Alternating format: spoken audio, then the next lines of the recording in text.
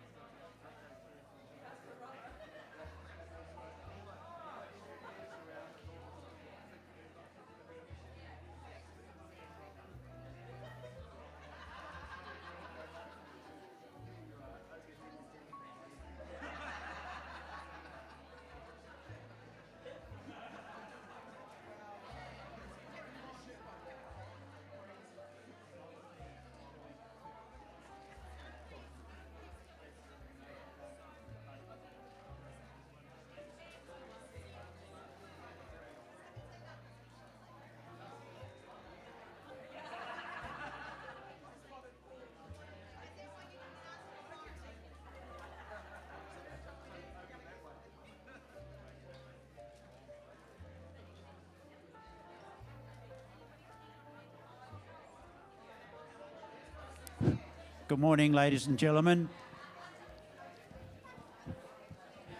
Thank you. Thank you, ladies and gentlemen. Welcome to the 137th conference of the New Zealand Kennel Club, trading as Dogs New Zealand. Can I call for a motion that this is a properly constituted annual general meeting of under the rules of the New Zealand Kennel Club? Someone like to move that respect? Thank you. Thank you, Jean. Do we have a seconder? Thank you, Bernard. All those in favour? Opposed? Carried. Thank you. when we talk to the remits, etc., can I ask that all the speakers use the microphone, that you identify yourself by name and by club so that our recording system can work. We had a few issues last year because people didn't do this, so I'm going to insist. I'm sorry. If you want a true and correct record, we need that detail. And Colleen will be going around with the microphones as usual.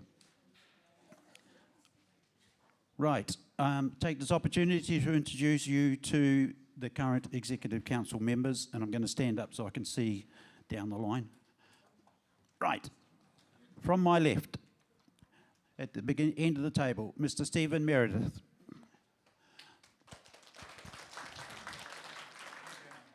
South Island Vice President Kathleen McManus.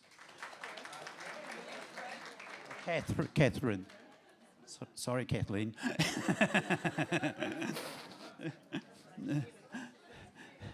Next to Catherine is Fiona Hodgson. Next to Jill. Don't do that to me. Thank you, Jill.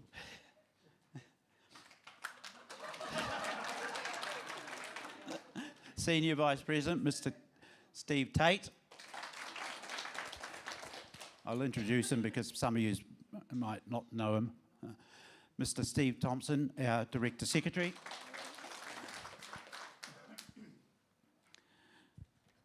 Next to Steve is Lindley Drummond from Canterbury.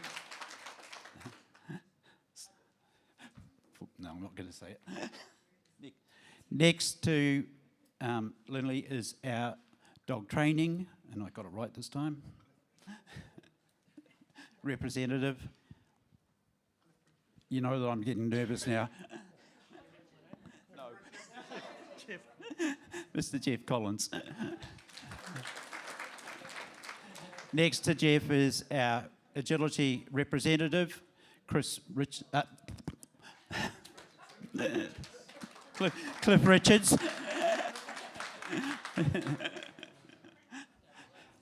Right, next to Chris is Mr. Martin Hewitt. And finally, we have Karen McIntyre. Right. This is going to be one of those meetings, I can see it. Right. I'm going to request our Director Secretary to call the roll. Please answer loudly so that we catch it. Is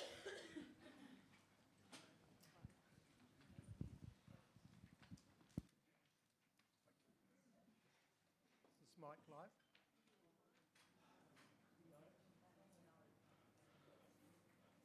Good morning. After that introduction, me mangling the Maori language and announcing the club names is going to be minor. Ashburton. Yes. Auckland. Yes. Cambridge. Yes. Canterbury. Yes. Canterbury Ladies. Yes. Central Hawke's Bay. Yes. East Coast Ladies. Yes. Eastern Bay of Plenty. Yes. Franklin. Yes. Geraldine Country. Yes. Goran District. Yes. Hamilton. Yes. Hauraki. Hibiscus Coast, Horowhenua, Huntly and Districts, Hutt Valley, Kapimana, Kumeu, Ladies, Manawatu, Marlborough, Nelson Districts, Nelson Ladies, New Plymouth, North Canterbury, North Otago, North Harbour, Otago, Pencarrow, Rotorua, Ruahine, South Taranaki, Southland, Taupo, Tauranga, the Plains, Upper Hutt, Tokoroa, Waiwakiiti, Waimakariri, Waimati, Wairarapa. Has Wairarapa turned up yet? Not yet? Okay. Wanganui, Wellington, Wellington Ladies, West Coast, Auckland Group, Auckland Specialists, Waikato, Hawke's Bay, Hawke's Bay? Yep, thank you. Taranaki? Yep. Yep. These are the associated delegates I'm reading out here. Wellington Group, Wellington Specialist, Christchurch Group, Club Specialists, Otago Southland, 4 representatives from the Agility Committee, and 4 representatives from Dog Training. And the President is here.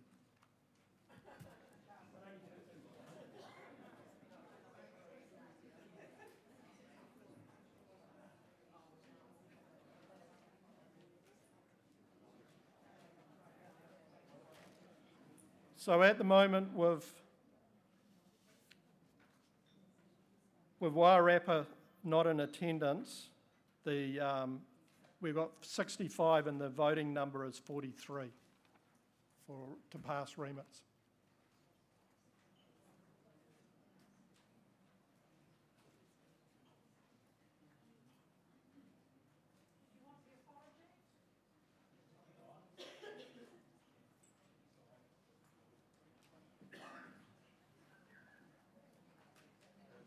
So to reiterate that, the voting strength is 65, requires a vote of 43 for remits.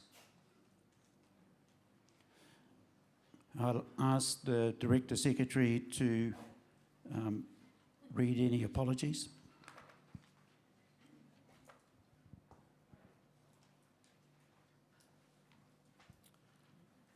We have apologies from the New Zealand Gundog Trials Association, from Clive Phillips, Treasurer of Dogs New Zealand, the Buller Kennel Association, the Hawke's Bay Kennel Association, the Napier Kennel Association, Southern Ladies Kennel Association, South Canterbury Kennel Association, Wairoa Kennel Association, Beth Warman, Life Member, Shona Preble, Life Member, David Fitfield, Life Member, Norm Claude, Life Member, John Muir, Life Member, Marie Dickey, Life Member, Betty Parker, Life Member, Ray Greer, Life Member, Lee Greer, Trevor Conan, Davida Brown, Deborah Ninnis, and Miranda Stevens from ProPlan.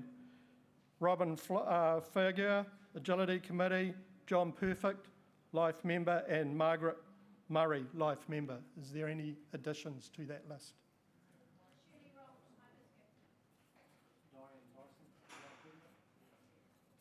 Shirley Ralph and Diane Tyson. Thank you. Wairarapa is here, so that then makes the voting strength one more than what I said last time.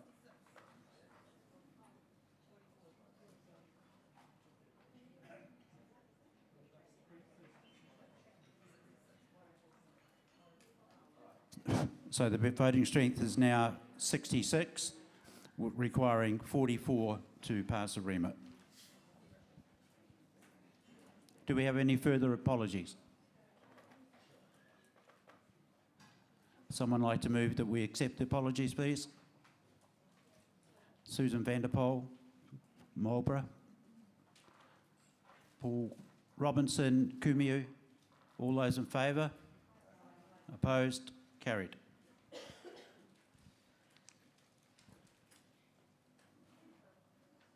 Now for the very long list this year. Can I ask the Director Secretary to read the obituaries? Sadly, we're on to 2 pages in this list. Helen Franks, Christchurch. Joy Gilbertson, Morrinsville, Gloria Shepherd, Pakakura, Gordon Armstrong, Albany, Nora Jones, Levin, Pat Baker, Hastings, Ian Smith, Cambridge, Kevin Wells, Ashburton, Denise Corson, Invercargill, Shirley Hick, Shannon, Lloyd Hatton, Levin, Barbara Donnelly, Blenheim, Evan Kendon, Christchurch, Brent Stevens, Lower Hutt, Donna Hales, West Melton, Amanda Kidd, Auckland, Shirley Barrett, Brightwater, Terry O'Keefe, Christchurch, Kenneth Cliffin, Christchurch, Anne McAllister, Wellington, Val Davison, Waikanae, Paul Gerbich, Auckland, Helen Upson, Dannyverk, Trevor Maitland,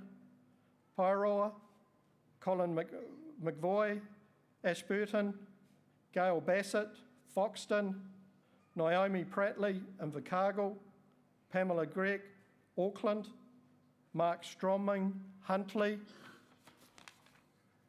Shirley Gempton, Napier, Mick Chaplin, Featherston, Kathy Khan, Auckland, Jim Farrer, Christchurch, Wiki Tutau, Invercargill, Topsy Kuju, Invercargill, Jim McKenzie, Timaru, Anne Florin, Pakuranga, Les Fahey, Nelson, Dot Wilson, Palmerston North, Lawrence T, Pleasant Point, Alison MacArthur, Martin, Patricia Halliwell, Thames, Len Hanson, Kaiapoi, and Beverly Rahui, Christchurch.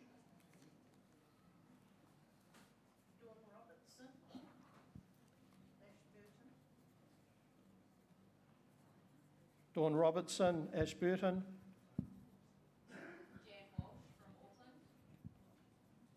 Jan Walsh, Auckland. Barbara Aldrich, sorry? Aldrich, Upper Hutt. Jan Newton, Auckland.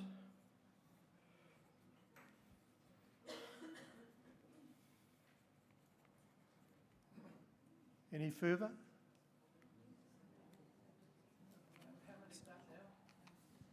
Wow.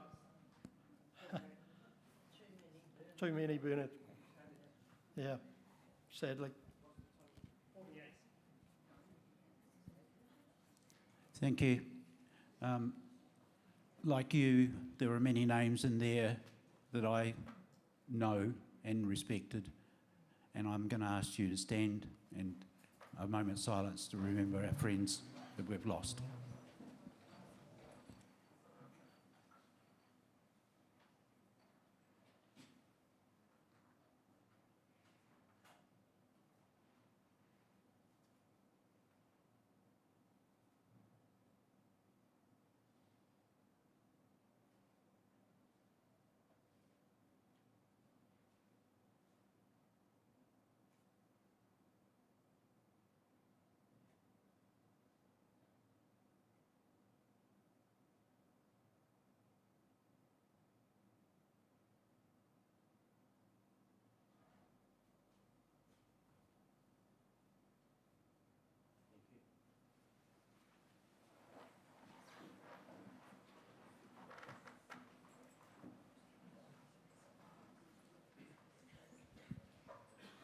We have one disaffiliation. The Bay of Islands Canine Association has disaffiliated and is now an associated All Breeds Club. This was confirmed at the EC meeting.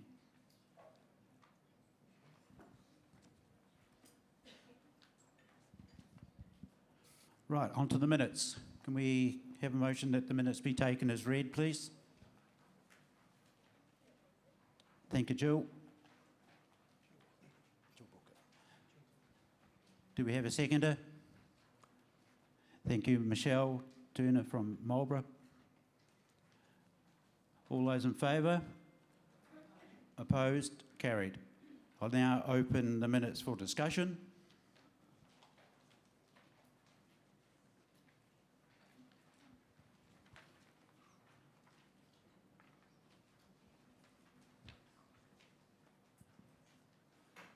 If there is no discussion, someone move that they are a true and correct record. Thank you, Gary Carlton from Orowhenua. Hutt Valley.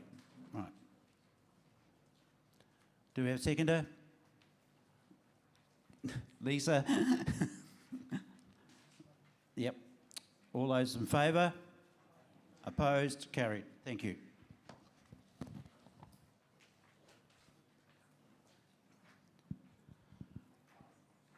Right, the next item on the agenda is the Breeders' Hall of Fame. And it's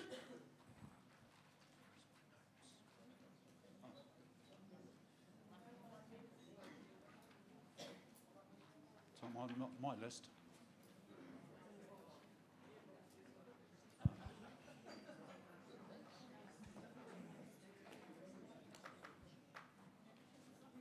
Right. We will do life members first because the yearbook says that, and I always do as I'm told. Right. This year, Executive Council have nominated 2 people for life membership. The first is a long-time member of New Zealand Kennel Club. The nominee was born into a doggy family. At an early age, his interest peaked and he quickly embraced his late parents' hobby, including attending shows, assisting his mother with her secretarial work and handling the family dogs. You're all starting to think.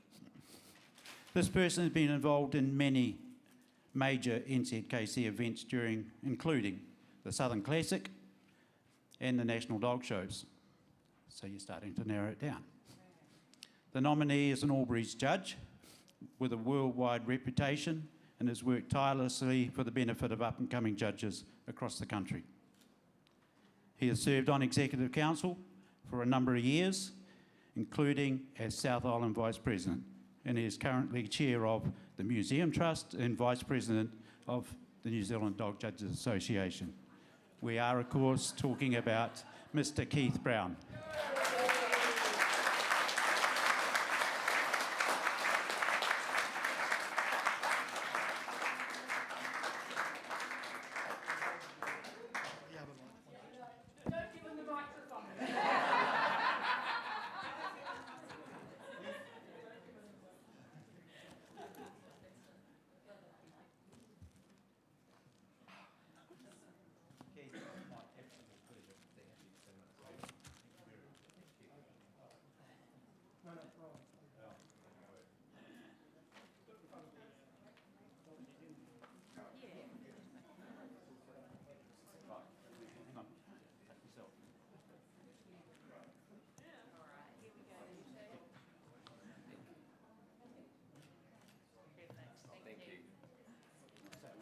Yes.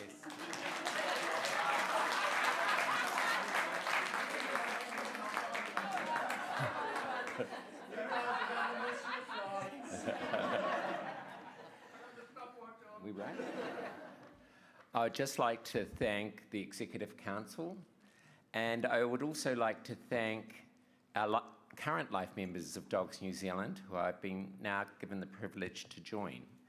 I thank them for their years of service in dogdom, and I know what it's like. And we're currently going through changes, and Dogs New Zealand have been through many changes. I feel sometimes that this is hard for all of us to embrace, but changes we must need and move forward. Dogs New Zealand have come across many hurdles, but there's one thing that this whole room has in common: the love of the dog, and we must represent the dog. And thank you.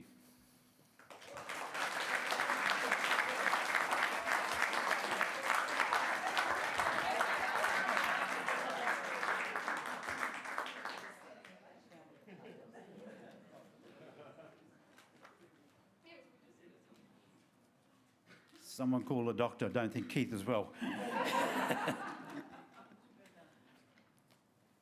Our second life member has served for many years on Executive Council, including the position of Senior Vice President. The member is a member of the Auckland Committee, including the pre-Ardmore building, doing catering, fundraising, planning of the Ardmore complex. A life member of Kumeu, current secretary, show secretary and committee member for over 20 years. Current chair of the Young Dog Training, member of the Foundation New Zealand Young Kennel Club Committee, an active member of the Auckland National Dog Show at Waitakere,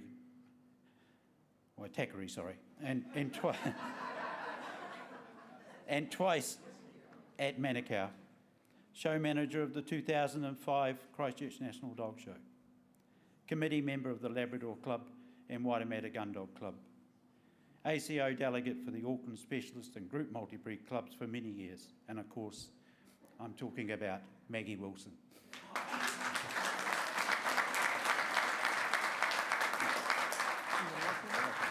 Yeah, put the glasses on.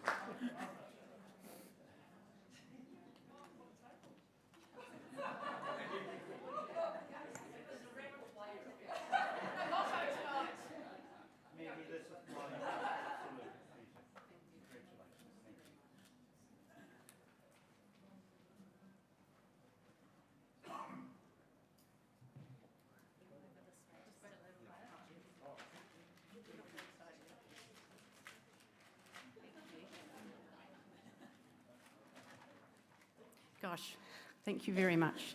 I don't know who organised that, but they're very sneaky and I had no idea. I was busy pointing at my co-Kumeu delegate when it started, going, it's Paul. But thank you. It's always a pleasure to work for the sport that we all enjoy, and I always enjoy the things I do. Thank you.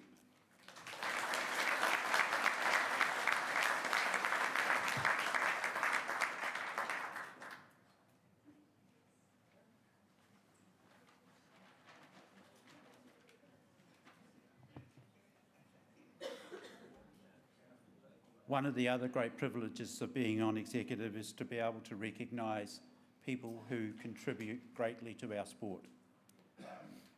And today we're going to take the opportunity of recognising and awarding a Certificate of Merit. And to demonstrate how rare these are, I think it may be the only one this year. It is the only one this year. So please, Sue Chater.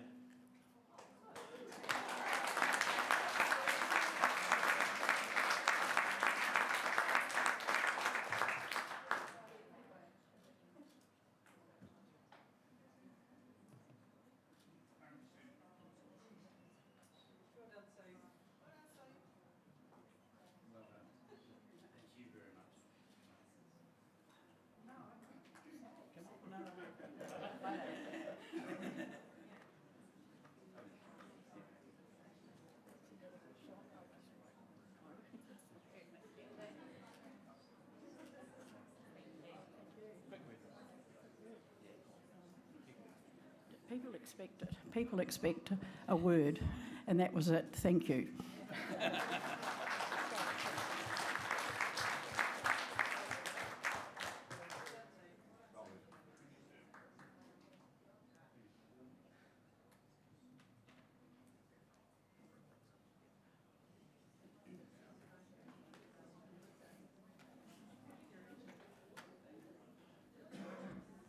Right. On to the Breeders' Hall of Fame. We had a number of very strong contenders, and one of the things that this has drawn to the attention of Executive Council is that there are breeders and kennels in this country who rate with the best in the world, who produce stock that is valued by breeders worldwide. And today we celebrate one of those kennels. And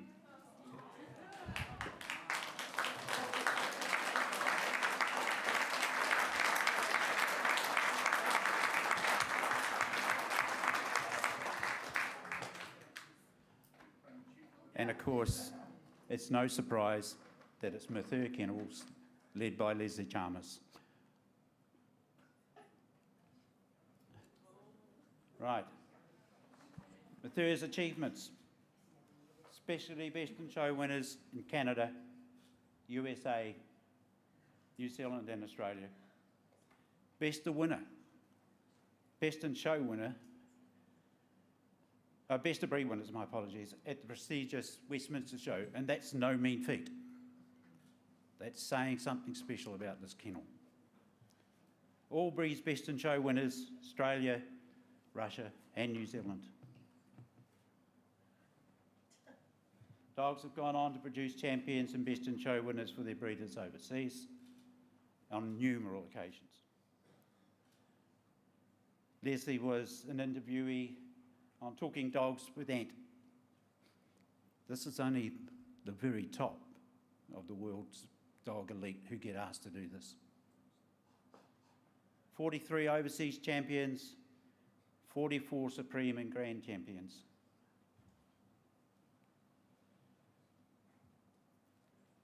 And here we are, Leslie with one of her top winning dogs, Lace. Yeah. Don't do that, you're making me do it.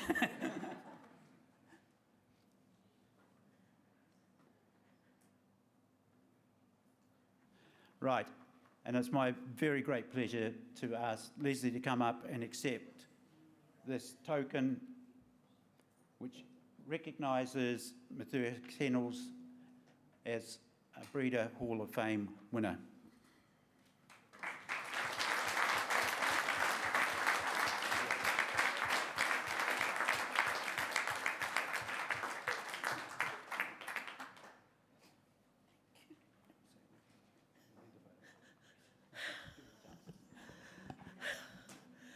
Wow. I don't know what to say.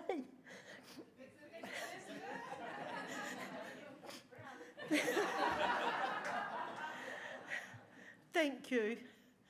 And thank all those people who have helped me along the way, particularly two great breeders in the UK, Mary Winson of Kodak Kennels and the Belroyd boys. They trusted me and sent me good stuff to work with.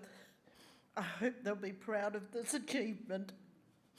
But also to Alan and to Karen, and quite simply, there would be no Murthas without them. So thank you so much.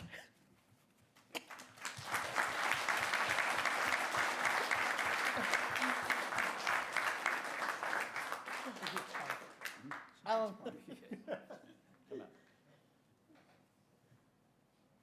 Hang on, the nose is running.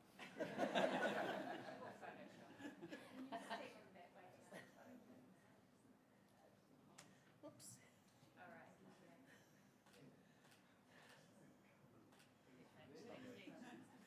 Thank you, Brian.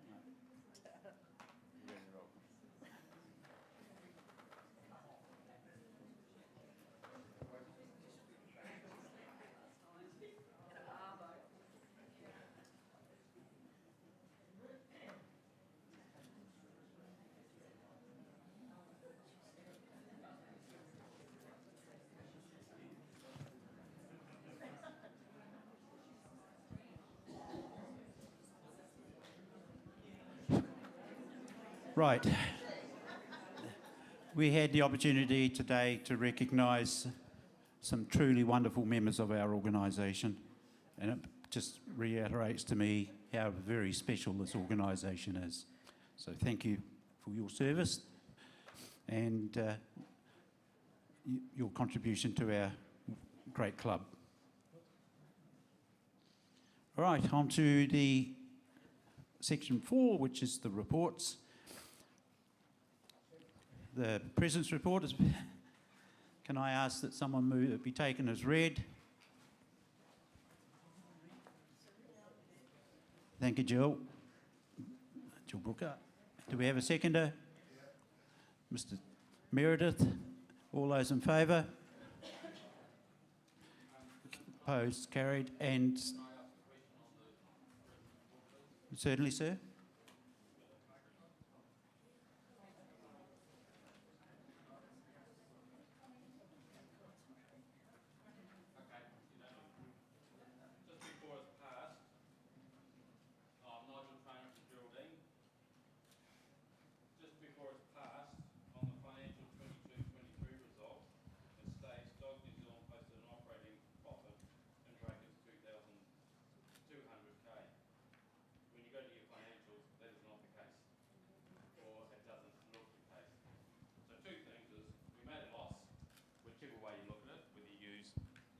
whether you use the financial statements or whether you use this number, which I'm not sure where it came from. So therefore, the presentation is poor. So I would expect it to be Dog New Zealand posted an operating loss of whatever the real number is, and there's potentially 3 numbers you could use here. And it is not ahead of budget. It is below budget. So I think that this section needs a rewrite, and therefore Geraldine will be voting against accepting the President's report.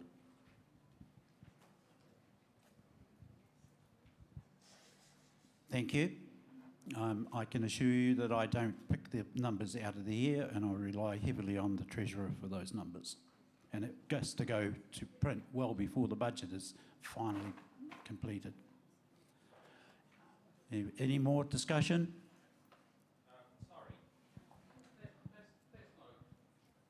Sorry, that's not a good enough answer. You would have had these financial statements well before this was printed. You would have known what the result was. That result of 200 profit, in brackets, which could mean a loss, does not show anywhere in the financial statements.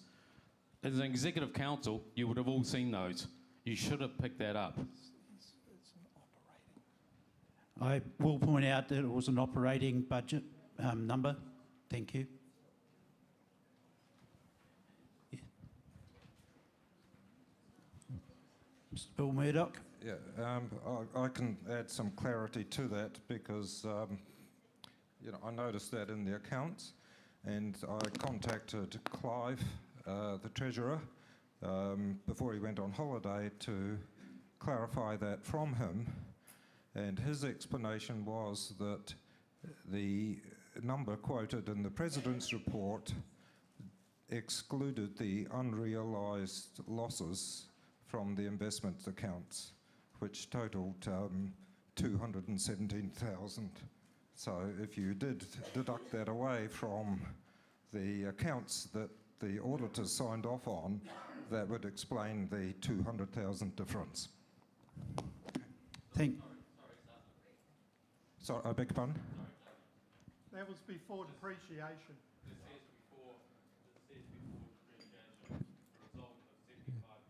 Yeah. Yeah. Yeah. I believe that according to the information Clive gave me, the unrealised losses totalled 217,000. So when you adjust the 16,000 loss, that's where the 200,000 comes up from. Thank you, Bill. I think we.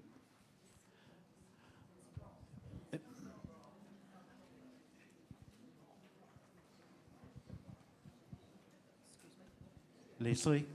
Leslie Chalmers, North Canterbury. I think what Nigel is trying to say is that the report is actually inaccurate and it shouldn't be adopted while it is inaccurate.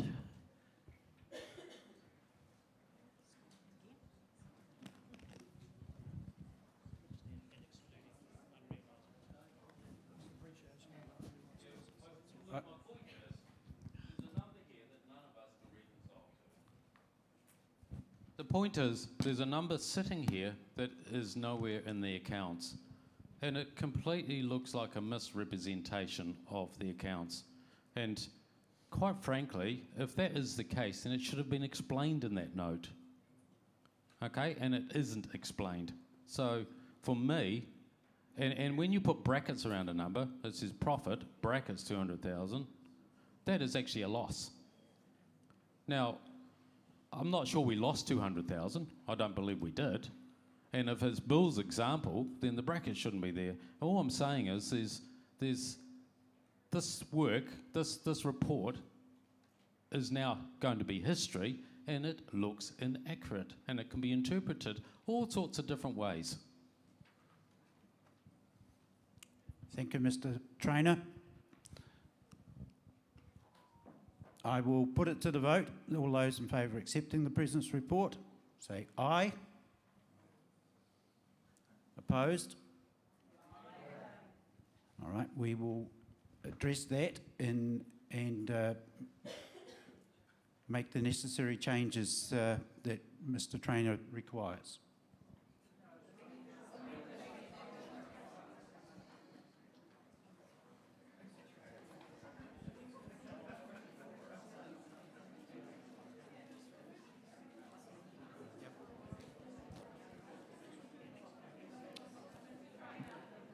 We will remove that paragraph from the listed minutes, President's report. Right.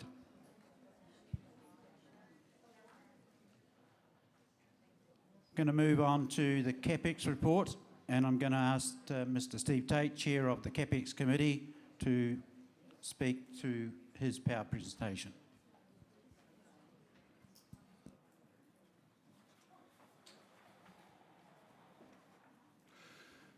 Good morning, Good morning, delegates. The CapEx Committee was created a few years ago now with a view to overseeing the expenditure from within the club, just to run another eye over it.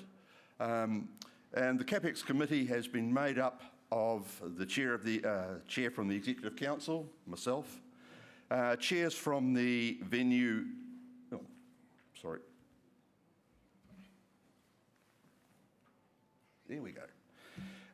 Chairs from the venue management committees, and this year that's Simon Monson from Dunedin and Christine Wood representing Auckland. Also on that committee we have Steve Thompson, the director, and Clive Phillips, our accountant. And we've got Phil Johnson from representing the Sports Dogs to give us an overall flavour to that committee. We developed a 5 to 10 year capital expenditure plan that was done in consultation with this group and with EC and various other subcommittees to give the whole club direction for our finances.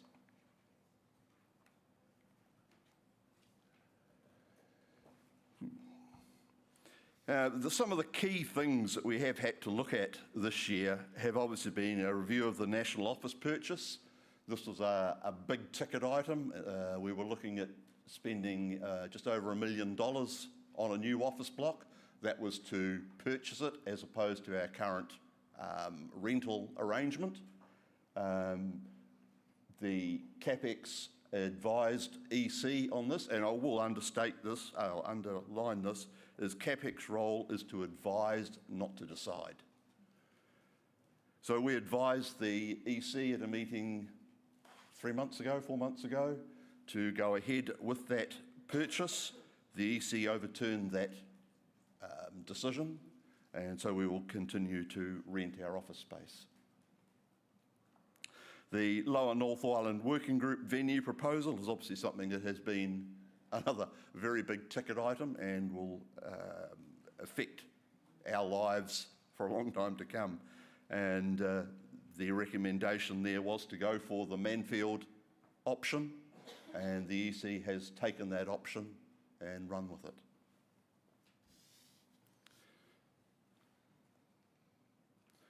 Just to give you an idea of some of the capital expenditure money we're talking about here, and I will say within this there is both capital expenditure and items that should be rated as R&M. So it is not purely capital expenditure, but the CapEx Committee does only advise on the CapEx aspects of it. As you can see, there are Auckland Ardmore Grounds requires significant funding from Dogs New Zealand to maintain it. It can't support itself, but that is something that Dogs New Zealand is more than happy to do to maintain what is essentially the crown and our jewel in terms of our assets. And I will have to say here, put a word out for the team up at Auckland. Those guys do a marvellous job, and I would like to hear a round of appreciation for the amount of work that team do.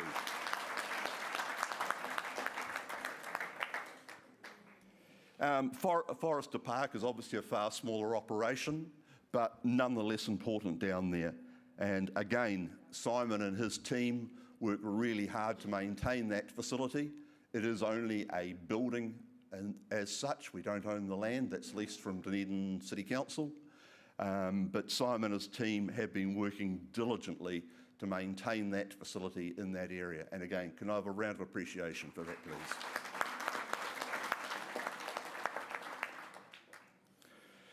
As you can see from those numbers up there, over the next 2 to 3 years, we are looking at spending at close to $400,000 on R&M and CapEx for these facilities. And that's money that obviously none of these facilities can generate themselves, and all needs to be sourced from our consolidated funds. So this is the degree that we do have to support our assets.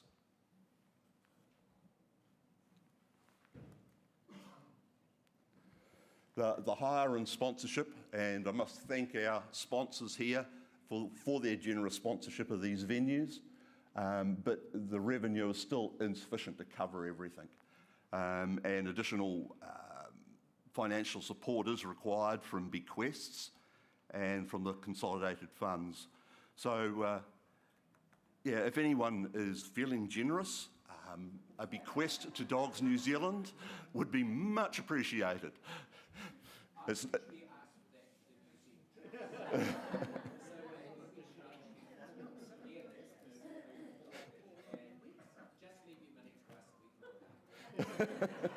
Thank you, Keith.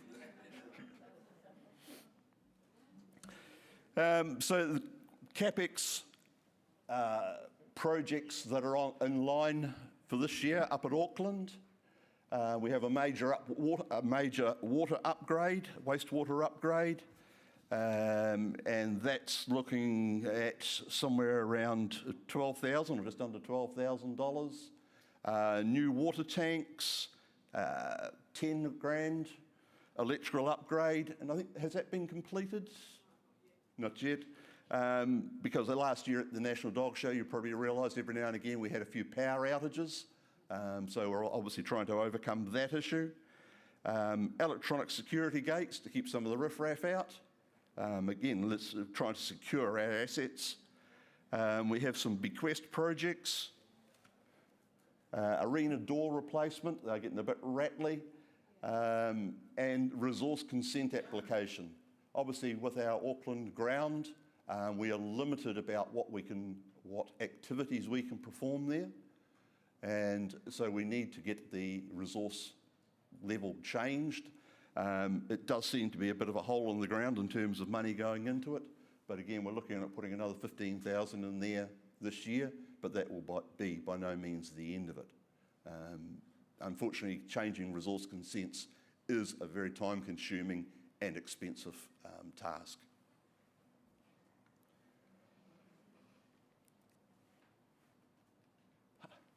Down at Forrester Park, the roof down there is getting a bit holey, or it's past its use-by date, bottom line.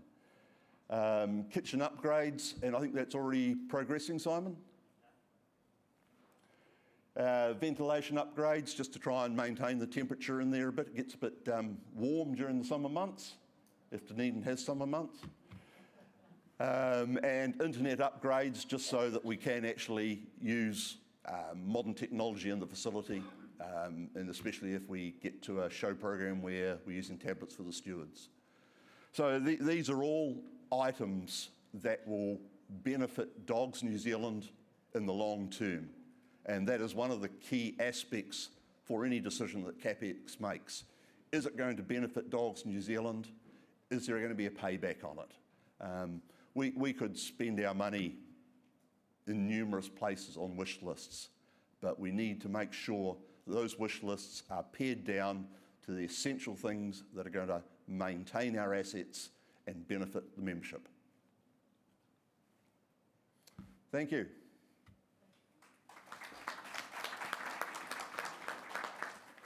Leslie, sorry. Could I please ask, is there an ongoing investigation, or where are we at with looking at alternative premises in Dunedin? Yes, we have looked at that, but at the moment we have basically run out of options down there. But certainly, if anyone can identify a suitable venue or an option for us, we would definitely be interested in looking at it. But at the moment, it's not high on the priority list, I have to say. But we are open to suggestions.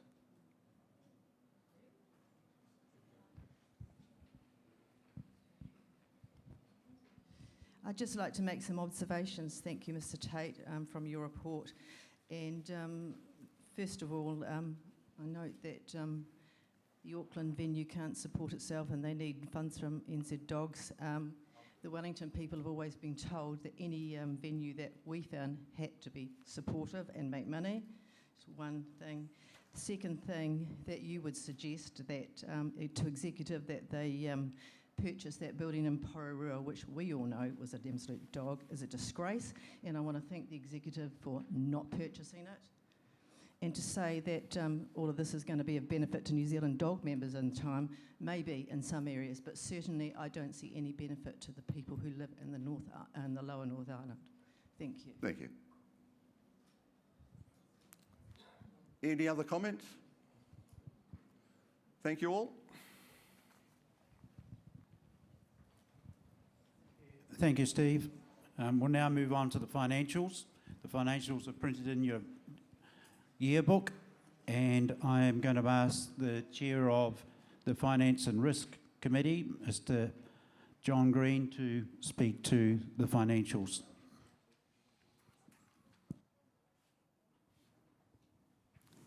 Good morning. Is it working? Yep, cool. Nice to be back at conference. I looked up my books, 2009, so some things have changed, the faces haven't. It's pretty much the same crew, and the issues seemingly are not dissimilar. So just a wee bit cramped up here, but I really just don't want to read these slides, just want to talk to them. But first of all, I want to just give you a little bit of an overview of the risk and audit finance function. But we're going to cover that a little bit, what the role is, the involvement this year, reflect on 23, talk a little bit about the term investments, and then the budget. And obviously there'll be a few questions I would expect. I don't know whether I'm being put out here because I'm new or back, or because I'm the easier sacrificial lamb to front the finances. We'll have to wait and see. There's murmurs of consent along here, I think that's correct. So first of all, what's the Risk and Audit and Finance Committee? It's probably had a slightly higher profile with the two major projects going through this year. It's basically an appointed subcommittee. So it is accountable to council, and it's brief, but we are very adamant about independence of thought, and which is the reason for having an independent person chairing that group. In terms of reference I think you would find, I sort of tried to find on the website to see whether there was any reference to RAF, and I couldn't find it, so maybe that's something we need to think about.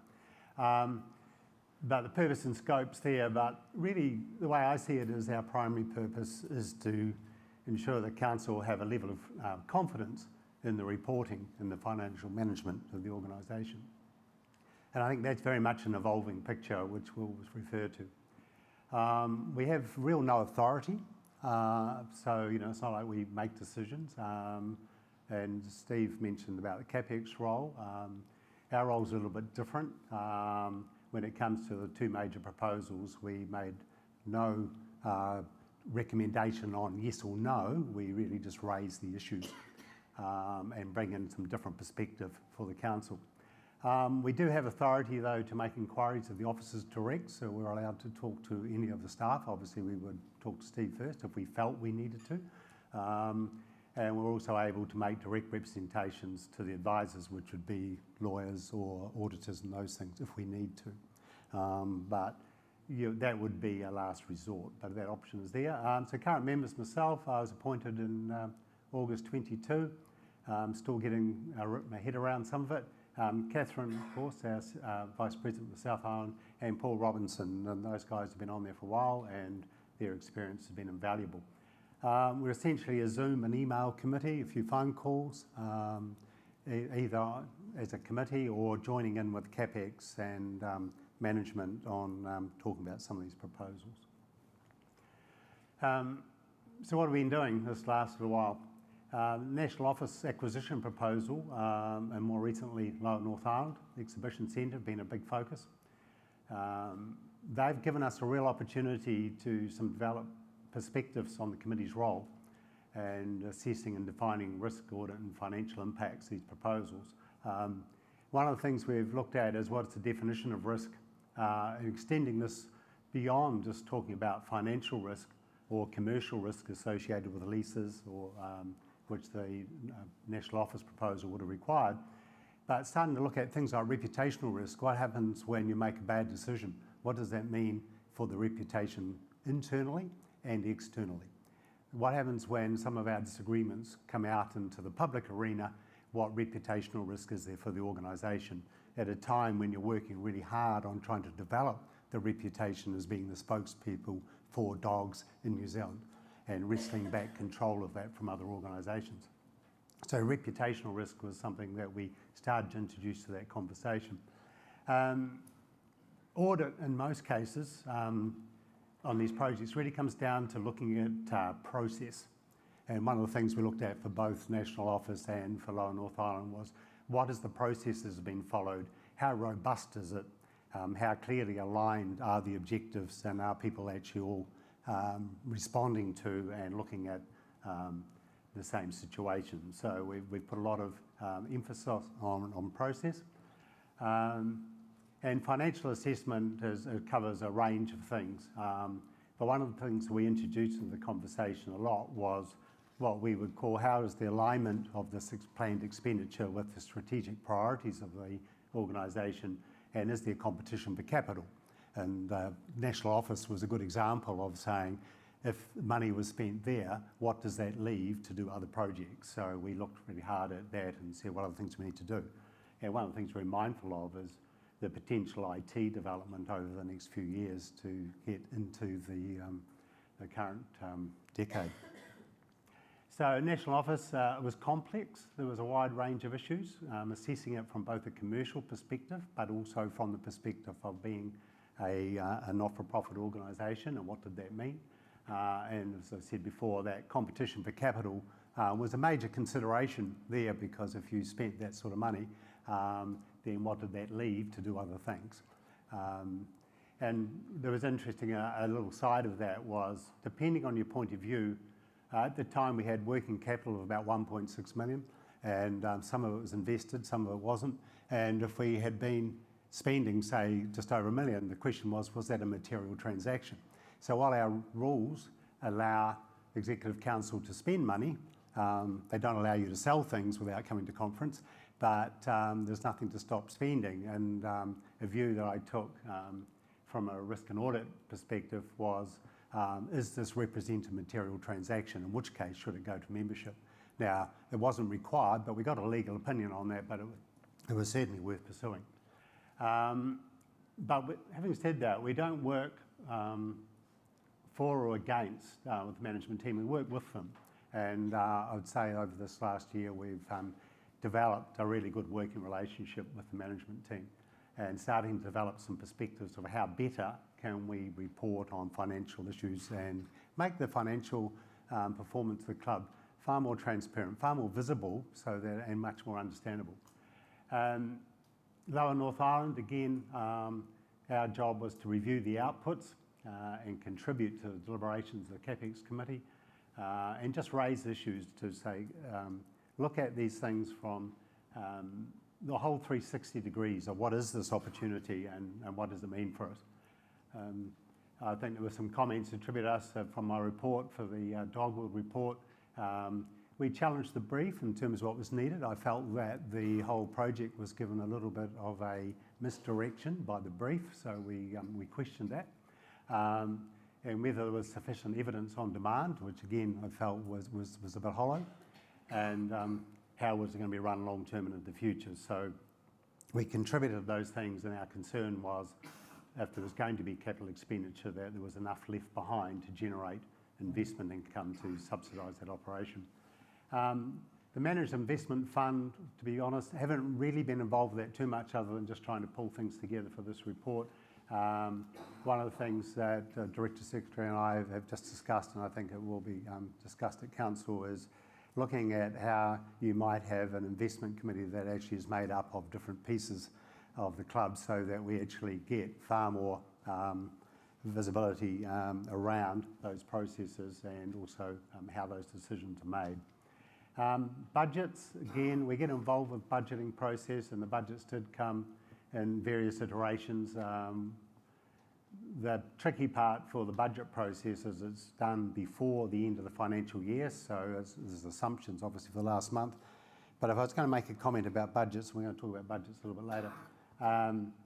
One of the things is to try and change the focus to having less volume, more quality information that you can actually see through, and getting at a commentary around the budget assumptions. I think normally in an organisation we would be talking about what are the budget assumptions that have been made, and there'd be less emphasis on just looking at numbers. So it's something for the future. Work plan for this year. One of the things we were scheduled to do was a review of the financial policies. It's quite a big job. There's about 21 pages of financial policies. I know most people have never seen them. I've sent them to the chairs of each of the respective subcommittees and asked them for input, and I've had input from, I think, 4 or 5. It would be good to hear from the rest because that input is part and parcel of consultation on looking at policies. My view is we can significantly reduce the volume of documentation and again make it more accessible because information's no good unless it's accessible to the people. One of the other things we identified very early on was this, if we could dashboard some of the key performance indicators to get an earlier indication of changes in activity, because clearly when you're into the year you really do need to understand what is going on. I mean, every organisation's performance is dictated by customer behaviour, and when there's a change in their behaviour then you need to pick that up really early and then bring through those numbers, and so you can adjust. You can have budgets and it's ideal to set a budget and not change it, but equally we shouldn't be shy of adjusting expectations through the year if there's a change in activity. Improved visibility of financial performance. I think, quite frankly, there is work to do on the presentation of the annual accounts, and my hope is that in the coming year that we will get a chance to be more involved or get involved with the audit process and talk to the auditors about how we can make the annual accounts a lot more, accessible to the members.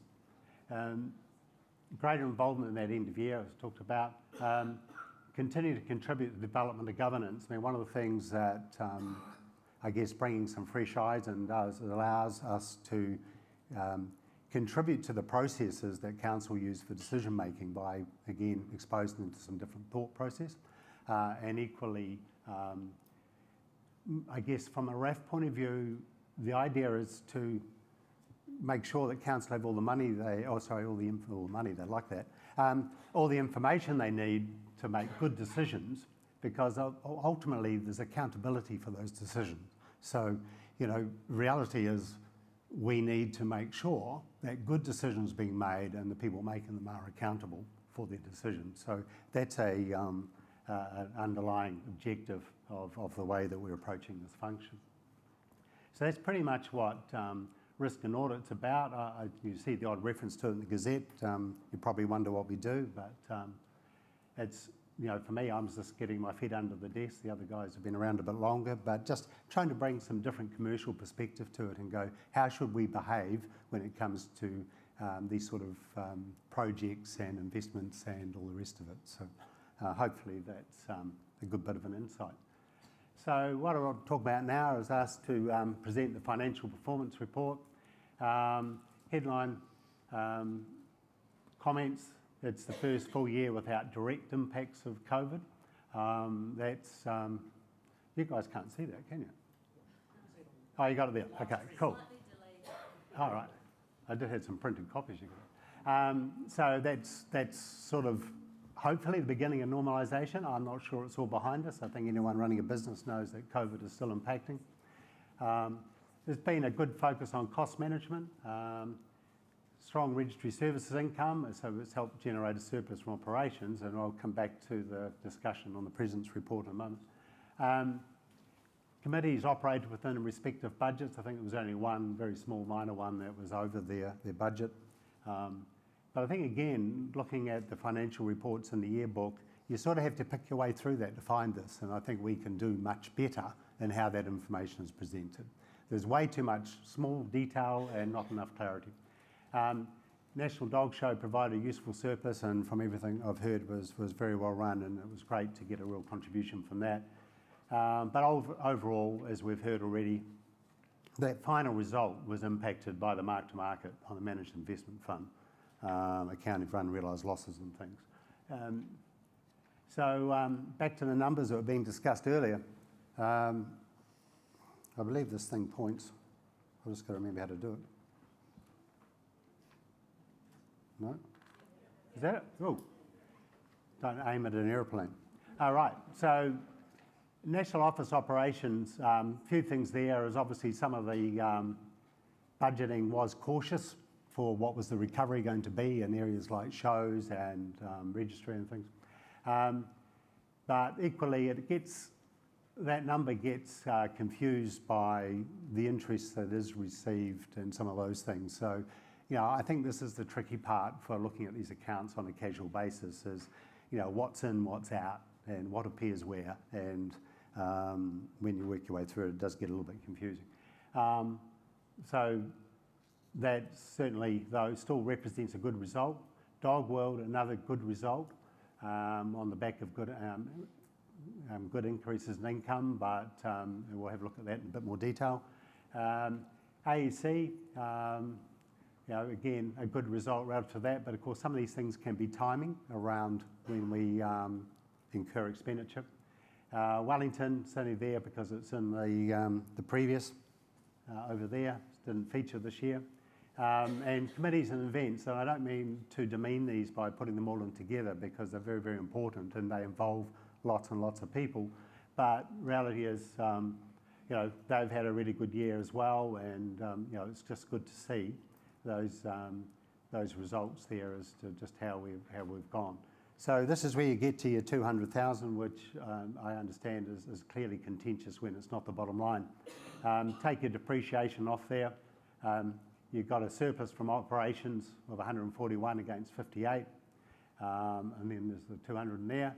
But the extraordinaries, which are the real bottom line here, are these unrealised losses. And you can see last year we had it the other way round with the 5.99 1,634 and 17 cents, which is shown there. So we end up really with a reality of where do we end up for the year in the red, $75,000.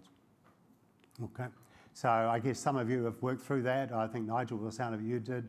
Bill, I've seen the correspondence and I understand you've worked your way through that as well. No doubt there'll be some more questions on that. But that's really where we got to. So more headline items, the total revenue, and again, you can dispute that number, it depends what you want to count. I took out interest and that type of stuff out of that number. 70% comes from these core activities, membership, registry, show income across all disciplines.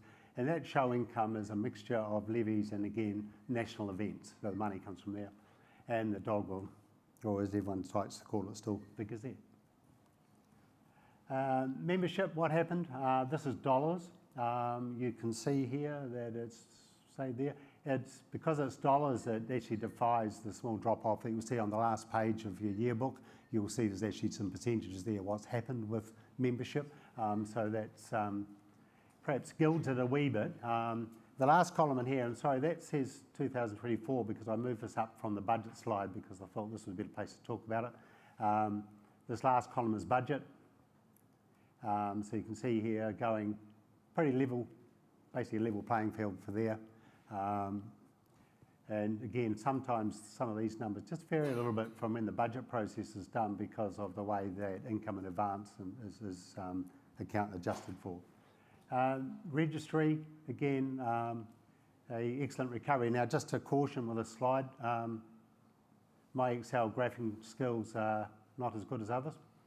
So this scale starts at 400. It's just the top end of the graph, so it looks a little bit more pronounced. The real issue here is in the movement here of about 20,000 there, up to there, 25,000. So again, I think you'd call that stable or steady or holding.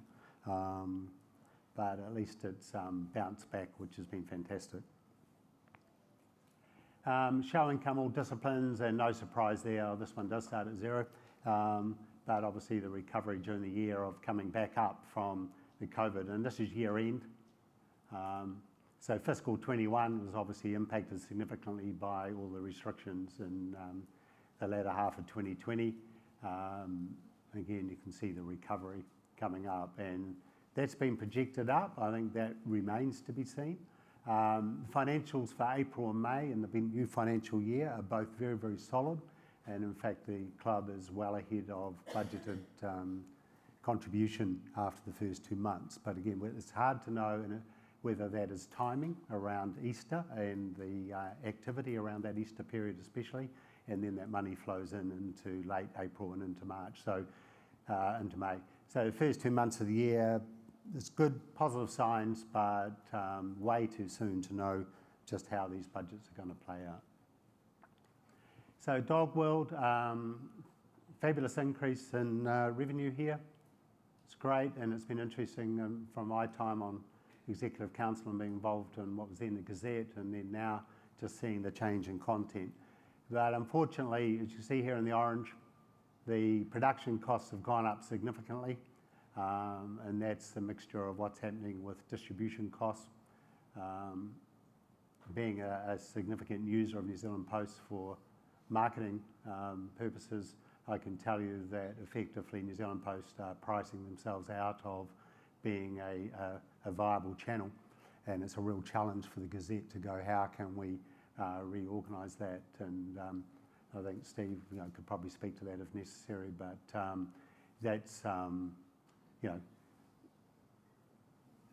challenge for the organisation, and it's going to obviously result in some form of reformatting or alternative ways to distribute some of the information that's involved. But they've been bold, they've allowed for some income increase, and they're looking to hold production, and that will be, I think, the test of time will do that. But as long as there's a plan in place, you've got to go for it. So that was really, they were the headline items where it's been. So I think you would have to describe that as a good solid year operationally, and I doubt there should be too much conversation around the operational aspects of the club from a financial point of view.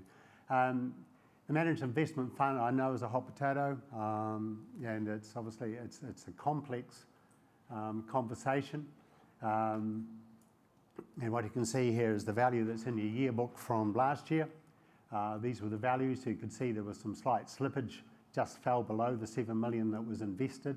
When the organisation invested the money in the managed investment fund, they topped up your 5.99 million from Prosser Street with another just over $1 million to round it up to 7 million of surplus working capital, and invested that all together. I think that's probably, in retrospect, has probably been a bit unhelpful because it muddies the water a little bit, and it also potentially ties up money when you need it in a hurry. But that aside, what we can see here is the value at the end of the financial year.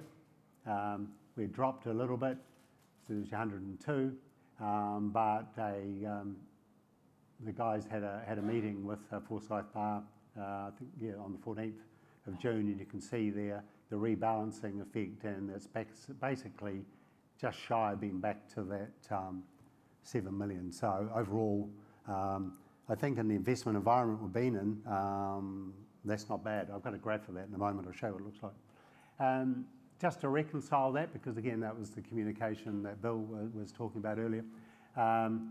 There's unrealised loss in the net as the net effect of, it has earnings of 212, then crystallising some losses through rebalancing, fees of 26, and then unrealised losses in held assets still sitting at 217. So it's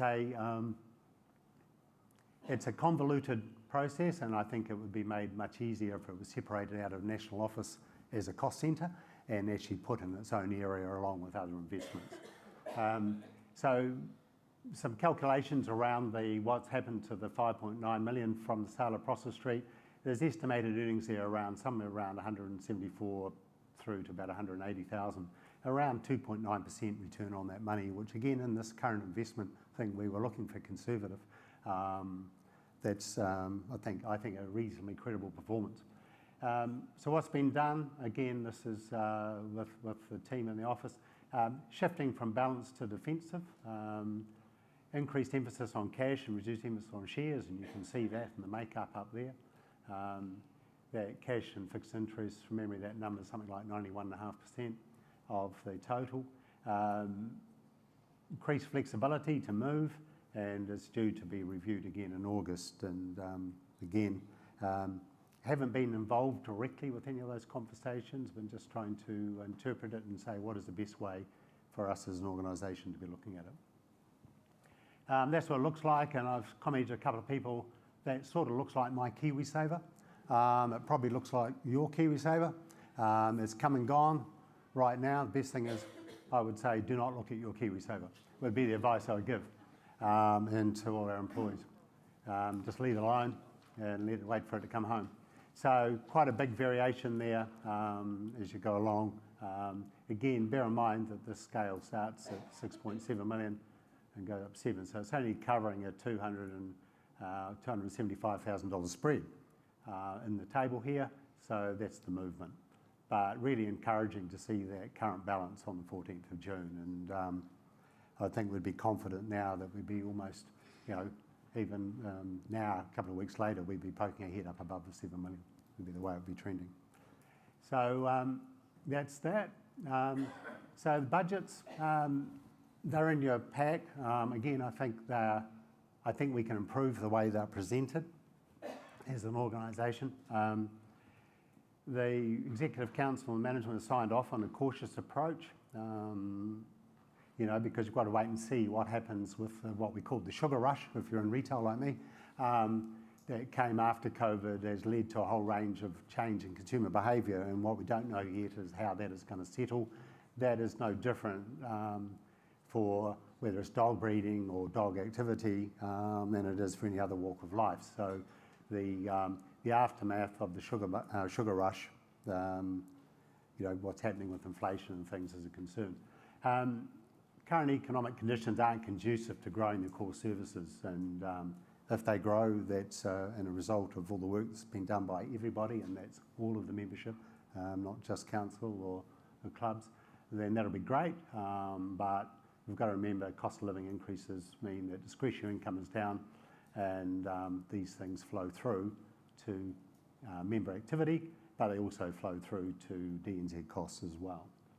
So membership revenues are holding position at plus 5% on the last year. Registry it's a holding position, it's just down 0.4, but remember those budgets are set before the March actuals and the final adjustments in the accounts. Show-related income growth of 17.2% as the full calendar comes back on stream. That's a challenge, and I think we need to be clear on that. And but the reality is, on the numbers we're involved, I guess you could say there's potentially 25 to 50,000 in that if it doesn't come home. That's the sort of things that we've got to be worried about. And Dog World, again, increasing growth still, and some changes in format to reduce those costs. So that's really what the budget's looking like from a top line point of view. But as an investment focus, and this is my word, looking at it and talking to Stephen, it's a holding position on this member-funded core services, the activity that comes from what you guys do.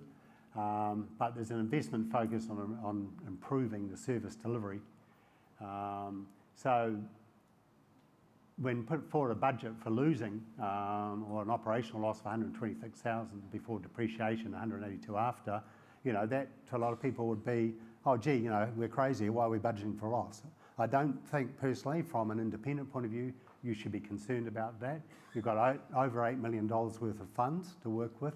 The real issue is, can you continue to implement your plans? Can you pivot to identify where the future lies? And what investment can you make in the organisation so that you get a surer future? So in there is, in that loss is a 245,000 of funds that have been dedicated to specific initiatives to advance a 10-year plan. So there's work to do in IT capability, so there's a salaried cost being added to the office, and that accounts for the movement that you've by and large seeing in those budgets for people costs. Dog training, and there's a program there, and I'm not familiar with these programs. I don't engage in some of these activities, but you can see there, and Steve mentioned earlier in his CapEx report that it's referred to often as CapEx, but it's really what I would call major R&M. And the key with major R&M is you put it in the budget, but you still have to do a proposal before you spend it. It's not operating expenditure, it is money earmarked and set aside to ensure it's in the budget, to ensure it's in the cash flow, and it's not a surprise when it comes. But ultimately, any major R&M should still be contested when the time comes to do the project. So there's quite a bit of money in there, and again, that accounts for a large chunk of that deficit, or for all of that deficit and some. So summary really from me, it's a cautious budget, but it doesn't get in the way of implementing the business plan, which is great. That's what we need to know, is the organisation can move, it has got wheels and legs. It's a strong balance sheet, and it can sustain negative impacts if the market slows, and some of those key numbers that make up the majority of our revenue, if they slow, it's not the end of the world. And we need to understand where that money comes from, which is why we went through 70% comes from those core activities.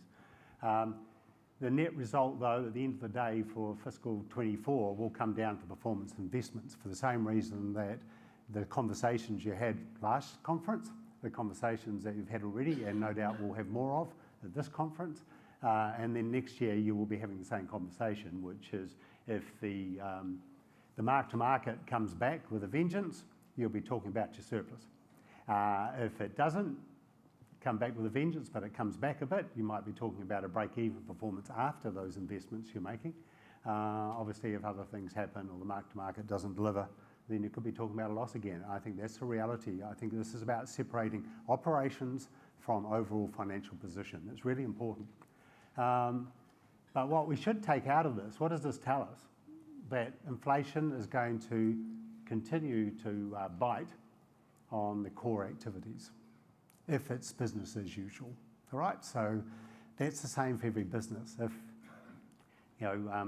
cost of living increases, and general inflation on costs means that if you keep doing exactly the same thing you're doing, you are progressively going to use up any capacity for a surplus, and you are going to end up relying on those retained earnings that you have in reserves. So as that happens, you get an increasing dependence on two things: an investment income, which then becomes critical and then needs to be more consistent, and an elevated need to find new revenue streams. And I think you would say that the council are fully committed to going down that path. Without new revenue streams, you're going to get totally reliant on investment income. If you spend all that money, you won't be able to balance the books and pay the bills. It's really that simple. Okay, so that's my perspective as Chair of Risk and Audit. There's a lot of personal stuff in there. It's not necessarily necessarily all the views of Executive Council or anything else, but I guess from an independent perspective, which I think I have, is the really saying is just looking in. Club's in actually really good shape. What it needs to do is understand where its future lies, and that is critical to getting the financial performance right. Okay, so that's the last slide.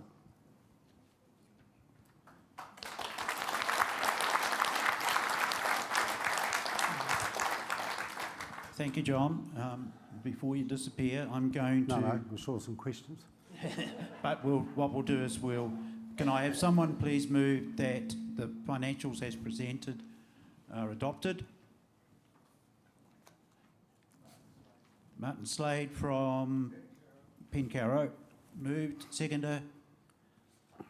Ashley Rogers from Franklin. Thank you.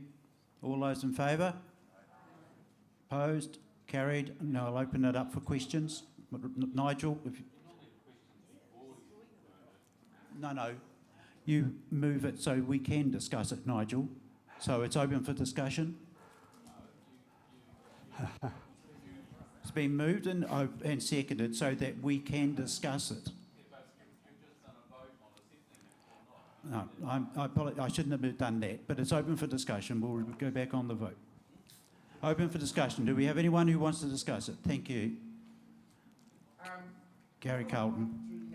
We might wait for the microphone because I think the people who are streaming in will be interested in what was the question, not just the answer. Yeah.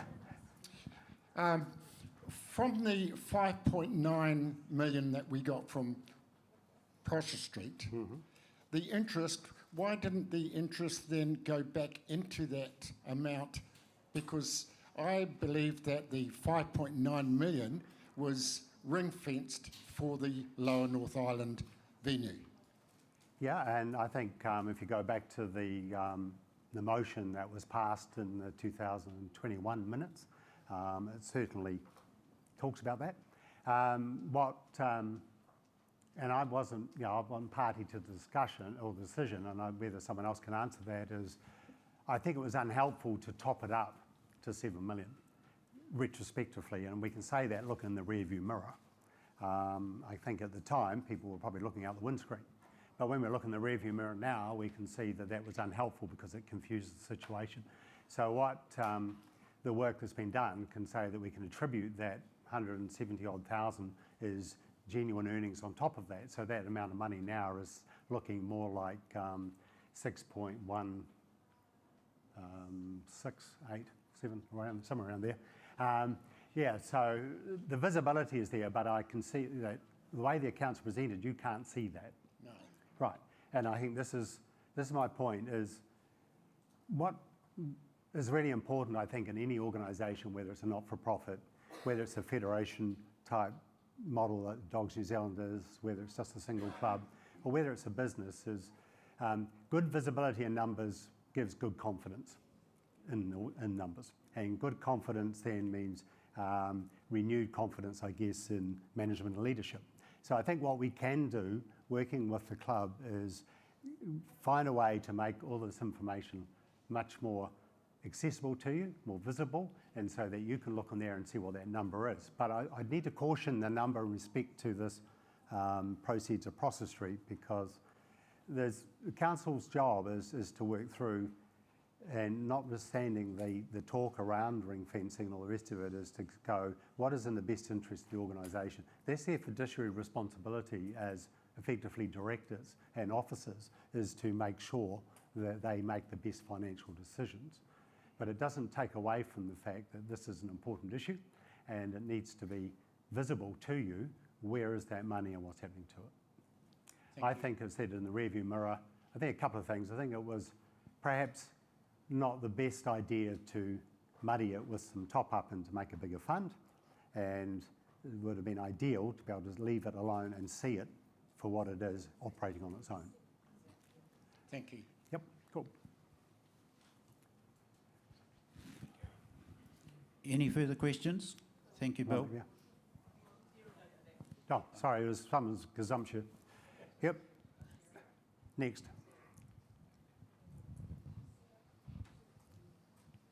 Kia ora koutou. Sarah Elliott from Horowhenua, and these are... I don't like these. They bite. So these are just more observations rather than questions, can't I so much? I just wanted to acknowledge the expansion around risk, because I think that's one of our greatest areas of deficit currently. You know, optics is probably one of the greatest risk areas, and that leads then to revenue potentially when people want to be with you or don't, based on how you appear and are perceived. The transparency of information that you've been talking about is essential, because without our transparency of information and data, we don't have that money visibility, and that's causing a lot of that concern and questioning that's occurring around people's being able to understand and comprehensively be confident in the management and the information around profit loss that's being put forward. So I'd greatly welcome that, and then the intentionality around the spend is easier seen, and its purposefulness. The governance and operations is not obviously clear lines to me, and which is driving which. That's simply an observation. That's mine. And we need to be looking at opportunities for streamlining and efficiencies. If we're going to continue to be successful going forward, we seem to be growing in some areas. We don't seem to be self-sufficient, and yet there seems to be opportunity around that that hasn't been fully realised or looked into. I know that there are people very passionate and keen and willing to do that, and obviously the expansion around risk is one of those arenas that allows for that. I just want to say around that true objectivity in terms of that expansion and looking for those efficiencies and ways to continue to be successful and thrive requires that absolute recognition of bias that we all bring into things, and our unwillingness sometimes to affect change and be open to that in order to maintain a holding pattern, which will be about particular areas of interest to ourselves or those that we represent, and that there sometimes do appear to be lots of defended positions. So those are just some of my thoughts and statements rather than questions. Kia ora. Cool, thank you.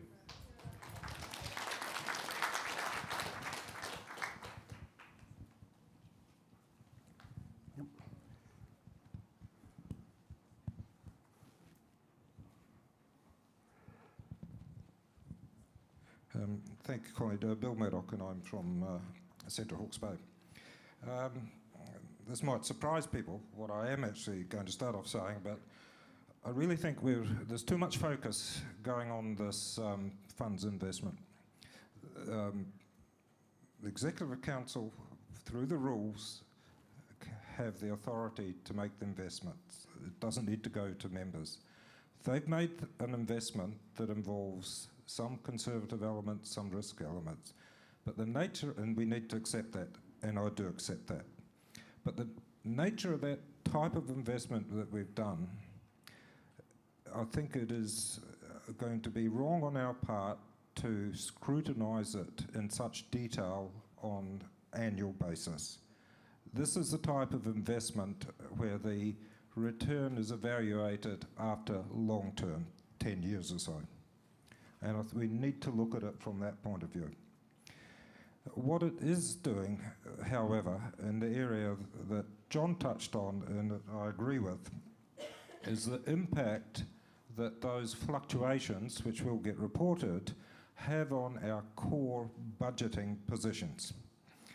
And I think we're seeing good examples of that this year. I referred delegates to page 81 of the booklet. And you will see in there that has the revenues and operating position that has been referred to throughout the presentations today. And the net for the year just passed, where there is a deficit of 16,887, which is what Nigel pointed out. But if you look at the revenue line of interest, there's negative 85,000 interest. If interest is removed, we would have had a slight surplus. Then look at the budget for next year. We were actually forecasting $139,000 of positive interest, but we have a net surplus of deficit, of 126,000. Now, if interest is removed from that, that would mean that the deficit that we're actually forecasting is 265,000 from our core activities. Now, that's what concerns me. And my point is when we need to introduce the funds management. John suggested putting it as a separate cost centre, and I think that is essential because it is distracting away from what we are, which is a dog club. And we need to look at, in this case, I look at it and I say, the deficit that we really are forecasting is 265,000.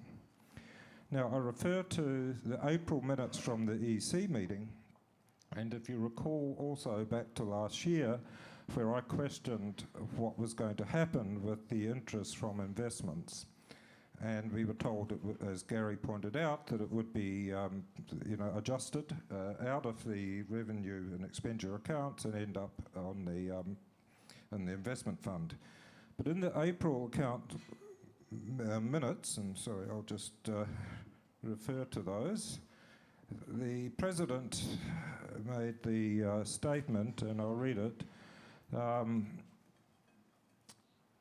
The Prosser Street should continue to be invested in cash and bond fixed investments with the interest income available for all Dogs NZ operations. Now, for me, does that tell us now that the investments we're making, we are going to use that interest to support deficits in our core activities? Now, if we are, that's a concern, because I think, as John also pointed out, inflation is going to erode the value of our investments. And if we are using the interest from our investments to support our operations, the value of our investments over time is going to deteriorate.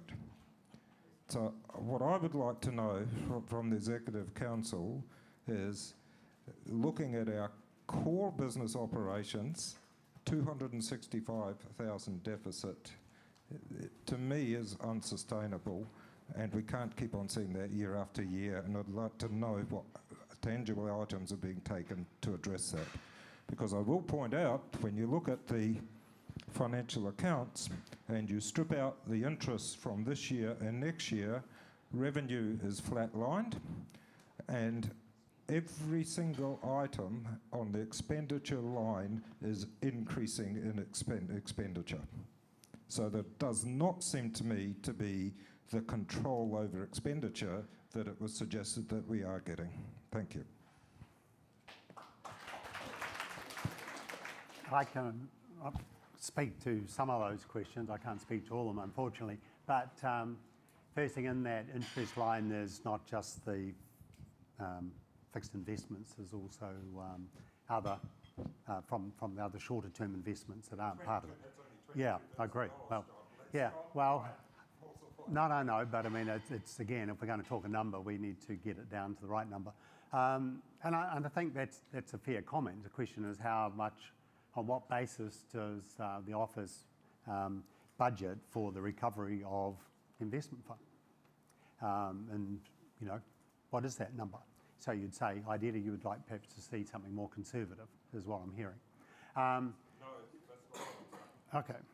I'm saying we have to expect to get fluctuations year by year, and therefore not focus on those too much, and in 10 years' time, the net result of what that fund is, because that is the nature of the fund that we've invested in. I agree. I don't think anyone would disagree with that. The question is how we see that more transparently in those numbers as we've been talking. So should it be in that, should it be treated as extraordinary almost and take it out of the other numbers? There's no question at the end of the day in the consolidated accounts it's still going to be managed, and I think, Nigel, you spoke to that last year, reading the minutes about income does need to be taken. Yeah, I can't speak to that calculation and being party to that calculation, but I think, Stephen, you might be able to speak to that forecast. I don't think it's unrealistic, but I'll just find the numbers for you. Do you want them? We've got a choice as an organisation. If we want to do what we've said in our 10-year strategy, we're going to have to make investments into it. And you saw that in John's presentation. We built into that budget $245,000 worth of project work that we believe is necessary to deliver value to members and to progress our 10-year strategy. Now, we can decide that we don't want to do that we don't want to invest into upgrading our IT infrastructure, but that's going to leave us vulnerable down the road to the opportunities that we could have to participate in a national breeders registry if the government decides that it wants to legislate regulations around breeding of dogs and create a national registry. We have to be an organisation that's going to say we're going to put our hands up to be able to run that registry, which is going to provide us with an income stream. But we have to make the investments in building our infrastructure and our capability in those areas now. Or because, you know, we've got an $8 million in cash on our balance sheet. But if we say we don't want to spend any of it, we're a bit like a man in a flood dying of dehydration. We're not investing into the programs and projects that we need to do to take us forward. Now, we understand that in the environment, and I take Bill's point about careful cost management. And what I want to say to you is over the past, since I've been involved with the organisation in the 4 years, the management team's worked really hard on the cost side of things.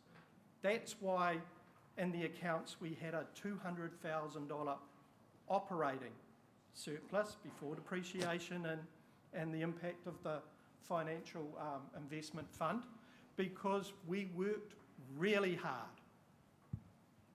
on cost management. And any of you around here who sit on committees that deal with Clive, you know he's a bit of a terrier when it comes to that cost management, and we question a lot of things that we're doing. Now, we're working through some processes in the office that we want to change so that we can drive the service delivery costs down at the same time that we improve the service that we offer to members and clubs. So it's a bit of a delicate balancing thing. But at some stage as an organisation, we've got to be brave enough to invest in our future and put $245,000 worth of project investment projects into the balance sheet, into the budget, and go for it. Or else we're just going to end up going nowhere. Yep. So probably just to come back to that, I think from Bill's question point of view would be if, as the year gets underway, that interest income is not tracking, then what adjustments could be made to the operating costs or to the speeding or slowing up of those projects? Because that's the job of these guys along here, is to say, right, after, say, the first quarter, 2 months a bit early, after the first quarter, how are we tracking? Are we tracking towards that revenue stream? Are our expenses on track? Then we get to, and maybe reset the action plan, and then get to the 6 months, re-establish, look at that again, go, right, where are we going? How's the mark-to-market looking? What's happening with expenditure? What's happening with revenue? And we're not on track. Are we going to pivot? I think that's just as important as discussing the number, whether it's the right number or the wrong number, is saying when things don't go to plan, what are we going to do about it? And I think that's probably the assurance that you really need, is to go, if we, as we do in a household, I mean, organisations, households, businesses, they're all the same. You've got so much money coming in, and you can only spend so much going out. So the real thing I think you need confidence on is knowing that if it's not tracking in the right direction, there will be some haircuts, and that's the way it happens. That's what you need to do in any business. Is this going? Yep. No, I'm sorry, just wondered whether you wanted to respond to that, but Nigel's... Okay, Nigel Trainer from Geraldine. I've got a number of questions, and I'll try and decompartmentalise those into different headings. First of all, it's unfortunate the Treasurer isn't here. I find that's really unfortunate, because he should have the answer to a lot of these questions. First of all, thank you, John, for your presentation. That was really helpful. I think you're right. There's a real presentational issue here, because we, as members, all we rely on is this yearbook, and from that yearbook, you can't work out 100% what's going on, and that leads to a number of questions that we could otherwise avoid, such as the President's Report, 200K, and even now, with your explanation, you still can't find the 200K losses from our investments because it shows 100K. So there's just an example. Don't get me wrong, I wasn't questioning the 200. It may or may not be right, but we don't know and we can't see that. There's also other presentational issues that really worry me, such as on one page we say we made a profit at the National, which I probably believe, because I can't see why you wouldn't. But then on another page, we seem to pull all those together with other shows of some description. And when you look at I think it's on pages 68 to 69, when you get the revenue of 199k, the expense of 231k, it shows a 232k deficit. And you go, what is it? Is it, we're told we run a surplus, but we've got a book here that tells us we run a loss. And I probably think the FCI shows are in there or something like that. But even when you add those together, you don't get to the number. You still do not get to those numbers. And I think that creates doubt, and it also creates a lack of confidence in everyone. And I think that that's unfortunate. What Bill said about the investments is interesting. We probably should segregate that out, but there is a component of that interest which should be operating. You know, we had 1.7 million of surplus before we sold of cash before we sold Prosser Street. I think that is a legitimate revenue item for our books. But the interesting thing is, when you go to one of the pages, our investments have changed between the 2 years. In an environment, we want to have a conservative fund, and in an environment when interest rates are rising, we move cash into shares. And you have to go, why did we do that? And again, there's no explanation on that, but probably there was a decision made somewhere by someone that that was the appropriate thing to do. Just trying to find the page where it shows that. Page 70, yes, it shows that we've gone from 6.4 million in cash to 5.982. And you go, with interest rates coming up, was that in a conservative investment fund, was that the right thing to do? And then that muddies the water even further for your 200k unrecognised loss or your 100k recognised loss or whatever it is, because we put more money into the shares. And that'll show up in your graph, because suddenly you'll have a blip as more money goes into the shares. So we got to present that even better. And your idea of having the investment committee, which I wonder whether it's part of FARC, but anyway, that's for the executive to decide that. I think when you look at it, we got from the Director Secretary, they're quite militant on cost reduction and cost conservativeness.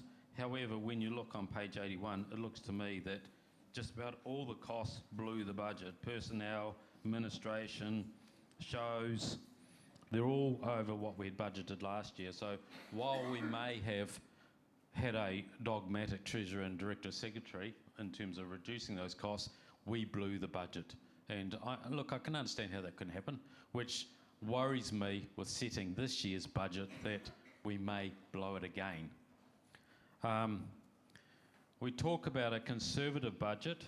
The budget, yes, is potentially conservative, but some of your assumptions are a worry. 17.2% growth in shows. Really? Not down our way. No, it won't be happening. So we need to think hard about that. And if that doesn't come to reality, then that's going to hit the bottom line. And if someone can name me a series of shows that have increasing numbers down south. Yeah, well, might be a week, there might be some little things, but generally the trend is down. Membership, the trend is down. We're saying we're going to have 0.5% increase. It's coming down. It's just dropping. And yes, I agree. We're going to have to do something about that.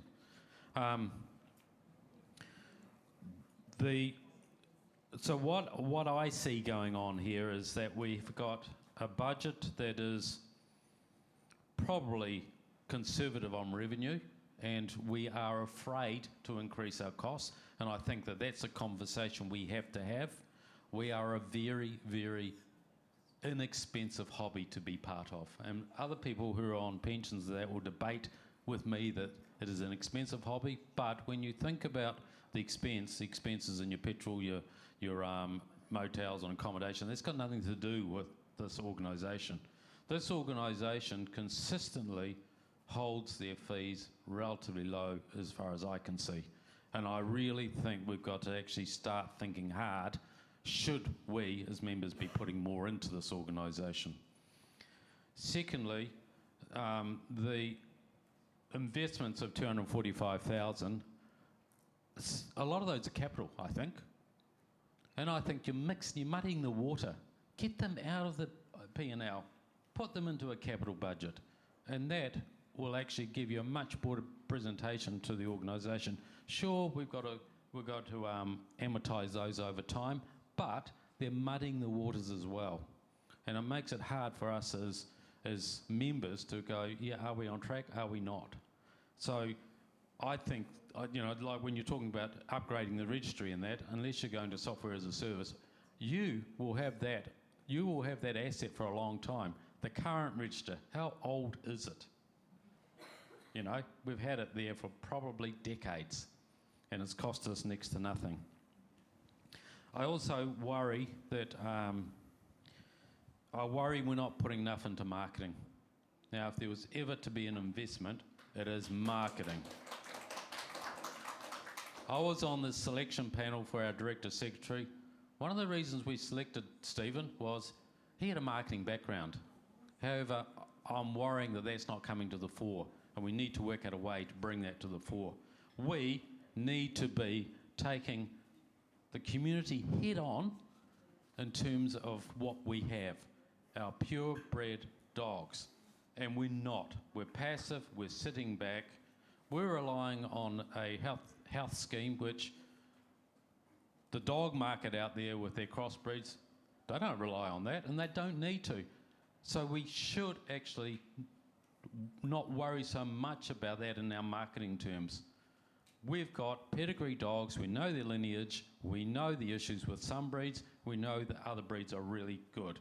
And we need to think about and actually do it, get out there and promote them, because we don't. And that's one of my biggest disappointments. If I was to invest 245k in OPEX, forget about the CAPEX, because you probably have to do that as well in terms of your systems. If I wasn't to invest it, it would be bloody hitting that head on. The other worry I've got is a presentational issue with the balance sheet.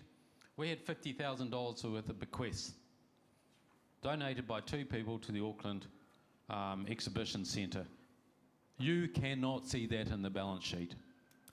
And I've asked for it to be shown as a separate equity line.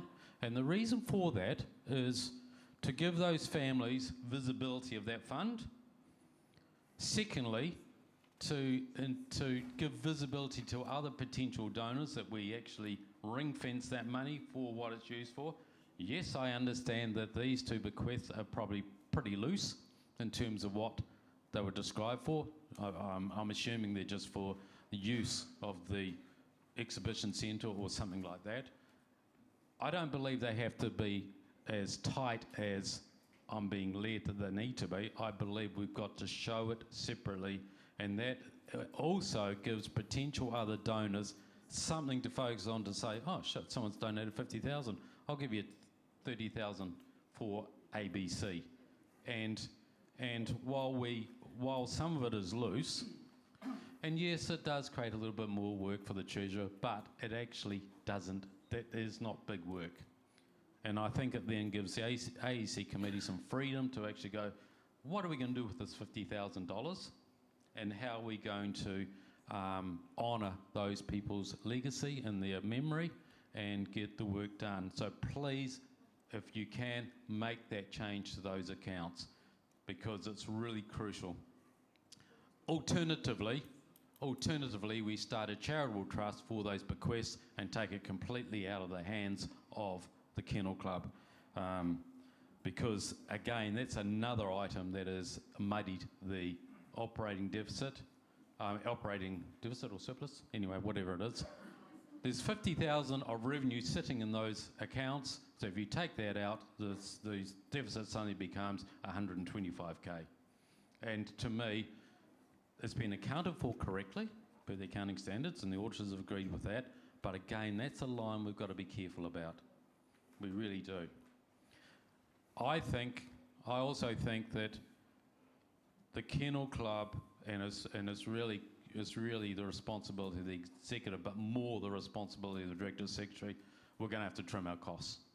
We're going to have to trim our costs and become a lot more efficient in what we do, but at the same time invest in some things like marketing to get our brand out there. So sorry I rambled on, but I'm really concerned for this organisation, and I don't want that investment from the sale of Prosser Street whittled away on OPEX. Thank you.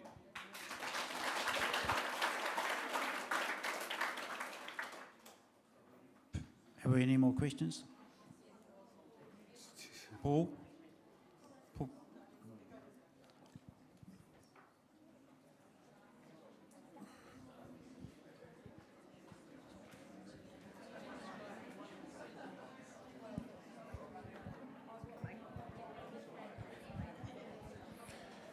Good morning, ladies and gentlemen. Paul Robinson from Kumiu Kennel Association. Nigel started his commentary with some discussion about the National Dog Show. And I wanted to ask the specific question. We don't have a treasurer, so I can't ask the treasurer. But the National Dog Show, confirmation in Auckland, made a profit of $16,016 or 12.19% profit. Fantastic. And I think you'd say everybody got a fair slice of the cake and enjoyed themselves in Auckland. So we managed to do it. But in our financial reports, we consolidate a whole lot of numbers and we call them National Dog Shows. And then we allocate a bunch of revenue. I got no idea where these other National Dog Shows come from. They certainly weren't the Auckland National Confirmation Show. And then we've got a whole bunch of expenses in there, once again, for National Dog Shows.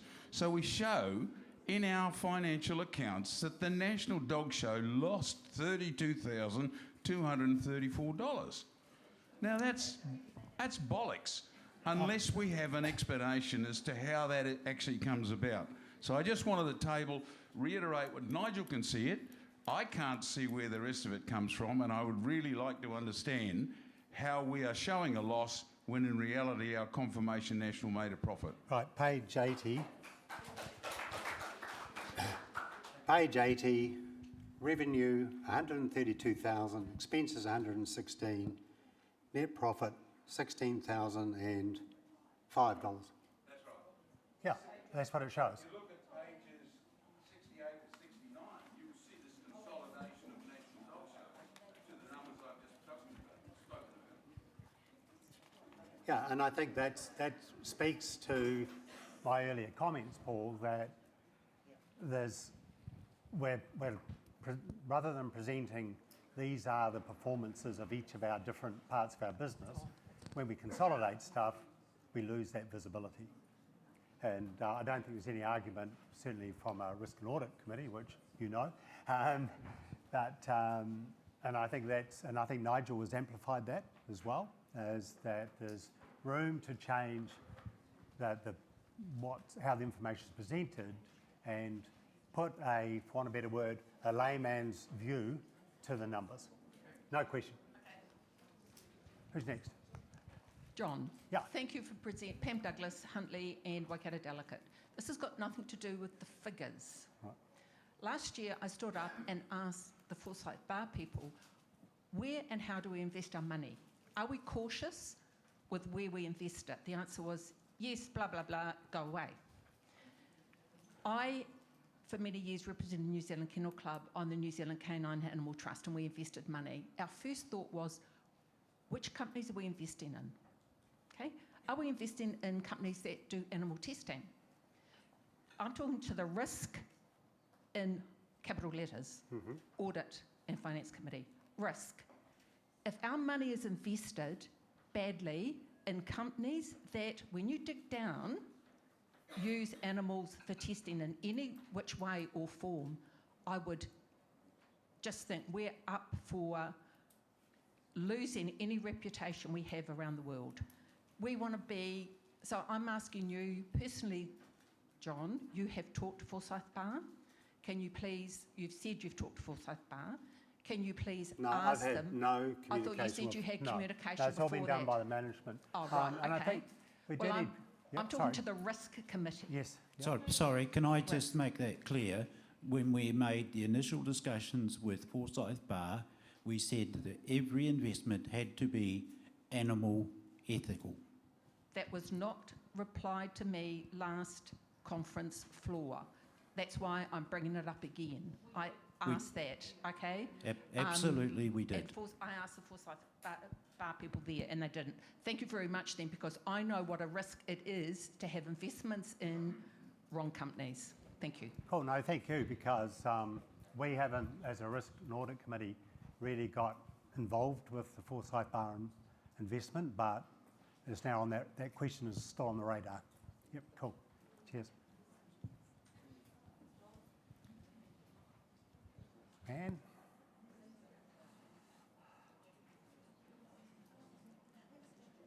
Whoop.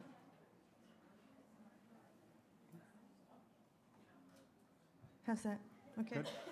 Wellington ladies have asked me to ask you about this contingent liability, about the claim lodged in the district court against one of our members regarding or against us actually, regarding a dog registration in 2018, and the next hearing for that application to be striked out was in May. So has that been resolved, please?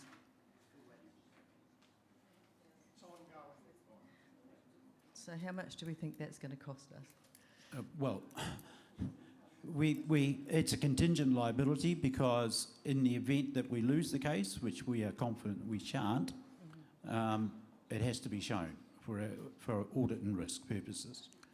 The judge still hasn't made a decision. We're still waiting. It's an ongoing situation. Thank you.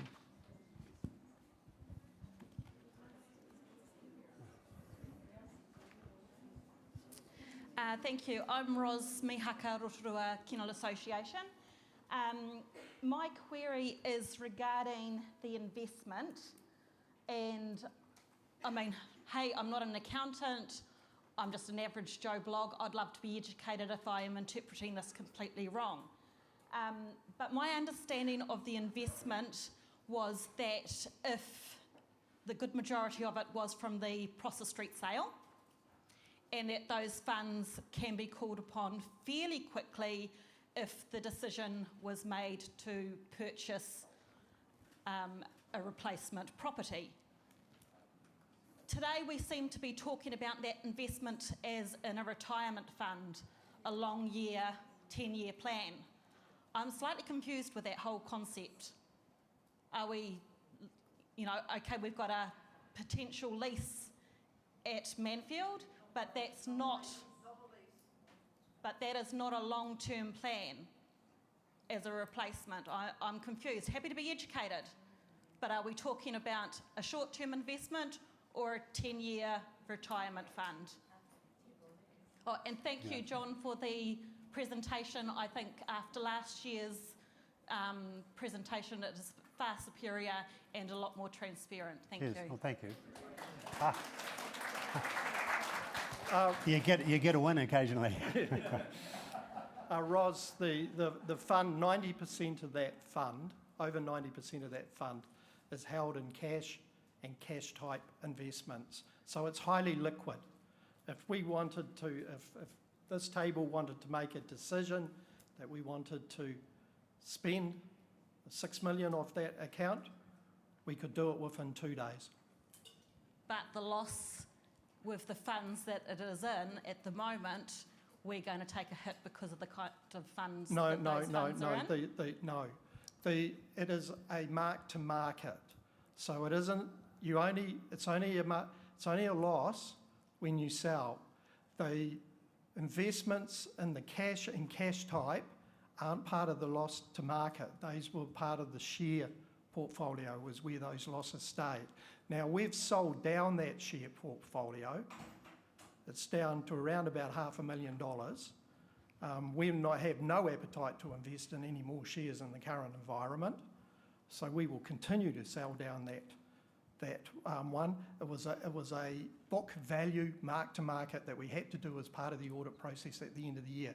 It's not a physical cash transaction loss. Okay. Yeah. Thank you. Still not sold on that, but thank you. Okay. Any more questions? It looks like there might be the end of the questions, so you might be able to...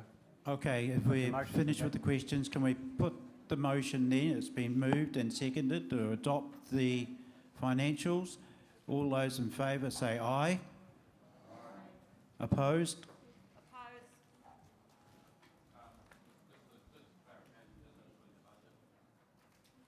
No, we haven't done, no, this is the financials as presented. Right. Now you've seen the budget and you've had a presentation of the expenses in the budget. Would someone like to move the adoption of the budget?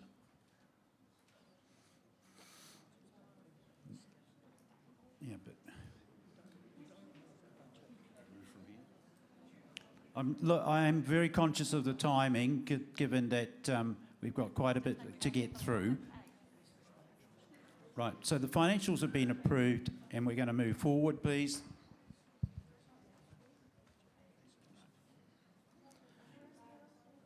We move on to section 5, notices of motion, remit number...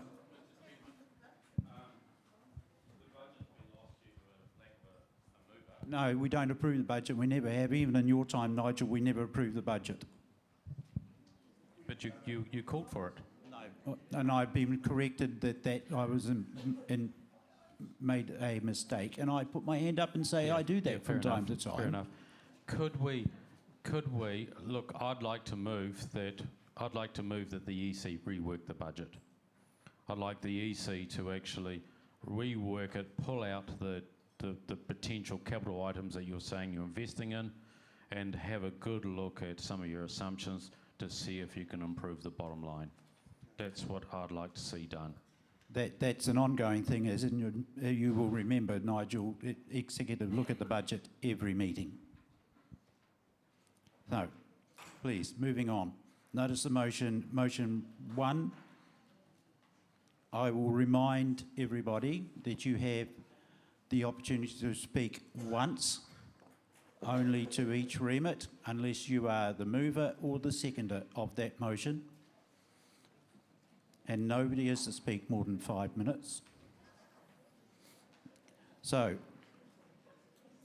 remit 1.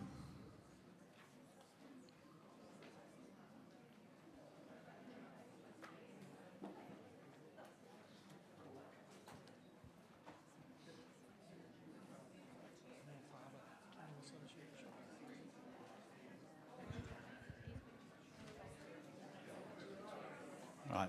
Okay, thank you. Remit 1 to be presented. Do you want to...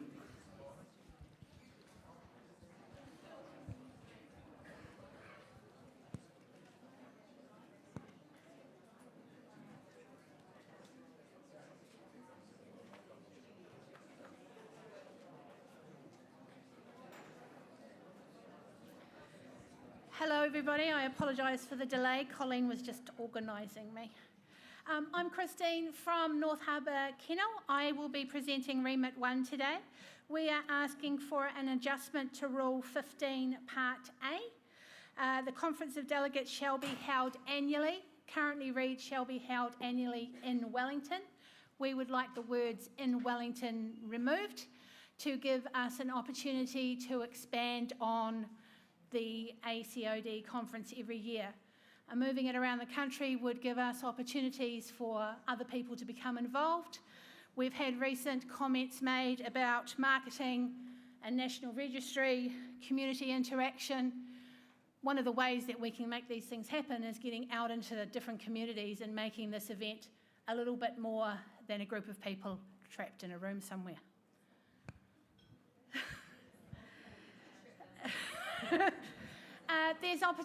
This could grow into opportunities that involve workshops, interactions with our communities, further events.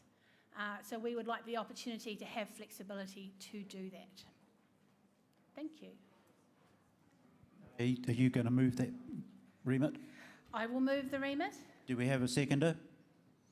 Thank you. Ashley?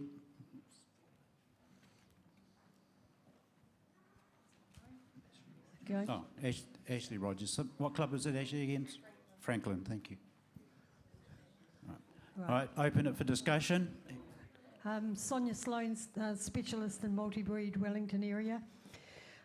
We were against this remit on the grounds that they said in their rationale that this would allow other people to come to the conference. I looked back on the minutes of last year and the year before, and there were like Napier, Wairau, were two of the clubs that haven't been for a couple of years, yet we're only in Wellington. Then last year we had Bay of Islands and Wanganui. Wanganui probably would be closer to Wellington than going to Auckland, and my members felt that if it was transferred, say, to Christchurch or Auckland, if we're going to go around the country, that if these people can't come to Wellington, how can they go to Auckland or Christchurch? So we felt that it was more central. The other concern we had was when I hear the Director Secretary talking about the costs, we would have to pay for our staff members to travel to wherever the show, the conference is going to be held, and that also would take into extra costs.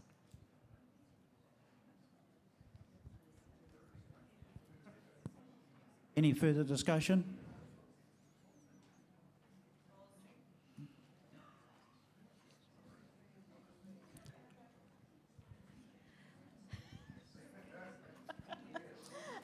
Ros from Rotorua Kennel Association. Our comments were who additionally would actually attend. Your delegates only have the rights for speaking, and observers, how many extra observers do we actually get? And as per this year, and I think last year, we were actually limited to those observers. So finding a suitable venue that would cater for the unknown extra observers was a bit questionable. Love the idea of workshops and things like that to tack along to ACOD, but we just had concerns over that.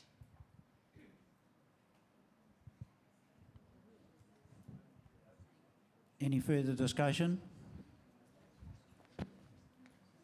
If not, I'm going to put it to the vote.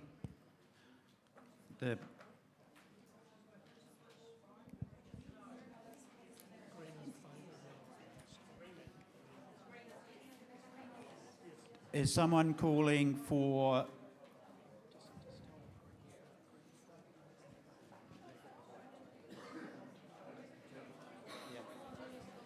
all right.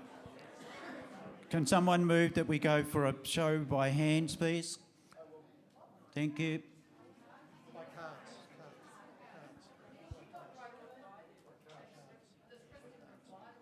Oh, sorry, you want to write a reply, Christine? Yeah, I'd love to, thank you.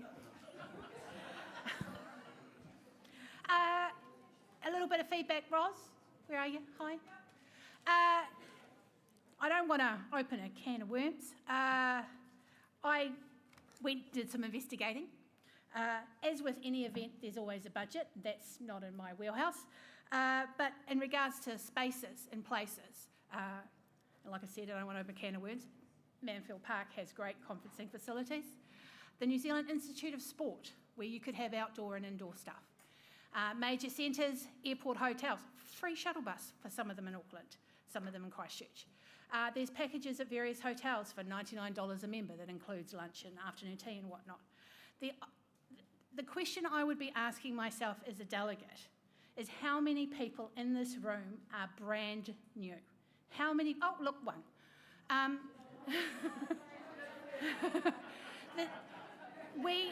We're closing ourselves off for opportunities.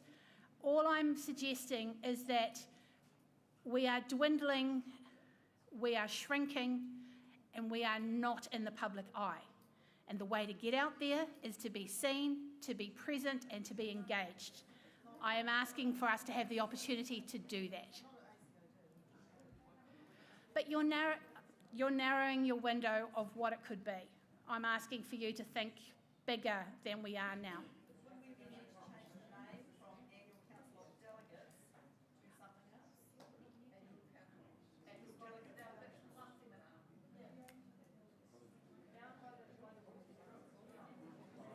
And the seconder, Ashley, you have right of reply.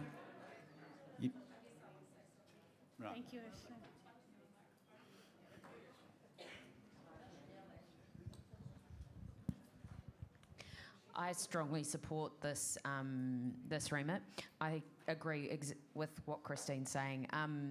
At the moment, we are cutting ourselves off. We're cutting ourselves off from those members who don't have the ability to leave home for the full weekend to go to Wellington because maybe they have dogs at home, they can't leave with people, they have family that they can't leave for the whole weekend. What Christine's proposing is not to invite everybody to the conference itself, but to expand the conference, to have seminars with it, to have maybe a social dinner where clubs can talk to each other about judges, sharing judges, improving their shows, things like that.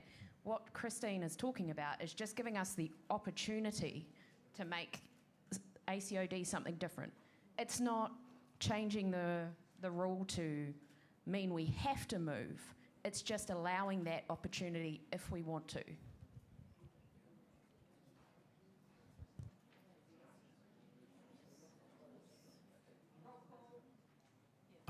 A roll call has been called for, so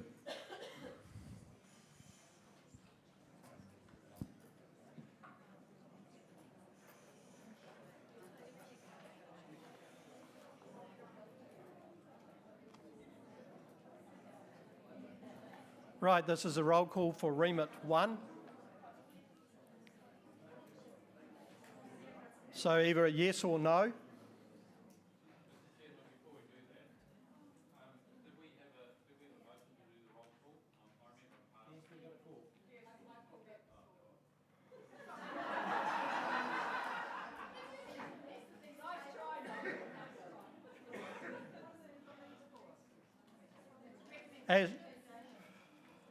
Sorry?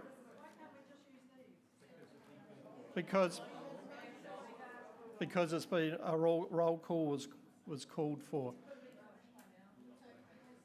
Yeah, you guys are going to miss your flights. Ashburton? Auckland? Cambridge? Canterbury? Canterbury Ladies? Central Hawke's Bay? East Coast Ladies? Eastern Bay of Plenty? Franklin? Geraldine County?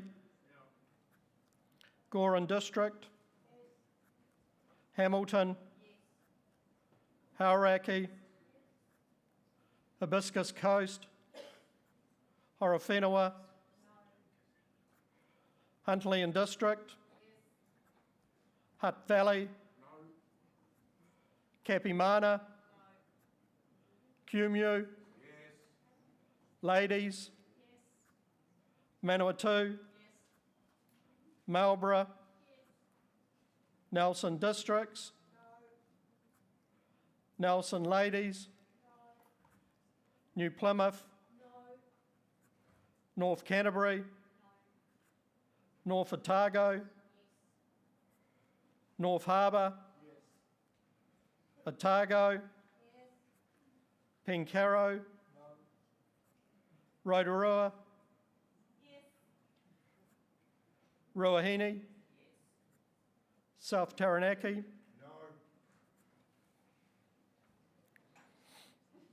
Southland? Taupo? Tauranga? The Plains? Upper Hutt? Tokoroa? Waiwakiuti? Waimakariri? Waimati? Wairarapa? Wanganui? Wellington?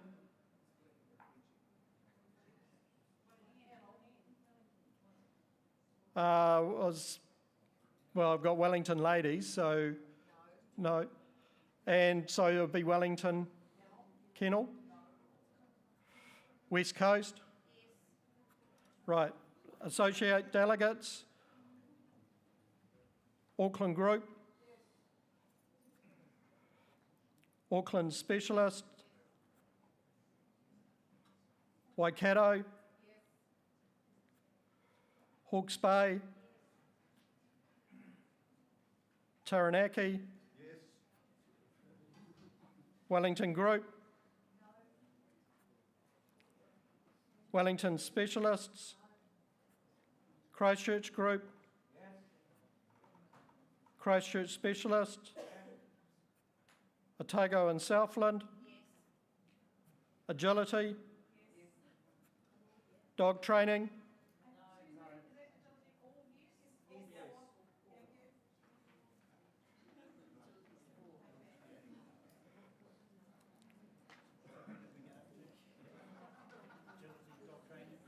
And we got dog training, so. Sorry? Against, yes. No, against. Sorry? Oh, right. Okay, so the names, so for agility is all against? No, all for, sorry. And dog training, all against.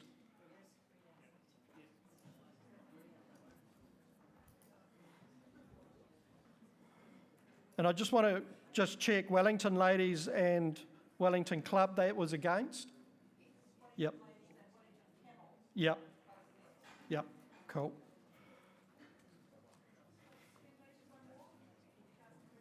Sorry? And the president.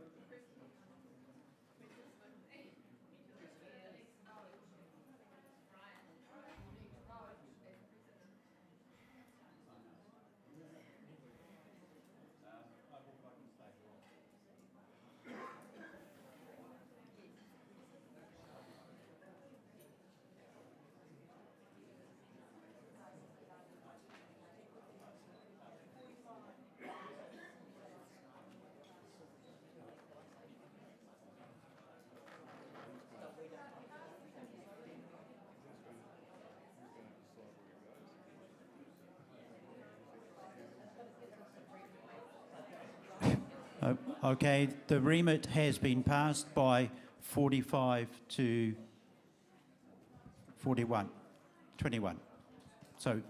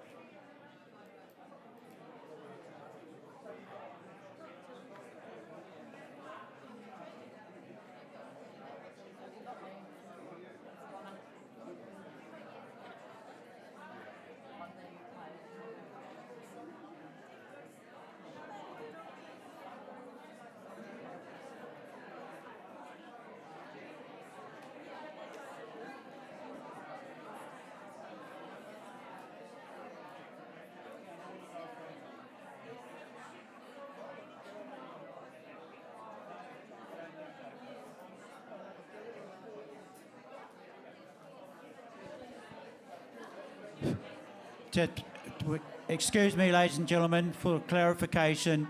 Geraldine, what was your vote again, please? JR? No?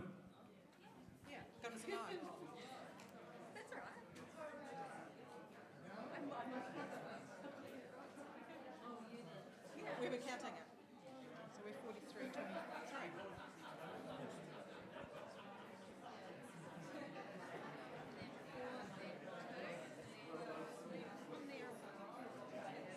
That's including Brian. Yeah, and I've got 43 as well. 43 to 23.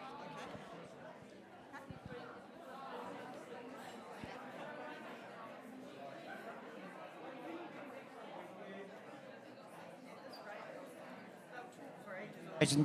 Thank you, ladies and gentlemen. We have clarified the voting, and I have to inform you that the motion has been lost by one vote. So the count now is 43 for and 21 against. 23 against, sorry. 23. 23 against, which one vote.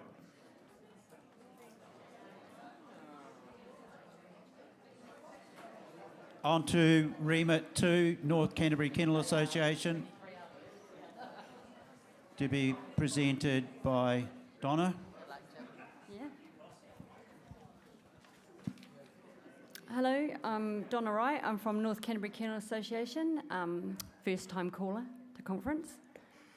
So we want to present this remit. The North Canterbury Kennel is asking your club to please consider adding its support to this remit. The litter registration limitations, the LRLs, are a breed health initiative established primarily in conjunction with the club and breeds affiliated membership. Once adopted, the LRLs will be applied to the parents of all litters of puppies registered in Part 1 and Part 3 of the New Zealand Kennel Club's registry. Currently, the scheme is voluntary, but it is the aim of the Canine Health and Welfare Committee to have all New Zealand recognised breeds with LRLs in place by 2030. We see the LRL system as an excellent initiative by NZKC, and it is well received by external stakeholders. There is little doubt that the LRLs have the potential to help breeders in taking their best steps to ensure the health of their breed for the future. We are aware of the feedback from breeders suggesting that their degree of reluctance to join this scheme, mainly due to uncertainty. When pressed further for an explanation, the answer was the breeders felt there was no protection from the addition and or the alterations of the LRLs by external influences. The fear that change may be forced by people who have no knowledge of the breed or its history. We empathise with that feeling. The management of the LRLs have only recently been added to the regulation 24.1, establishment of the litter registration limitations, and this goes part of the way. However, currently the registration regulations may be altered without the need to ensure or have consultation with its membership. This remit will place a protective framework around the breed limitations and registration limitations scheme and will give certainty to the club's breeders and owners that the breed's LRL will not be changed without the approval from the true guardians of the breed. We hope you will support this remit, so I'd like to move this remit.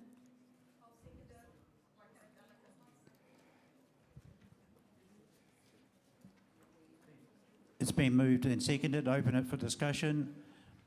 Margaret Wilson.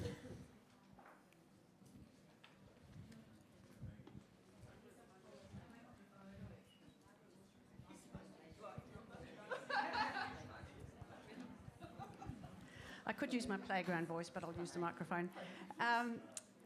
The Labrador Club and other gun dog clubs in the Auckland area absolutely support the securing of the LRLs into our rules. But we did have a big query, and that is that currently there are no protocols in place to determine what those LRLs will be for a breed, other than just what comes from the breed clubs. Now, the Labradors were the first, and this whole thing started from very pure intentions from a group of people that really were already doing a lot of testing and recording. And some other clubs that have joined have also come in with equally strong and robust LRLs.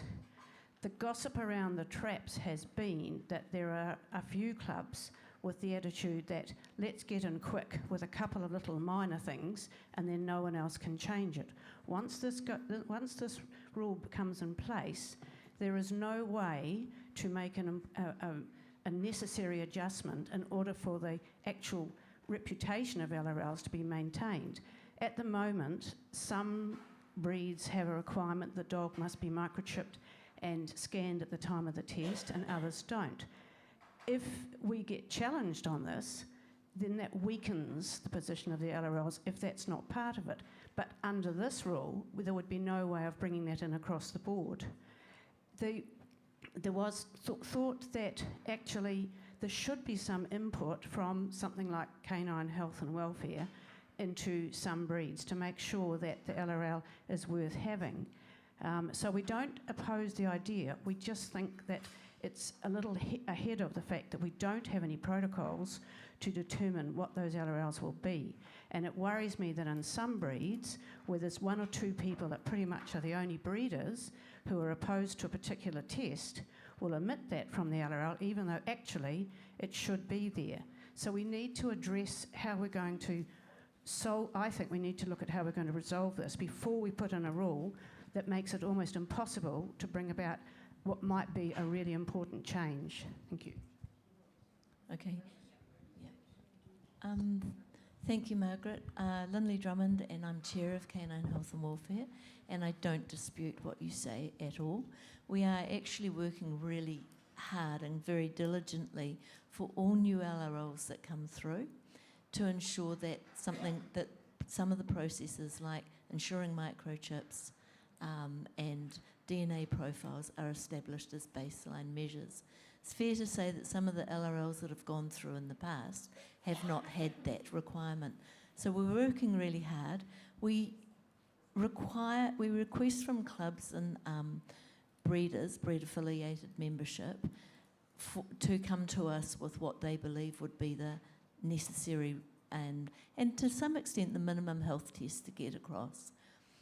Canine Health and Welfare do now take proactive steps and review global health data and also other global standards for these breeds, and we will also add those to any recommended if we feel strongly and have the discussions. So it is, to be fair, a little bit of work in progress, but we are being really quite proactive, and it really is in direct response to, well, not response to you, but it's aligned with your concerns there. So we don't have any, because the LRLs, the way that they are written is that they are a breed health initiative, we don't have any regulation at the moment that states these are actual minimums. No, we don't, Brian. We have the regulations in place for the process, but those regulations do not stipulate the minimum of DNA profile and microchipping.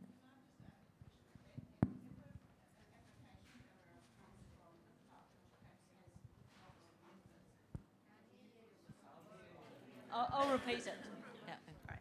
If an application comes and you feel that there is an essential test not included, what authority do you have to reject that application if all the breeders have been voted and said, no, this is what we want?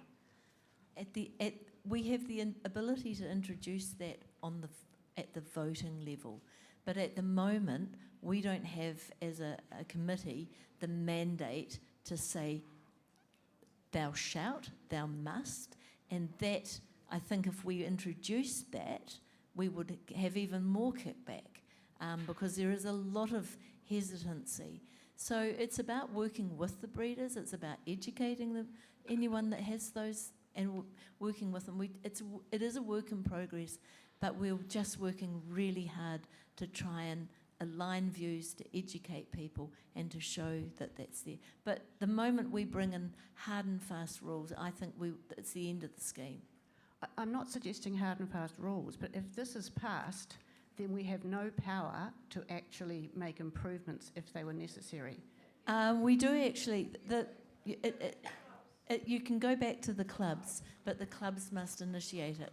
And I will actually speak to this because originally Canine Health and Welfare as a committee put this forward as a remit. EC recommended that we put it through as the regulation, which we've done, but other clubs have now put it as a remit. So it's still offers the opportunity to improve or to change the LRL going forward. So if we use Labradors, which is now, 8 years old, and we found that there was an emerging health issue with Labradors, we have that data, we have the background knowledge, or as do breeders. We can come to you and say, we would strongly recommend this change. But at the end of the day, the members and the clubs would have to support that change and vote on it and get it through. And it would just go through the standard process. But it does mean that everyone has to go back to the breeders and the clubs. We can't just change it autocratically. That's the difference. Just on this, I think we're not quite sure whether to vote for or against this, but I get the intent. However, I'm not convinced as an organisation we've had a really good discussion as an organisation on LRLs and the wider health scheme for our animals. And it feels to me this has sort of evolved out of the Labradors coming up with such a scheme, and then it's sort of evolved and taken off. Yes, sure, the Canine Health and Welfare Committee do lots of work in this space, but as general membership, and I'll show my ignorance here, I don't think a lot of people understand it. And I also don't think a lot of people really embrace it fully, and I think that that's where we're going to have to do some work if this was to survive, because I think we have other tools in the toolkit that actually could assist us much better or to the same degree. Now, as I understand it, if there's a litter bred and they don't meet the rules of the LRL, those pups don't get registered. Is that correct? Right. So there's a litter that potentially has some health issues that we now know nothing about because they've gone. They've gone from our registry because we said, no, you don't meet this, you're not getting on the registry. We've got to really think that through, because the registry is also a tool where we could highlight that this litter did not meet the LRL. And I think there's some conversations we've got to have, and I'm getting off the remit, sorry, Mr. President. There's some conversations we've got to have as an organisation on that. There are also financial incentives you could put in place. People that adhere to an LRL scheme, they might get a different registration fee to those that don't. And I think we've got to look more holistically at the entire picture here and get the membership to buy into it a lot more than we have, because we are seeing LRLs being proposed and they're failing. They're not getting across the line. And they're not getting across the line because, one, people don't understand it, and two, people see it as a cost to them. And what worries me is we lose registrations in the process.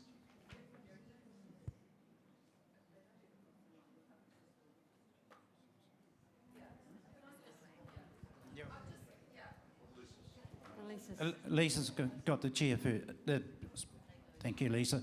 Thank you. So Lisa Slade, Upper Hutt. You may know, but I used to be on Canine Health and Welfare, and I think, chair. So LRLs are really, really important for us to go forward with. So obviously I'm for this remit. However, what I would say is there's some really good points that have been raised, both with Maggie and also with Nigel, about what people do and do not understand. I think that's our biggest roadblock here. So with an LRL, with dogs, the microchip number is on the pedigree certificate. So that is one of your factors that you can check from. Dogs that are bred, and they're always registered, to answer your question before, Nigel, they might have some endorsements placed on them, but they are on the register still.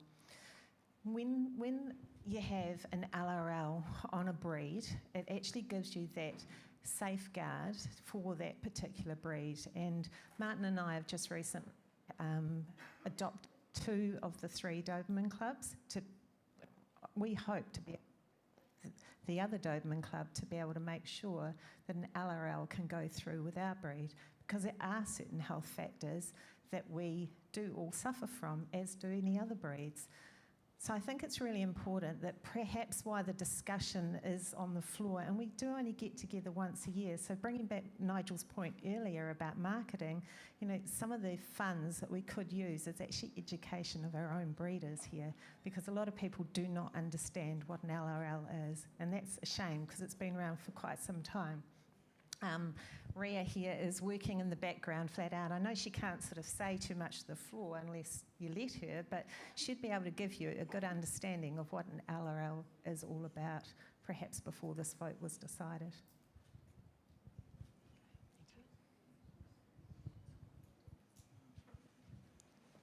Mr. Murdoch.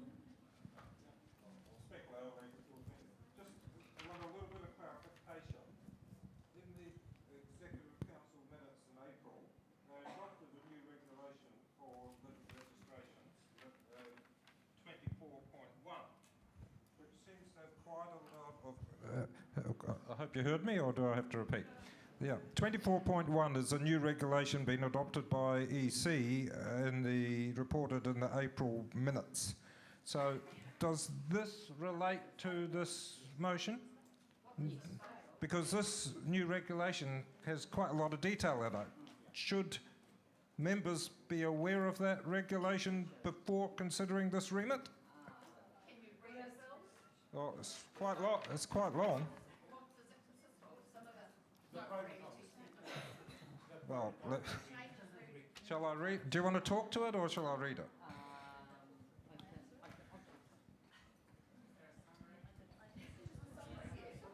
Sorry, team, I was going to come back more as a follow-up and sum up. Yes, probably to answer Margaret's question, the whole process has been mapped out in the registration regulations. That is just a new addition to the regulations. I think it might have been 1 May.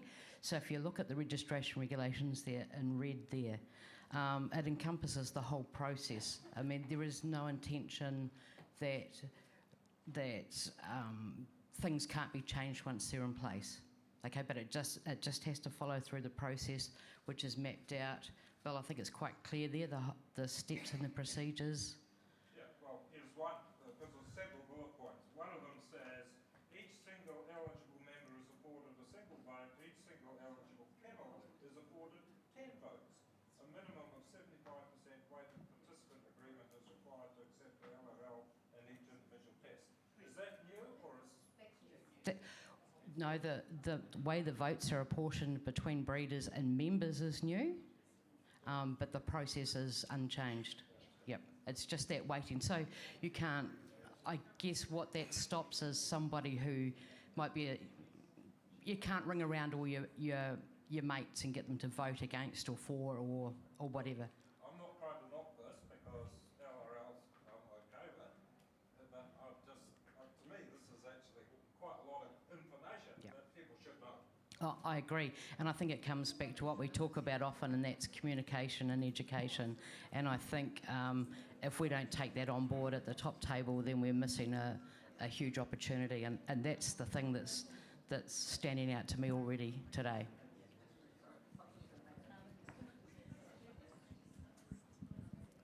I will point out, Bill, that the minutes were published. There was reference in the Doggy News, and they're in the Dog World. So all of that has been published. Yeah. The key difference here, and if you actually look at the regulation, it's almost word for this remit. And it's not the content of the remit or the regulations, it's the intent. So as North Canterbury have pointed out, a regulation can be amended by EC without necessarily input.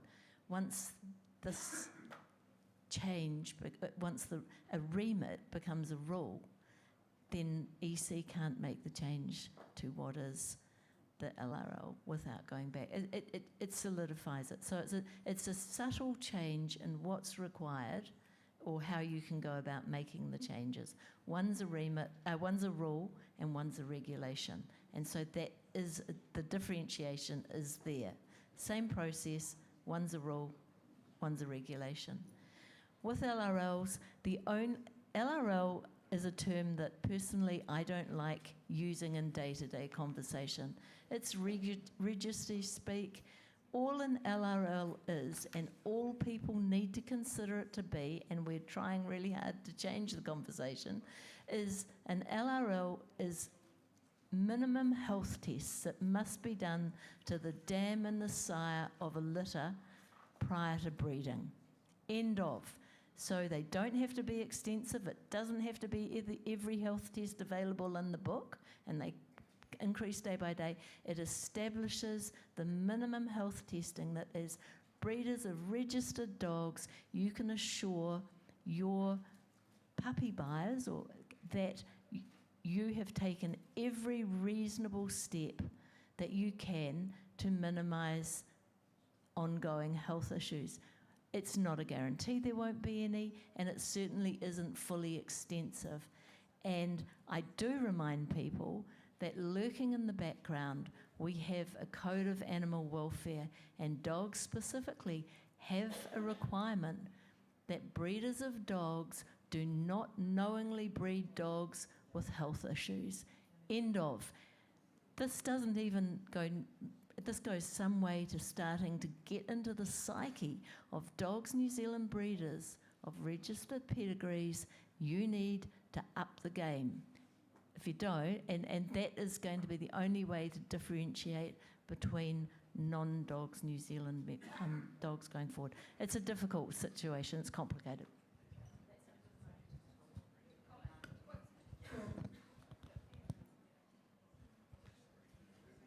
Hello, Susan Vanderpoel, Marlborough Kennel Association. Our club has voted to support this remit, but I feel this does go back to the communication and marketing from Dogs New Zealand. This is an issue which is pertaining to some of my breeds, which we're trying to get through. We've got through successfully for the standard longs. We're trying to get it through for the standard smooths. There's been so much communication from Dogs New Zealand, but then it comes back to what John was saying. Maybe we need some form of better dashboard type communication where people can actually understand what the message is that we're trying to get across to everybody. The communications have been rather long and wordy, and unless as a breeder that you've been really interested in trying to get these improvements across for your breeds, you wouldn't understand them. It's kind of like blah, blah, blah, this is, yeah, boring, move to the next more interesting section. So I think we do need to go back to working on our marketing and how we present the information and really selling the breeds. So thank you.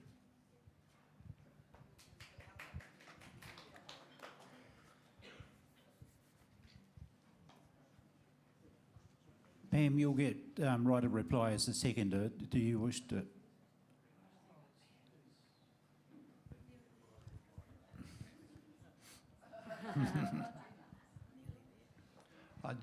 Jeff Whitfield, a life member. I just listening to the room, but I was thinking about this before. This, I think, needs to be put aside. My reasons are this, that there have been a couple of alarming comments like we want every breed in New Zealand on LRLs by 2030. Now, it's going fine at the moment because we've got a handful of strong breed clubs promoting it. Don't have a problem, and I don't have a problem with the intent of it. But what concerns me is what happens when we move away from those handful of strong clubs. I've been around long enough to see a number of breed clubs fold through lack of representation, I guess you could say, numbers of dogs. So where we get to when we get to 2030, who is going to decide for the breed that is only 5 or 6 dogs in that breed in this country? I assume it'll go back to the council table. Then if we put it in a regulation without a rule, that in essence puts the whole control of the LRLs around the people sitting at the top table. And I'm not sure, without adequate across-the-board discussion and getting back to Nigel's points, that that's where it needs to go. So I think we need to put this aside because we're getting back to the European Breedemeister situation. If the council table alone has control over the whole activity.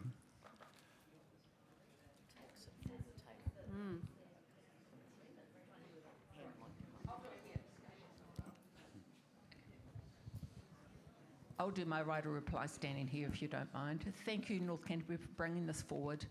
This is very dear to my heart, as I was chair of Canine Health when the Labrador Club came along to us. We had a fabulous vet, Labrador breeder, on it, very concerned and wished to take LRLs up. This is something that we took from Australia, and it certainly helped the Labrador situation at that time, as Mark will be aware of the situation we were trying to control. And to answer Margaret's point of view, if there's new issues coming up in the breed, it is up to the breeders or a club to bring it forward to the Canine Health Committee or to RIA to say we want to possibly look at adding to the LRL, not removing anything, normally not removing, if you wish to remove something because it's become not an issue in your breed anymore, as with gene testing, there will be a change. There will be. Dogs that are affected by some of the DNA issues that we have, that will fall off being a non-issue in that breed. If the breeders say it's not an issue, let's vote on it. This is what people don't understand is it'll come forward to Canine Health Committee. It then gets looked at for wording and it will go back to the people that proposed it. Then it gets advertised in the Kennel Gazette. Then the Canine Health Committee via RIA will get suggestions for changes, possibly. Okay? So this is the process. So we look at the changes, then it gets advertised as the structure for voting, and that is where the change of the voting weighting has come into it, okay, at that stage for voting. As you have a look at the Dachshund ones that have gone forward, the long hairs do not have a DNA for the mule gene.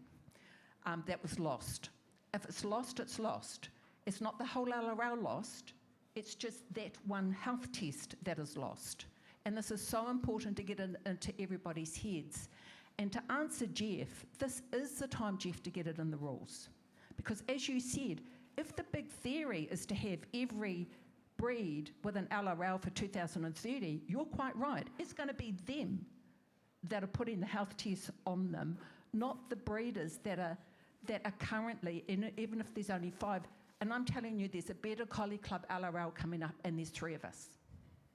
But we are passionate about the breed, okay? I personally disagree with one of the tests, not that it shouldn't be there. I think it should be stronger, but that is because I wanted to keep that disease out of New Zealand. Unfortunately, it is here already. So we can't make it both Siren Dam clear. But like I say, I don't care that there's only 3 of us. In future, there might be 30 back again, breeding. Let's get the health tests where they belong, in the hands of the breeders, not Executive Council table. And this is why it's coming out. We hope it comes out of the regulation into a remit. And once it's there, any changes to be made, not to the health, I'm not talking about the health tests still stand in the hands of the breeders and the clubs, okay?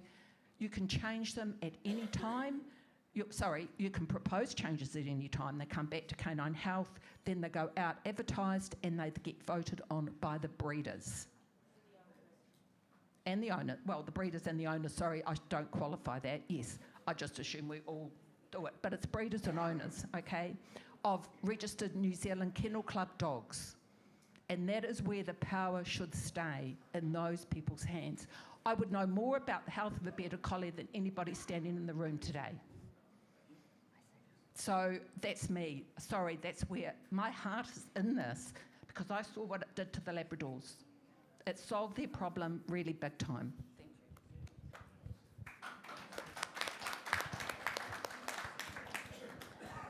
So I'd like to reply as well.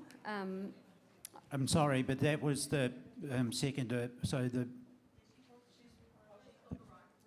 Yeah, write a reply to the mover of the motion. Thank you. So I was very instrumental in helping establish our LRLs for my breed, which is a Rottweiler. I'm very passionate about this because for the last 30 years, behind the scenes, you won't know that, but we were working on our hips dysplasia. Our dogs were not living past 6 years old. Now, 30 years on, they're over 10 years old longer, 13 years old, because we established with all our breed to X-ray for hip and now elbow dysplasia. It doesn't say we're passionate about what scores we want ours to be under. So ours is no combined score of 20.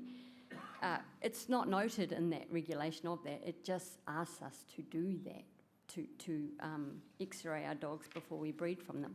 So we are so passionate about this, North Canterbury as well. So I thank you for the opportunity to present this, and I look forward to your support.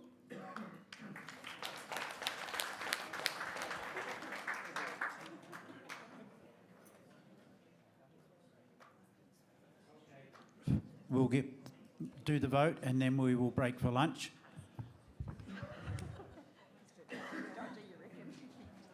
Are we calling, is someone calling for show of hands? No, they... Right. Green in favour of the remit and yellow against the remit.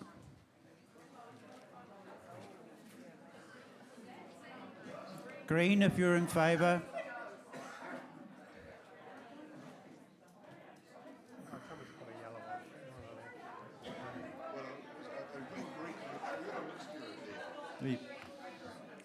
I think we can see that it's a pass.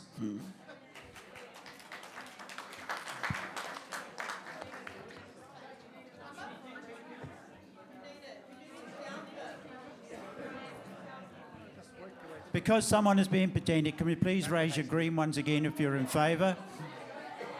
I'm getting hungry. No.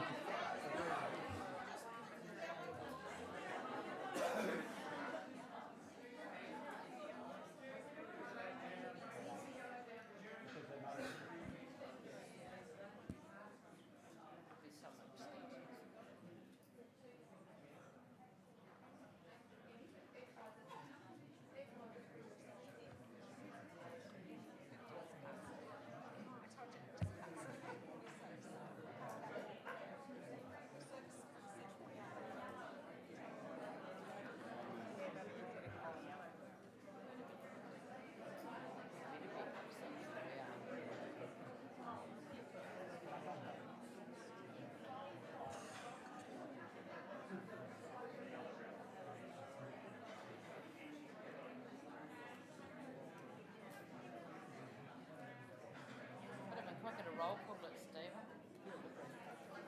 Well, that's right. Let's work on a system.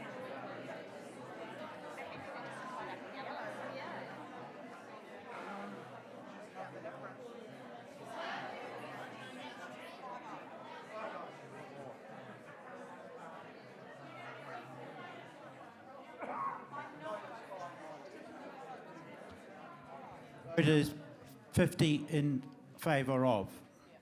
Are there any abstentions? Then we will assume that the votes against are 15.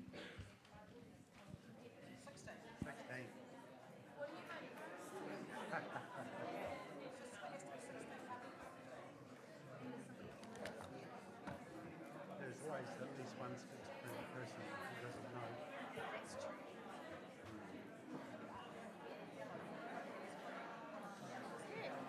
We're going to break for lunch, and can we have everybody back by 25 past?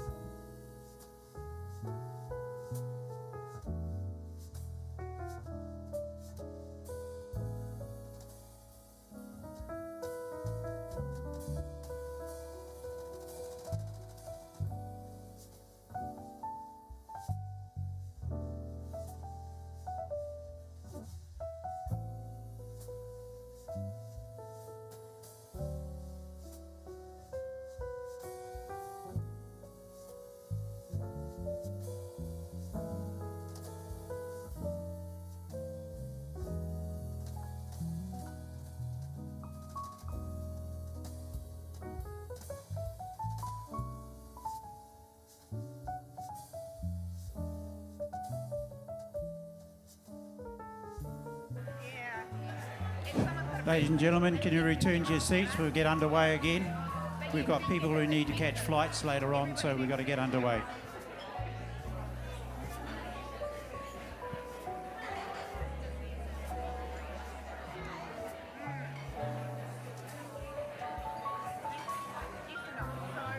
The next item on the agenda is Remit 3, Horowhenua Kennel Association. Do we have a representative from Horowhenua?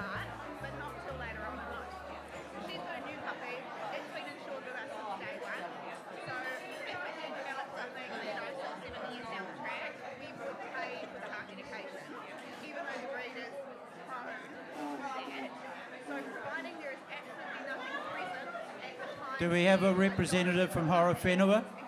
Can we please...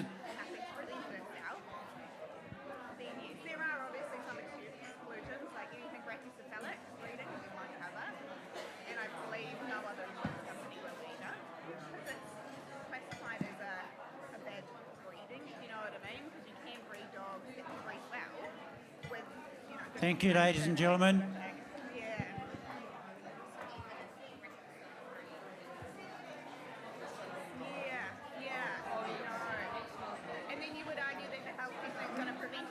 Ladies and gentlemen, the delegate from Horowhenua wishes to... Thank you.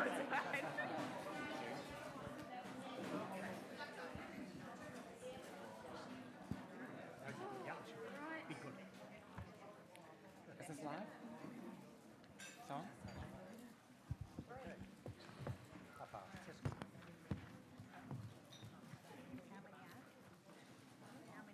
Kia ora anō. Thank you for everyone resuming your seats and joining us back after lunch. I know that's always a difficult time. People have got lots to say and they're having lots of conversation. So I'll be brief. That'll help. The remit here was put forward by a member of our club who has chosen not to be here today. So that has left us in the invidious position of having a remit put forward on behalf of Horowhenua Kennel Association, which has been published and presented for your consideration today. So we have considered withdrawing that. There is some discussion already live and being put forward in relation to that. So at this time, we'll simply go through that and then that can be put forward for discussion and any questions thereafter. All right? So the premise is in front of you on the basis of the concept being one member, one vote, or one person, one vote. The information is before you, and the rationale in relation to that is around the discrepancy that is perceived around the ability for a full democratic process to be able to be operating across Dogs NZ, and that every person who is a financial and attending member have the opportunity to be able to contribute to the motions that are put forward and the ability to be able to vote on the direction of the club going forward. That's the long and short of it. I'm happy to take questions. So it is a remit that's been proposed before, hence I'm not going to, grind it down to death. It has been proposed before, as I'm aware, and there's been previous discussions about that. As I said, because it's been published and it's available for discussion, we're proceeding on that basis. Yes, so we'll move the motion. Do we have a seconder? I believe there may be an amendment proposed as well. Can we take that from the floor? Can we do that? No, you do it past them. So Okay. it's been moved, it's been seconded by Mr. Carlton. Right, we will open it for discussion.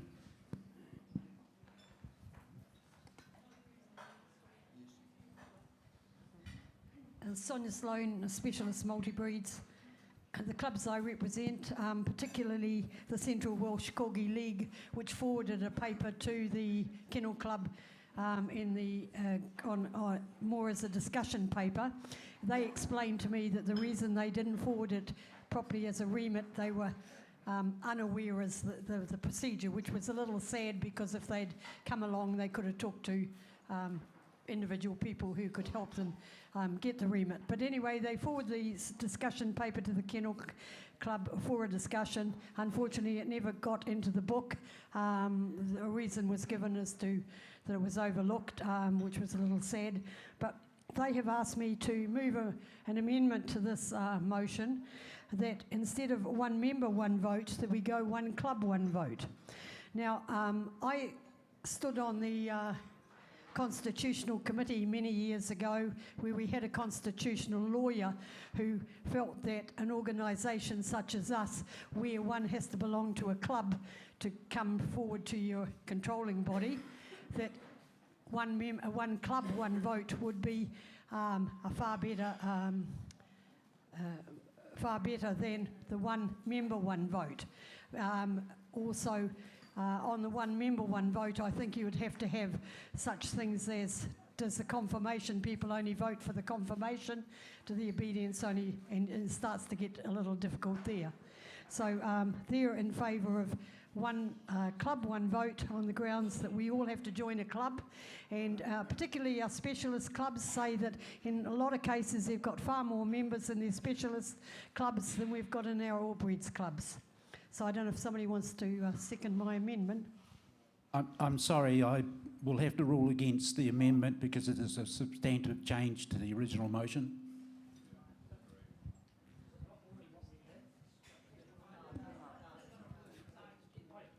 This is a remit about membership voting, and you are changing it to a club voting. That's a substantive change, I'm sorry.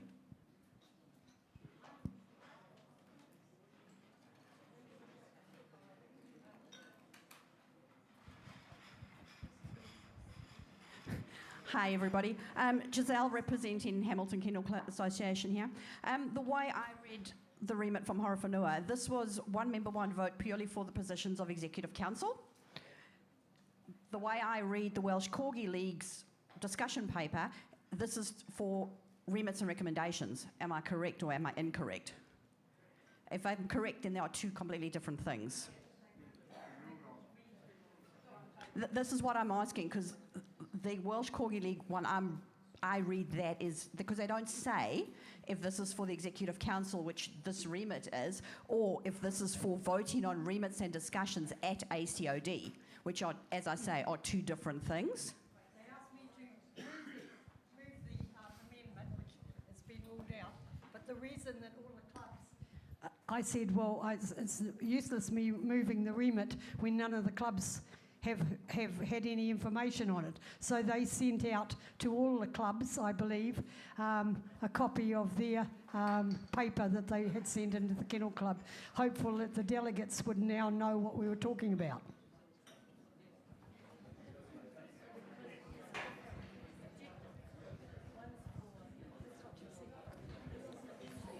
Do we have any further discussion on the remit? Remit number 3.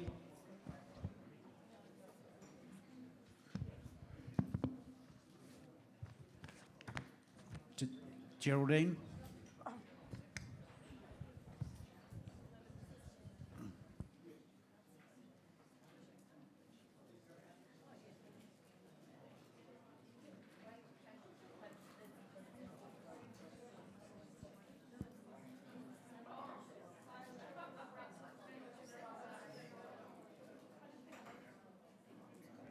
Geraldine Goldbranson from Manawatu Kennel Association. We looked at this and we've had voting on it. Most people are in favour of one member, one vote. However, just as it all stands at the moment, see, I can take slides. But I think, yeah. But I think there's more to this than just changing everything to one member, one vote. Personally, I'm in favour of it, or else one club, one vote, either way. But I think this goes to the whole way we're set up. And I think the whole thing needs to be looked at. I think that breeds should have their own, like we've talked about so many times before and so many years. And even though I support it, I don't think in its current form that we could support that. It needs a lot more work around it.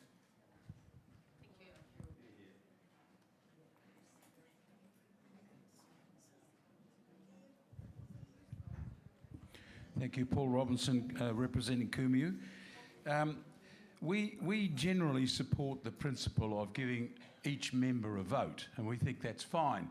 But under our current regulations, we already have votes for our obedience representatives, and we also have votes for our agility representatives. So there's already an election process that's underway for who represents those elements of our discipline. So whilst we favour the idea of giving every member a vote, it would need to be amended that you would have to identify at your vote, at your membership renewal, what discipline you wished your vote to be cast in, if this was to be. Otherwise, you're going to have all the agility and all the obedience members voting on as a member and also voting within their own discipline. So I think it needs to be thought through.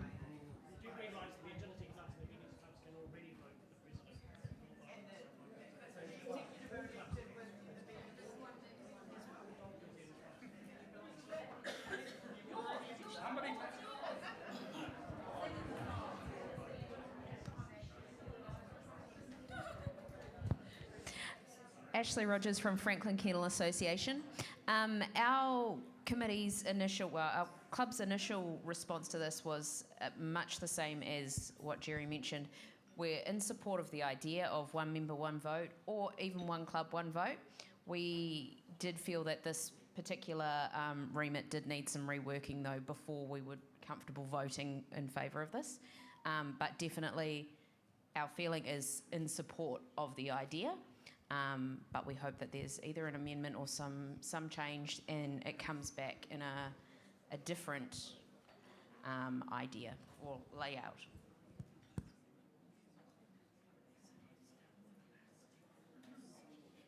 I think Nigel wants to talk.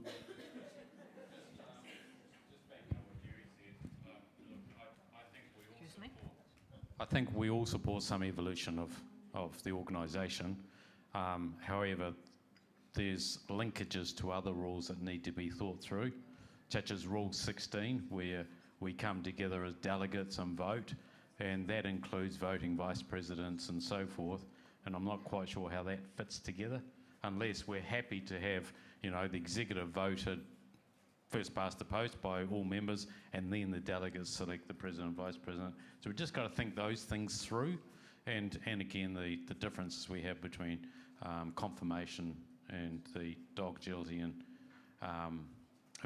dog training. So I think there's work to be done. I'd like to take the opportunity here to reiterate that I've stood in as part of Horowhenua Kennel Association, not the District Council, in order for the matter to be progressed. And I think that there is always benefit in the discussion, and the topic in general seems to have some support, and I think that's worth noting for executive. However, it's clear that there are still aspects that need to be worked through. And myself, I also felt that there were some aspects to be worked through. However, I'm one and part of a team and as a representative, so I've brought it forth, and obviously that has generated some discussion. I don't think it can be voted on in its current format. I think it's been useful to raise it, and I think the discussion continues and needs to be considered going forward, because there does seem to be some issues around the current process and the way that that's enacted. And then the greater picture, so I'm now going to use this since I'm standing here, in relation to how those all matters all work, and that we keep hearing it today and we hear it in other forums about greater transparency and the need for education around the way we operate in our mandates going forward. Kaz, you mentioned that also. So I wanted to also acknowledge the executive who put themselves forward and take the time out. I know this is off topic, but I don't care, because I'm here and you're not. To acknowledge the time and effort and energy and passion that they put in, whether you agree or disagree, is kind of, the partisan approach that we all get to have. But these are the people who have agreed, nominated and been selected as it stands at present. The remit here is in relation to some of that, so you now know what you can do in relation to that, which is make an amended version and bring it forward yourselves. At this time, I think we should withdraw from it and save the vote, which I can already hear is in favour in principle but not able to be accepting as is written. and I don't have an issue with that on behalf of Horowhenua Kennel Association. Can I ask the seconder if he's agreed to withdraw the motion? It does. In that case, the remit is withdrawn. Thank you very, very much indeed, both for putting it forward and for your kind comments. Thank you. Ngā mihi.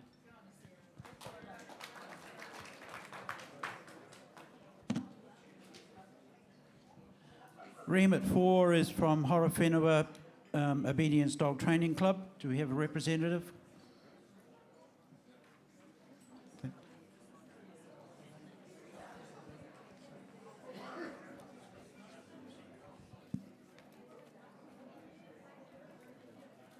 So, presentation of this remit. This remit is presented by the Horowhenua Obedience Dog Training Club to try and rectify the situation that currently exists with at least some of the NZKC standing committees. It is an attempt to ensure standing committees are elected in a democratic and transparent method instead of merely being appointed. As stated in the rationale for the remit, at least some of the committees are not set up in a democratic or transparent way. There is an attempt to make it appear the committees are open to new members by placing notifications in the Dog World and Doggy News, calling for applications for some of these committees. However, acceptance of new members is at the whim of the chairperson, and anyone not of a similar viewpoint as the chairperson is not accepted onto the committee, i.e. the person may have expressed their opinion on proposed changes to relevant regulations, which may differ from that of the chairperson. In at least some cases, the prospective committee members has had extensive experience and expertise in that field that could only enhance the makeup of the committee. There are some standing committees for which the election process is transparent and is covered by existing regulations. They are the Agility Committee, the NZ Dog Judges, the Obedience Judges Association, Dog Training Committee, Working Trial Subcommittee, Rallyo Subcommittee. There are 3 committees that, because of the nature of their deliberations, have been specifically excluded in the proposed remit, these being the Risk, Audit and Finance, the Disciplinary and CapEx. However, there are a considerable number of NZKC standing committees that, as far as I can ascertain, have no formal or transparent election process. However, I stand to be corrected on this, as I only had first-hand experience on 2 of the committees. These committees I mentioned are the Strategy, Breed Standards, Junior Dog Training, Young Dog Showing Confirmation, Junior Dog Handling, Canine Good Citizen, Scent Work, Lure Coursing, Canine Health and Welfare, Museum Trust, Forester Park, Auckland Exhibition Centre. It may be felt that some of these committees should be added to the list of committees that are excluded from the requirement to be elected, and if that is the feeling of the delegates, then please suggest an amendment. Regarding the method by which a voting list for each committee would be established, this could be done in a similar way to the currently elected standing committees as a tick box on their membership renewal form to register their interest in a specific committee, as well as through a link on the website when the notice of the formation of the committee is advertised. Some of the existing committees have regulations listing requirements of involvement in the chosen field. Concern has been expressed that the Executive Council should have a member appointed to each of the standing committees, and to cover this, I would like to propose the following amendment. Do I do that now, or do I just move this and then the amendment? Okay, I would like to move the remit. Do we have a seconder? Thank you, Jeff. We will move on, open it for discussion. At what point do you want me to remove the amendment now? Okay. Addition to Rule 22F to add the option of an Executive Council member to any standing committee. F5II. The Executive Council may appoint one of its members to be on any of the committees elected by the process outlined in the clauses 1 to 7 above, in which case the process defined in subparagraphs F1, F2 and F3 herein shall be used to fill 4 committee vacancies, and the Executive Council appointee shall provide the 5th. I would like to move that amendment. Do we have someone second the amendment? Sorry, I can't. Bronwyn? Yeah, Bronwyn Murdoch.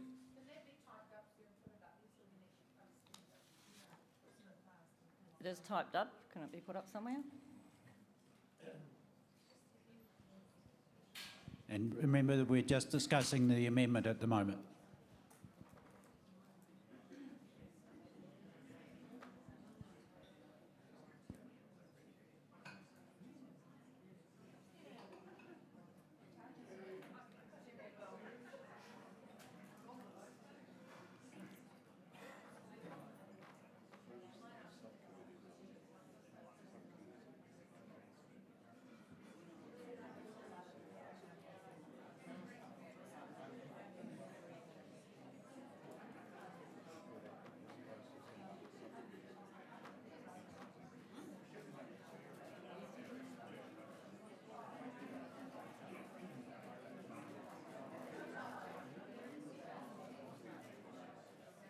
Given that it could take a wee while to get it up on the screen,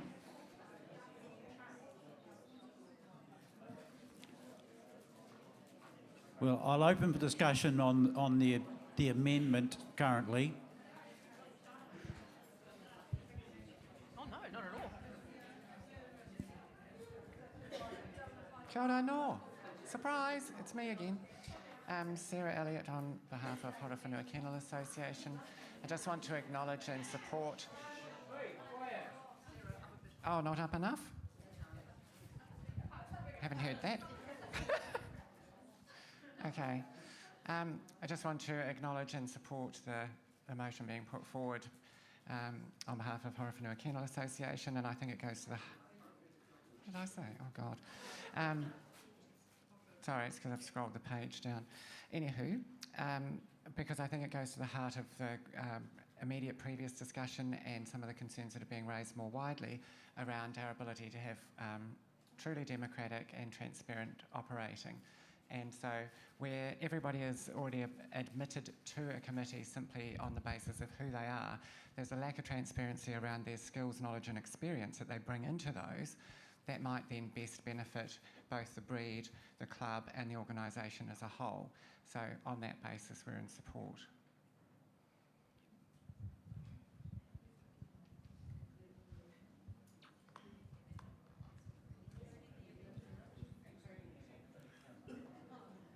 Any more discussion?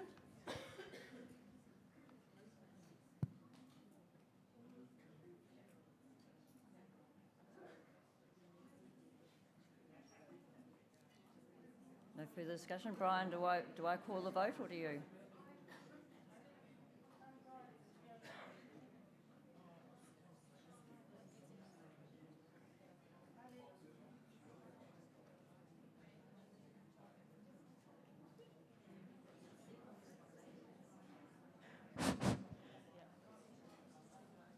Good afternoon, it's Fiona from East Coast Ladies Kennel Association. I just have a couple of questions about the amendment. I like the fact that you're putting the option of having an EC member on these subcommittees, because at the end of the day they are subcommittees of the EC. I do question whether we could have subject matter experts on some of these committees. For example, Canine Health and Welfare, the right to have REA as a member of that committee should be embedded. The right for subject matter experts to be involved should be embedded. And our current committees don't always have 5 members. So that's the other change. So those were my only comments, really. It does say there that you can add to the committee within the clauses there, up to a maximum of 10.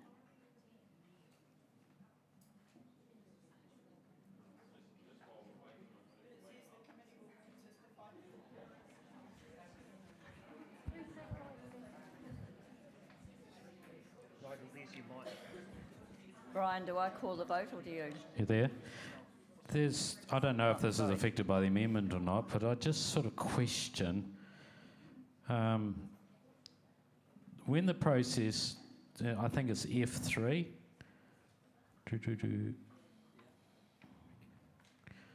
when the process defined in paragraph F1 provides more than 5 nominations, 5 committee appointments shall be made by means of a ballot conducted among the members who have expressions of interest as provided by their subparagraph. So if you read that, it comes out to the to the membership. People put their names forward, and if there's more than 5, the people nominated decide. And I've never heard of such a process as that. and how the heck would they do it? Do we have jelly wrestling, or do we have... That's a good idea. But if you just stand back and think about that logically, it really does need an intermediary to sort out who should be on it, not the members nominated. So I think that needs some thinking about. Okay. I don't read it that way, but obviously you do.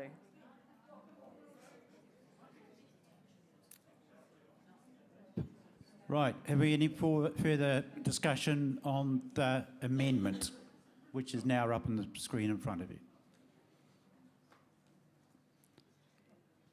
Right. If not, then I'm going to put it to the vote. We are voting to include this in the original remit. If you are in favour, lift your green card. Green card if you are in favour of the addition to the original remit.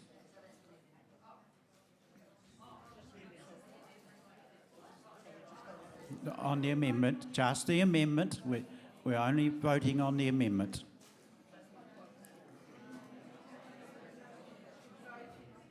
Just to make it...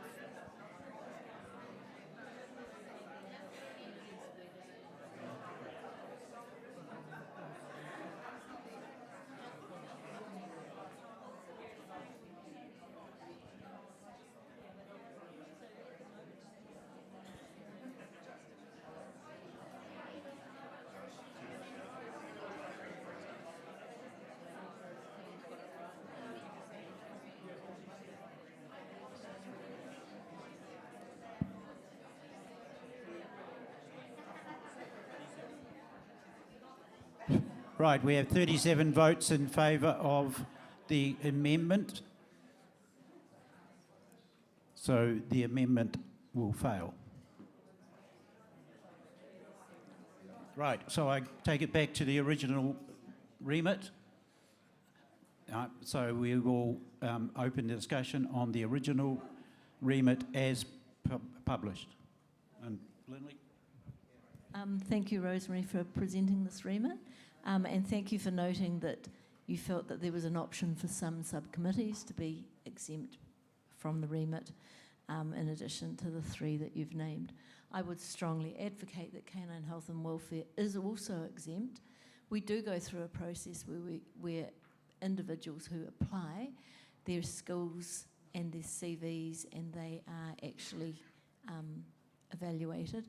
One of the key concerns, and that the Dogs New Zealand should be very concerned about, is if this was left open to the vocal minority, and let's face it, not everyone votes, not everyone's interested, but those that have got an agenda sure as hell vote and sure as hell put their hand up, and that would be devastating for Dogs New Zealand and its external representation in canine health and welfare if you got certain groups within there that really were more radical than evidence-based and level-headed, and I would be strongly concerned.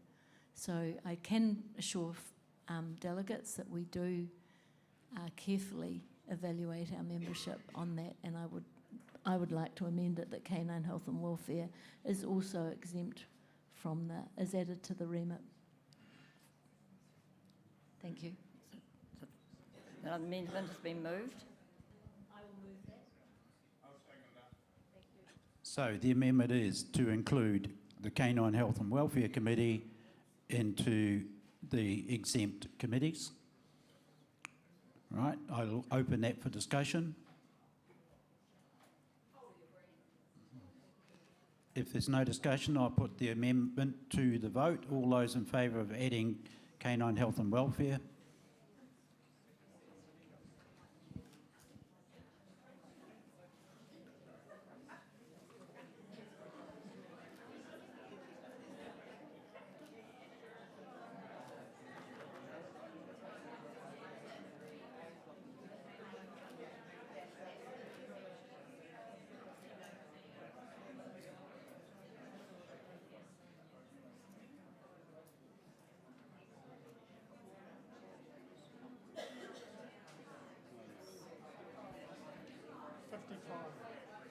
55 in favour, so that becomes part of the original motion.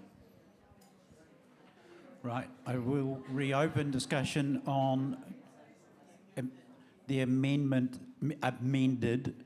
remit 4. Any further discussion?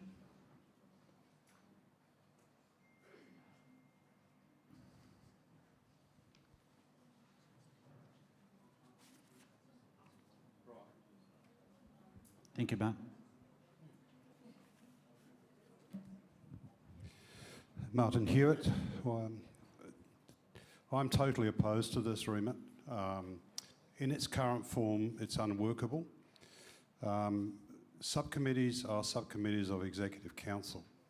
If there's no member of Executive Council on those subcommittees, they cannot possibly work. And I therefore would ask you all to oppose this motion. Any further discussion?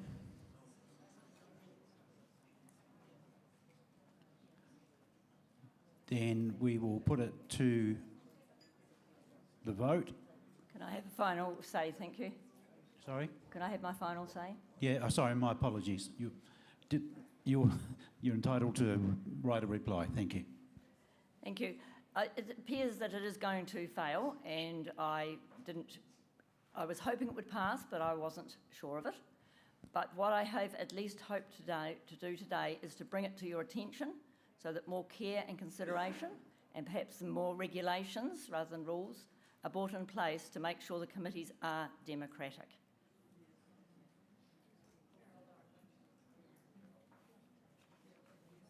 Can I ask for a roll call, please? You certainly can. So the roll call has been called for. Mr. Director Secretary.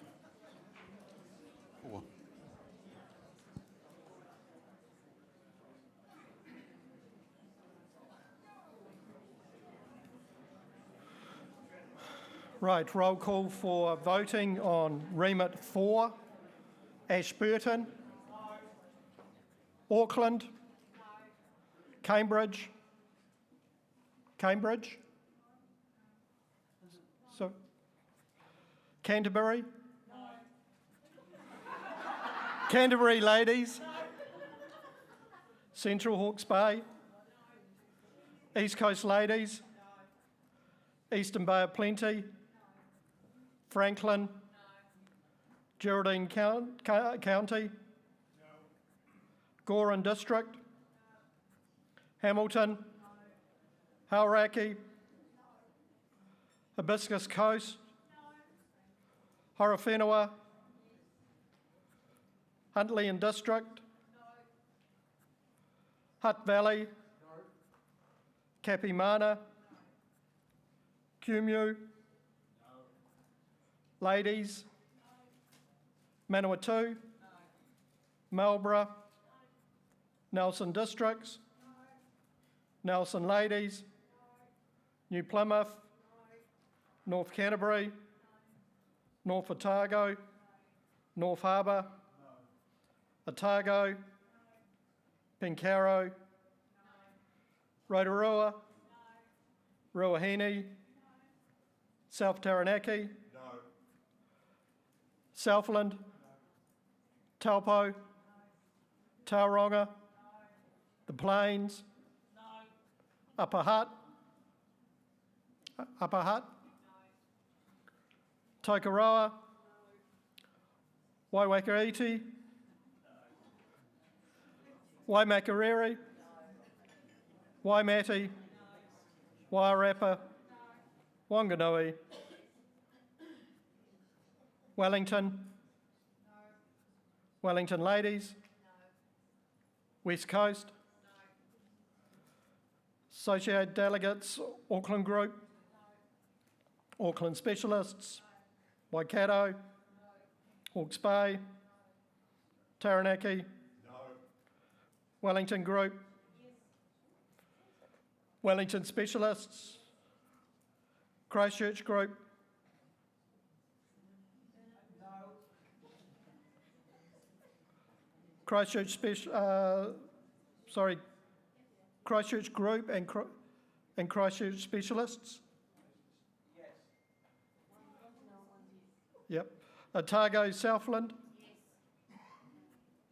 Agility, Paul Taylor? No. Karen Grant? No. Reece Smith? No. Heather Hood? No. Obedience, Jeff Collins? Yes. Rosemary Cleater? Yes. Sue Howe? Yes. Bernadette Thompson?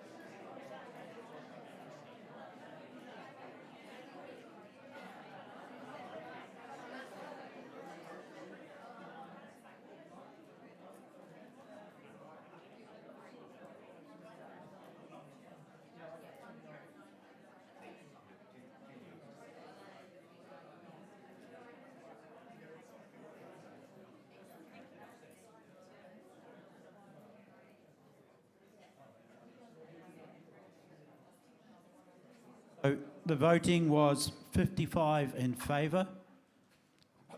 Sorry. 55 against, 10 in favour, with 1 abstention.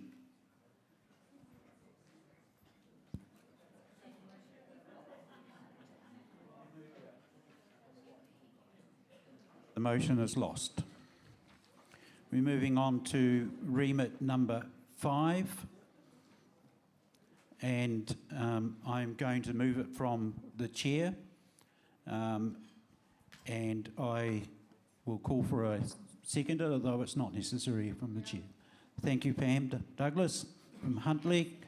I'll open it for discussion, and I'll ask Jeff if he's prepared to talk as a life member.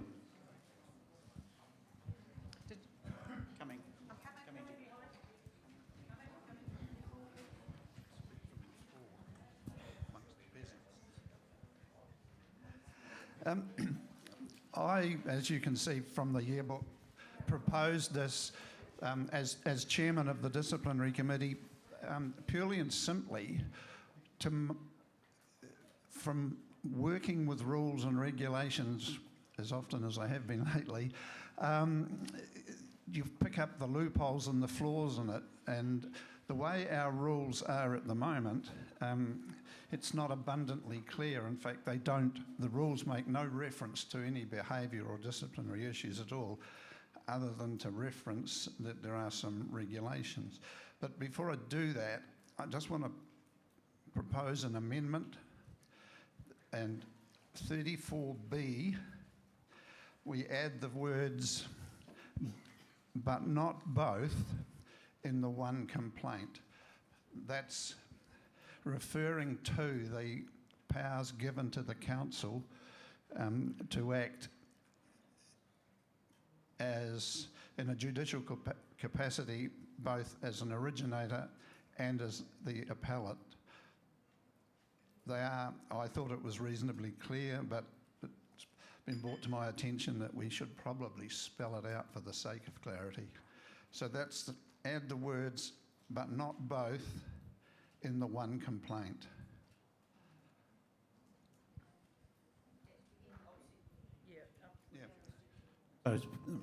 So the amendment has been seconded by Fiona.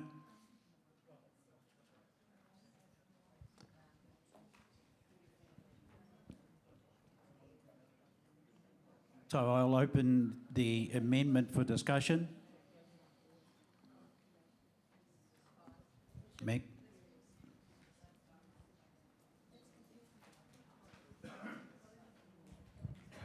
Thanks. This was actually brought to the attention of a couple of the clubs that I'm on, and initially by a life member, and then we have a barrister on our gun dog club committee, and she was absolutely adamant, yes, that needed to be clarified, because clearly you can't rule on a case and then rule on the appeal.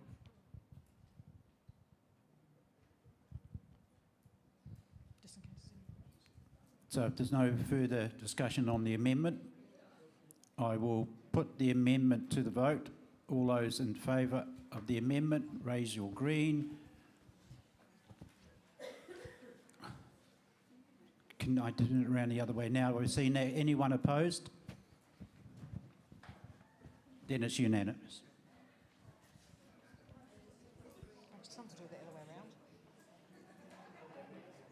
Right, so we return to Remit 5, and Remit 5 is as published together with the amendment which we have just passed. Open it for discussion.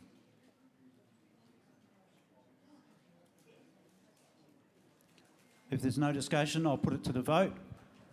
If you're in favour, raise your green.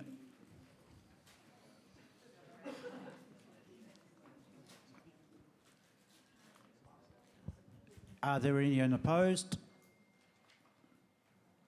No, unanimous. Thank you.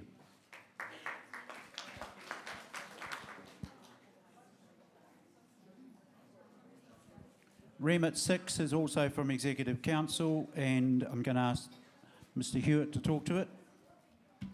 Thank you. I got the short straw on this one. So this remit is to do with a restructure of the registry. At the present time, we have 3 parts to the registry, and the proposal is to move to 2 parts. So to get underway, I will move this. Do we have a seconder? Thank you, Lindley. Open it for discussion. Thank you. The first thing is I wish to move some amendments to the wording. And this came about after discussion with dog training and agility. In 31D, where it says sporting dogs, change that to sports dogs. And the second one is in subsection G, where it says may compete at any agility, obedience or working trials events. Basically what we want to change that to is may compete at any non-conformation events, just to encompass pretty much everything else outside of conformation. So I'll move those 2 amendments. Right, it's been moved by Martin and seconded by Chris. Open the amendment for discussion. Yep. Mike's on its way.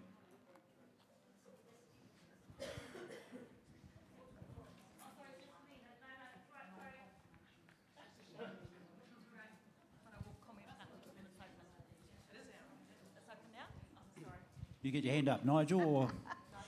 Yeah.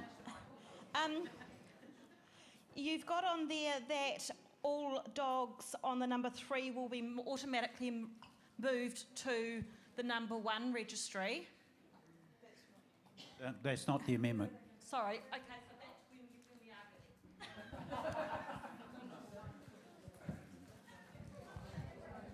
getting.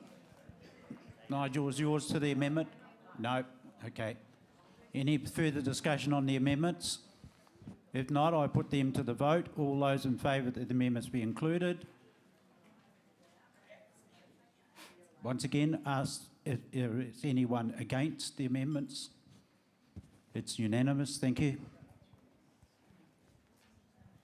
Then I will open the discussion once again for Remit 6 with the amendments included. Thank you. And thank you, Brian. So the proposal is that we move to a 2-register system, essentially one for purebred dogs and one for all others. The all others are those dogs which are not purebred but are competing in one of our dog sports. And as that part of the dog world grows with new things coming in, it's very important that we encompass those two areas. Originally, the number 3 register was brought in to allow for registration of purebred dogs which people didn't want on an open register, so they didn't want them shown, they didn't want them bred from, didn't want them exported. However, since we've now gone to a situation where all dogs, purebred dogs have to be registered, they are effectively can go into one register with the breeders placing endorsements if they still wish to constrain those dogs to not to be bred from, not to be exported, etc. What happens if we adopt this is that all the dogs on the number 3 register will be put onto the number 1 register with all their current endorsements in place. Then if people wish to remove those endorsements, they would just go through the same process of allowing the endorsements or apply to have the endorsements removed, which would include not only the owner but also the breeder having to accept that change. So it's a simplification process, particularly as the registry is moving into a new IT platform. It's going to simplify the process and cost less in terms of actually setting it up. So I'd like to move with that motion. It's been moved and we did have a seconder, which was Lee. So any further discussion? Yep. Ros from Rotorua. As a boxer breeder, you made us register all dogs. You're now saying that the white boxes, which would have been on number 3, are now automatically going on to number 1. No bloody way. No, there is no endorsements. White is not a recognised colour. So it cannot go on the number 1 register. There's no questions about it, end of story. Otherwise, you allow whites to be into our breeding program. No. Sorry, that is not correct, because they would be transferred with the not to be bred from endorsement in place. So they could not be bred from. It's not a recognised colour. Which is why it has the endorsement. No. Sorry, cannot be a recognised colour.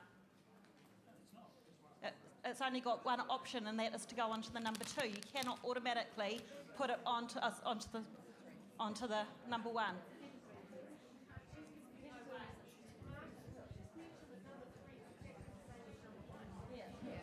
Yeah, currently the number 3 register is effectively the same as number 1 because you can still transfer dogs out of it. So The number 3 was brought in as a limited register, and dogs have to meet all the requirements of the number 1 except they are restricted in what they can do. So if they're on the number 1, the number 3, they're already registered. It just simply says with number 3 you can't breed or show them. So they are registered if they're on number 3. So moving them to number 1 does not change anything, because it was that any dog must meet the requirements of the number 1 to be on the number 3, but it was automatically limited, which is why it was called the limited register, not to be shown or bred. So to say you can't move them because you can't register them, they are already registered. Yeah, but it's not a if it does not meet the breed standard, they cannot be recognised. Put them on the number 2. Exactly, but they're saying that they're automatically going to go onto the number 1. But on the number 3, they are already registered along with all the other dogs that meet their breed standards. So I don't understand why they were registered, but that part I don't know. I'm just saying the number 3 is the same as number. Okay, thank you. Yeah. Okay. Could I just have a question, because it was answered from the executive table? I see no reason why a purebred dog cannot be registered on part 2. Well, it can't. Jeff, you sat there and said it can't be on number 2. You shook your head. No, you shook your head, it can't be. So let's clarify it. A purebred dog from pedigree parents may go on number 2. Yes? That answers your question, Ros. Exactly, but what they're from 3. As a breeder, if you own the dog still, you could transfer it to number 2. If you don't, you could ask the owners to transfer it to number 2.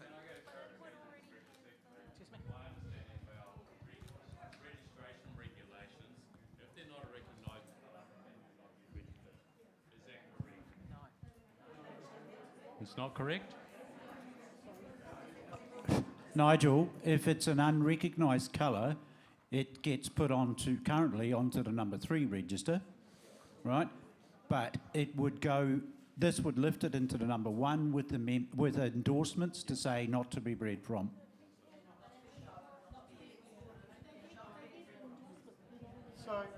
So just to make it very Yeah, clear. it has an endorsement says not a recognised colour as well. So all the endorsements that are currently attached to all dogs on Registry 3 remain. We're just simplifying it down to 2 registries, a pedigree registry, and that can have colour endorsements on it or whatever. They don't change, and they cannot change unless with the approval of, according to our regulations, unless the approval of the breeder. So what you do, so nothing's changing in terms of the endorsements on each dog. They remain there. What we're saying is, in all the big data pool that we have in registry, we have a data pool of non-pedigree sports dogs, and we have a data pool of pedigree dogs. Okay? That have their pedigree certificates and everything else, and endorsements attached to them. It simplifies your coding. So this amendment actually came from Sue Connor, who's been behind the person behind the automation of our registry process over the last 4 or 5 years. So this came out of a discussion with her about that it simplifies the whole administration and the coding, and we talked about costs earlier in the morning, and we now just have a pedigree register with all the necessary endorsements and a sports dog registry. That's all we're asking. So, Stephen, am I correct in saying that henceforth you would be registering on the number 1 register unrecognised colours? With an endorsement that states that they're No, unrecognised. forget the endorsements. You will register an unrecognised colour on the first registry. If it's been issued with a pedigree paper?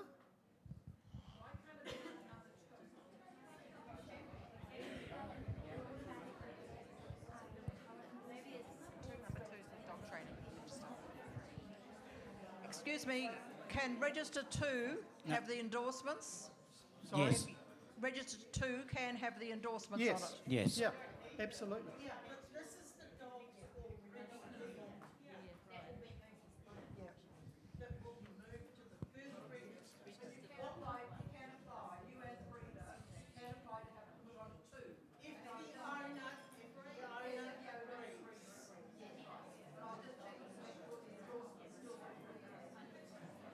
Yeah.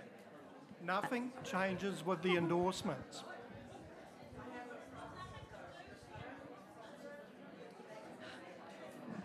Hello.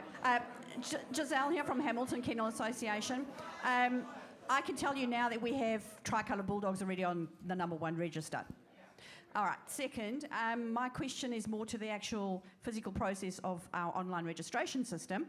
If you want to place as a registered breeder a dog on Part 2, on Register 2, can we physically do it on the online program as it now stands? So, saying we can put these, let's say, patch Dalmatians, which I would have, and I want to put it on Part 2, can I actually do that? If I can't, are we going to have a solution about that very quickly then? But not online, yeah. No, because the online system is set up with a set of roadblocks that if there is someone trying to do something that's against the regulations, it stops you. So we do. That's one of the reasons why we've retained the ability to do a registration by paper, is that if you have unusual situations like that, then the office can process them and put them in the appropriate part of the registry.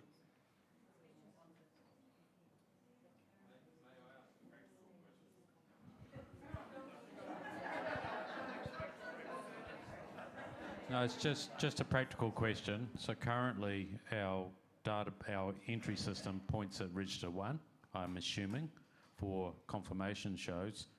Is it now set up to ensure that dogs that have endorsements can't be entered in the show? Because I'm assuming it is not pointed at number 3. Because at the moment, any dog that seems to go on to number 3 just doesn't get shown. Whereas now, you're going to have all the different coding for the different endorsements. So a dog could be endorsed not to be bred from, but this is now signaling that potentially it could be shown unless you exclude all endorsements from showing. So I just want to know if the system has practically been set up to cope with our new rule. Yeah, the system is already set up to exclude any dogs with the endorsement not to be shown. And that it's been like that for the last 4 or 5 years.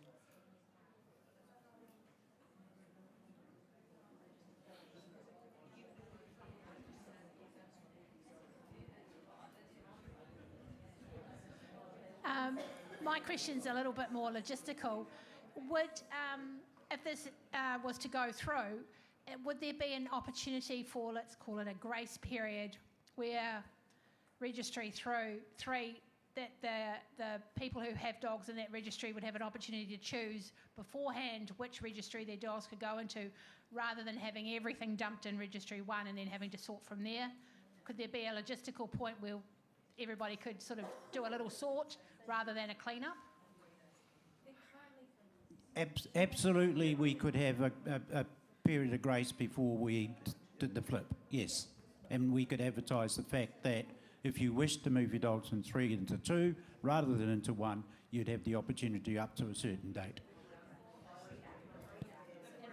And that's the breeder, only the breeder. Remember that, it's only the breeder. Yep. This might have become null and void actually, but it was just around how people would be notified. But as I was pondering that, you were saying that it will only be amended by the breeder. Okay, so we don't need to let owners know, because there would be no point to that, which is fine. Yeah, I'm just wondering about that migration. So our system is quite sophisticated, that's what I'm hearing, and recognises all of these nuances, and when it crosses over, it's going to be seamless, and no white boxes or tricolour bulldogs are going to magically turn up at a show. Excellent. I feel reassured.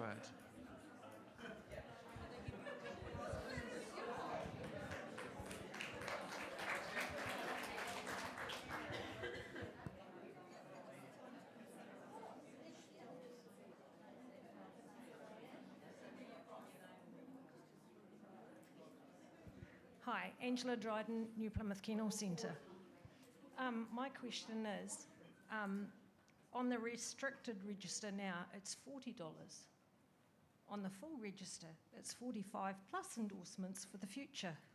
Can we consider that if we want to put what we consider a pet dog on the register 1, that it be $40 going forward?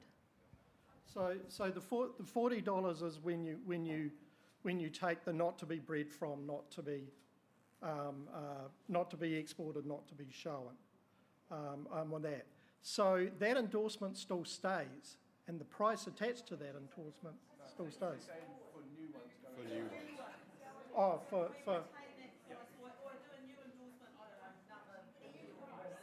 yeah, no.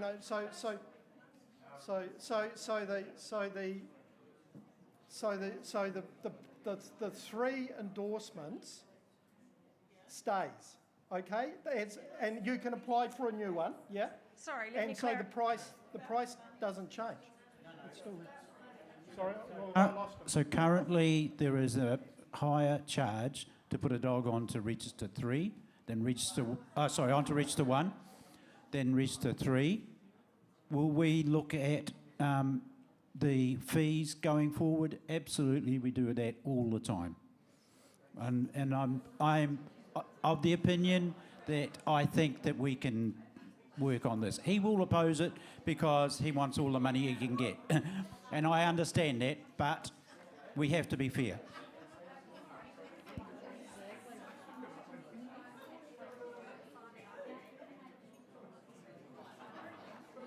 Quiet, please.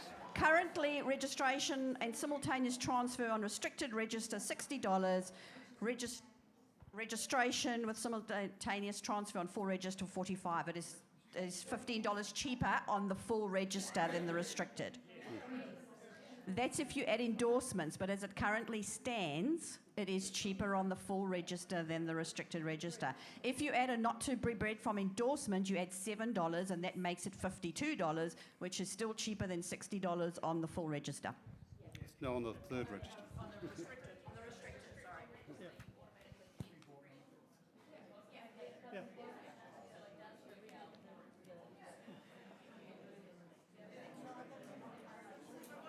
All right. Be assured there will be no charge from moving from Register 3 to Register 1.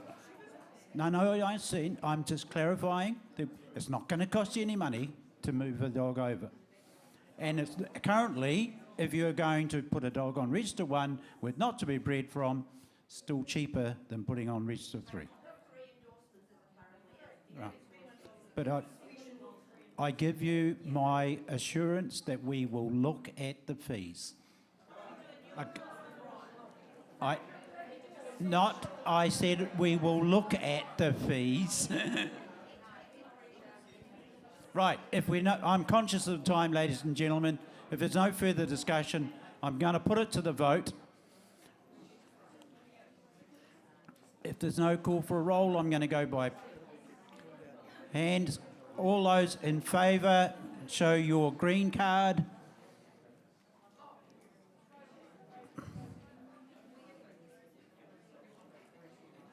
Once again, those are opposed, show your yellow card. Easy to count.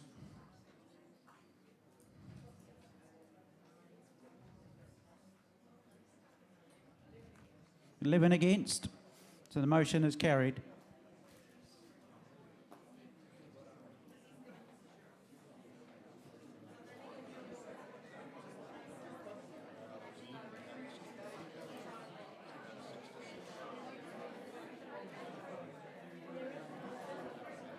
So the remit passed 55 for, 11 against. 55 for, 11 against. Moving on to the first recommendation.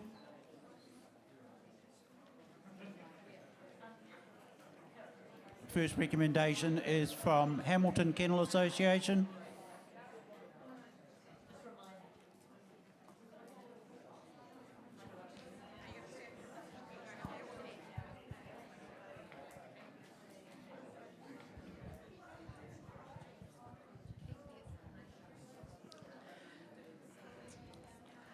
Giselle here from Hamilton Kennel Association, and I'm also speaking on behalf of the Great Northern Husky Club, which I represent as well.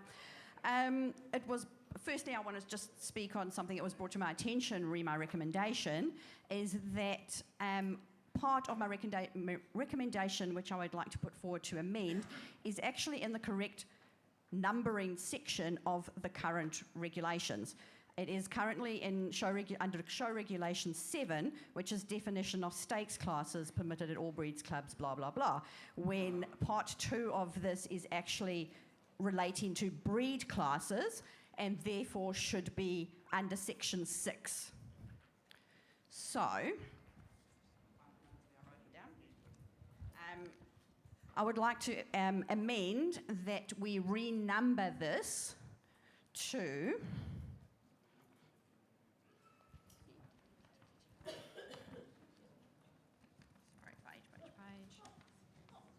It's coming.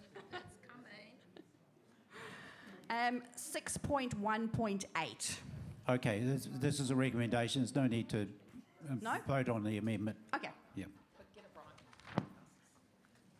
All right.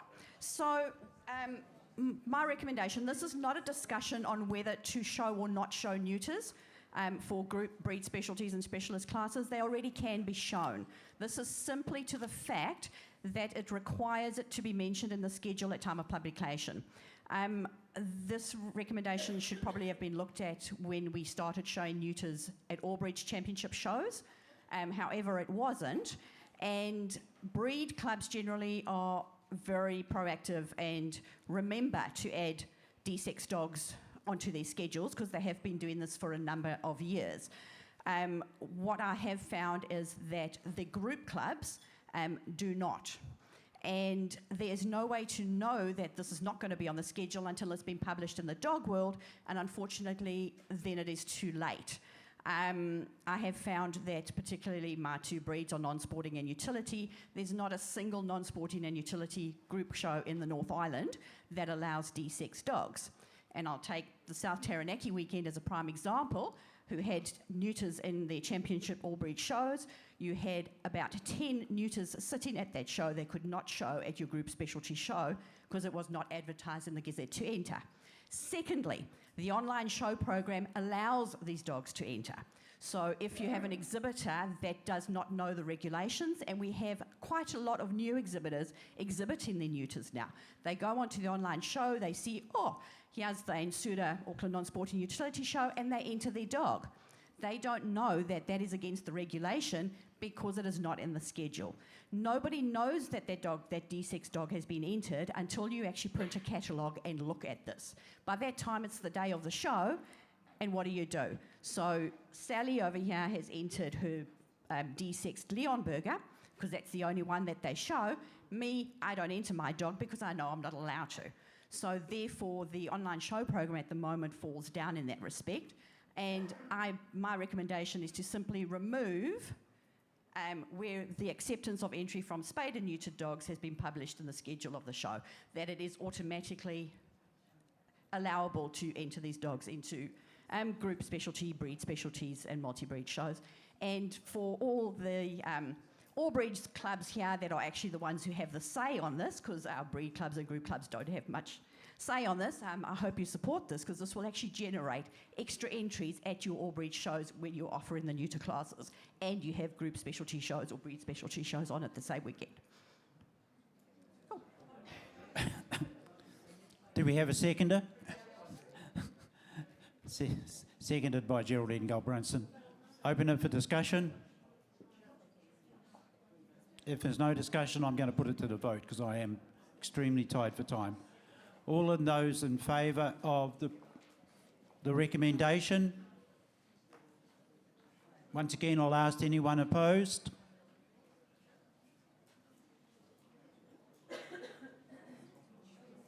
One, two, three, 4, 5, 6, 7, 8, 9, 10. 10? Right.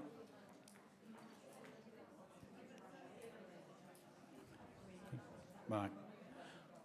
So the recommendation has passed by 55 to 11.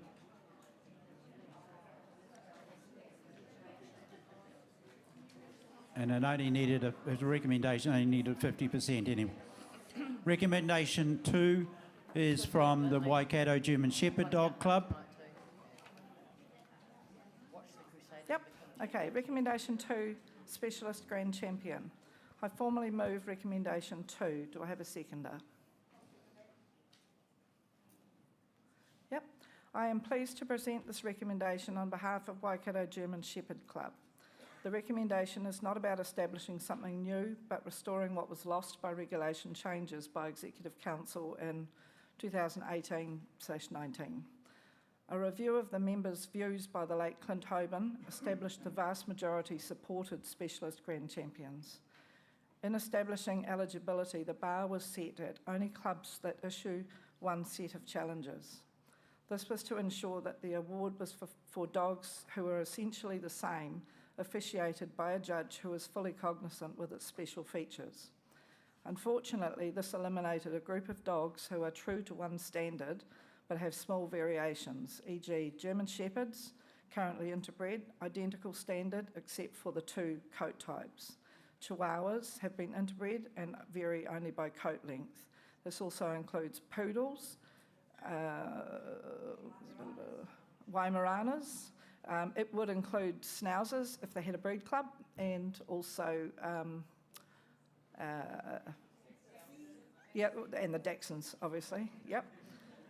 This recommendation is a positive step. We all bemoan falling numbers. Striving to gain at a specialist grand champion title keeps the best dogs competing in the ring. It is good for clubs and it's good for the breeds. This recommendation does not and should not include breeds with markedly different standards. Its purpose is to put a more accurate and refined definition for breed specialist champions while maintaining the integrity of the title Specialist Grand Champion. I ask you to support recommendation 2 as a positive step to supporting our sport, our breeders and our dogs.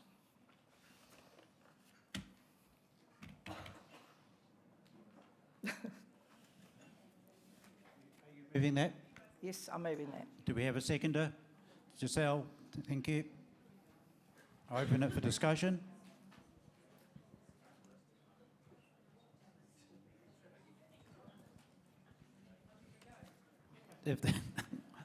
Excuse me. If there's no discussion, then I'll put it to the vote. All those in favour? Easier for the green, yellows. Those opposed? Am I it?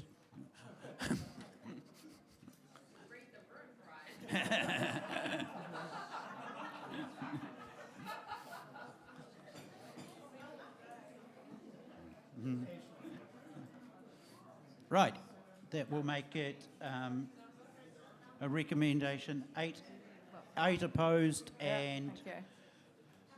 54. Eight opposed, yeah, and 58 in favour. Okay, just one further comment. Hopefully that EC follow through with the members' wishes here, the voices from the floor, because it'd be really lovely to be able to have this in action by national time for our first national Dachshund show, which we still have some lollies and chocolate fish over there available, because we really need some more money in, guys. So chocolate fish and lollies. Thank you.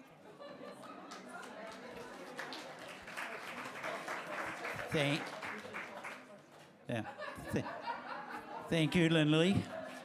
There will be a charge for running a stall.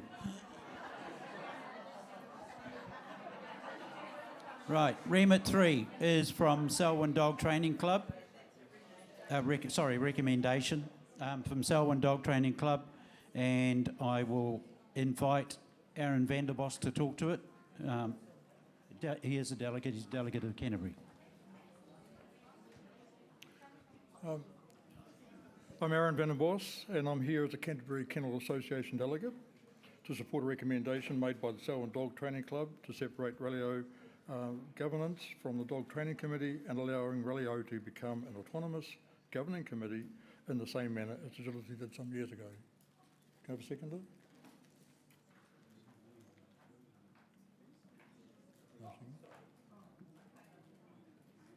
You are moving the recommendation? Yep.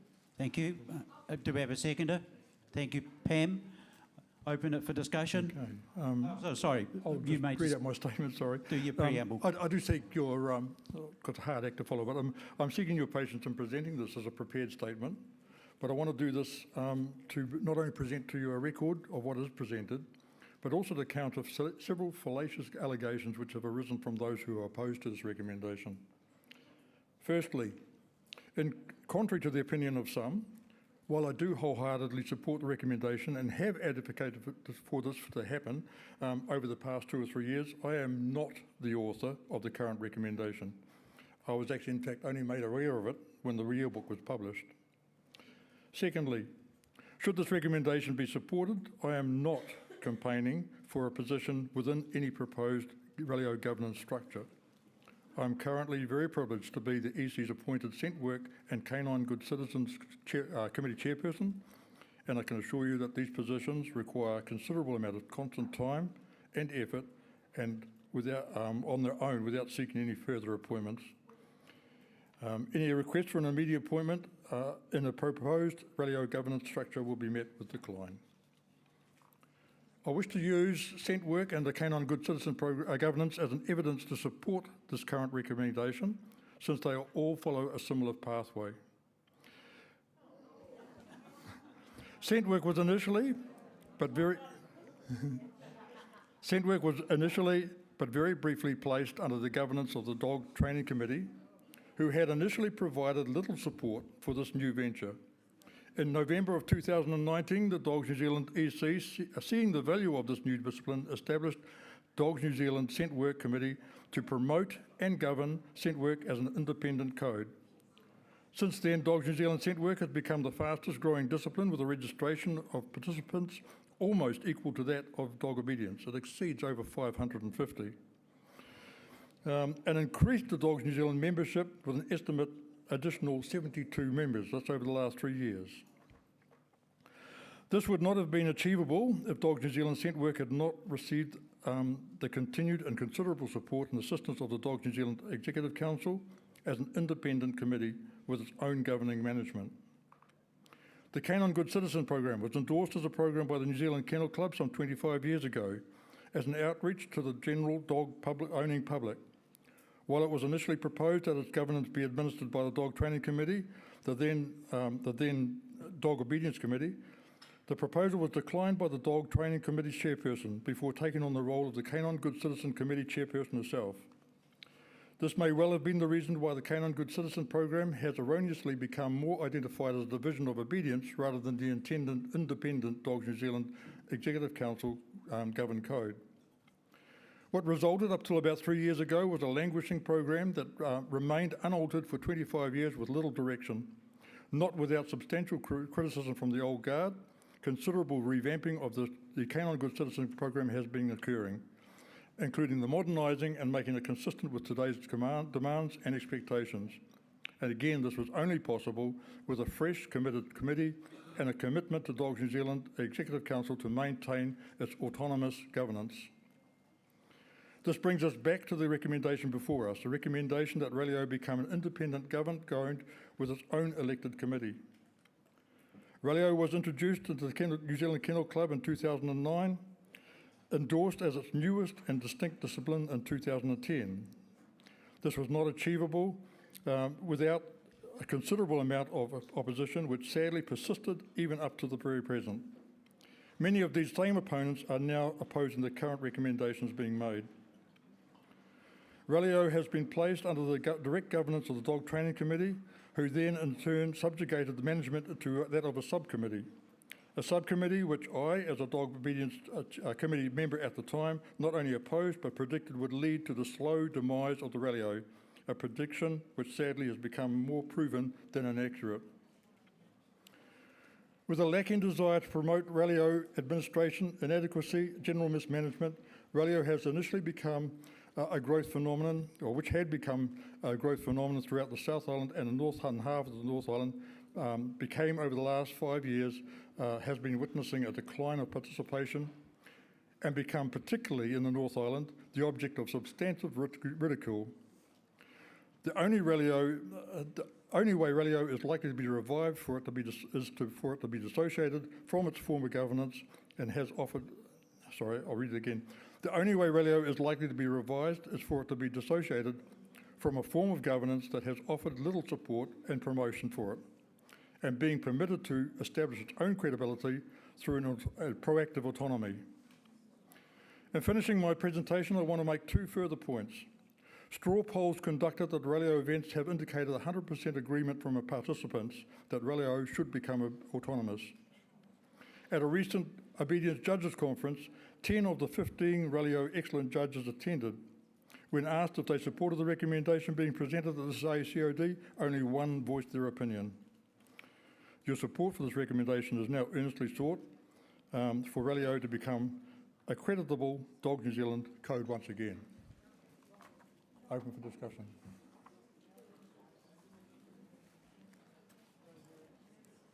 I'll now open it for discussion. Good afternoon, me again.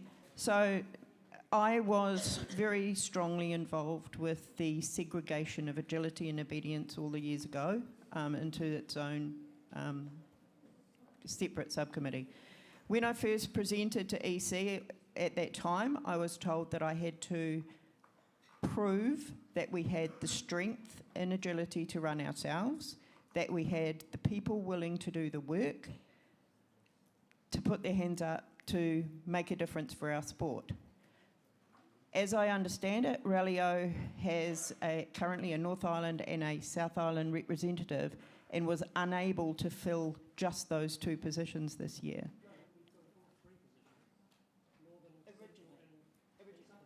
But my point was that if lots of people aren't putting their hand up to help dog training run Rallyo, what makes us think that they would put their hand up to be part of a individual separate committee?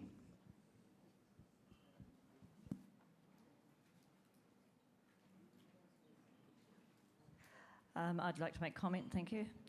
Rallyo currently sits under the Dog Training Committee. It has established regulations and a formal and transparent process to change these regulations. These regulations cover the election of the Rallyo subcommittee, which has said there are 3 members as a full committee, so it's actually 4 members on it, which is done through Dogs New Zealand with nominations called for, and if needed, a vote done through Dogs New Zealand. It also covered how regulation changes can be made by way of a remit that is voted on by those on the Rallyo voting register. A clearly defined and transparent process that the Selwyn Club could have followed if they wished changes to be made. Instead, they have chosen to bypass the Dog Training Committee and the Rallyo subcommittee and bring it to this forum where the majority of clubs would have little understanding of Rallyo. They in fact imply that Rallyo is hidden in the dog training regulations and needs to be set up again. Rallyo judges are also catered for. They are part of the Obedience Judges Association. In fact, the majority of Rallyo judges have just attended a seminar hosted by that association. So the question comes to mind, why bypass an existing system where the club can get input from those people that are involved in Rallyo? What is the agenda? The reasons included in the rationale for the recommendation are weak and unsubstantiated. Those taking part in Rallyo events can have input into any changes. It is the dog training clubs, in the most part, who run the Rallyo training and the Rallyo events. So what purpose would it serve to take Rallyo away from the avenue?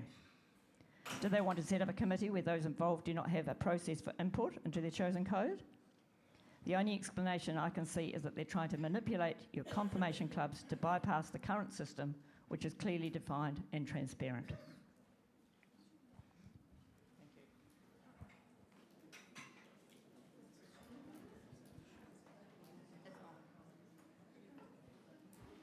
Good afternoon. Do we have any further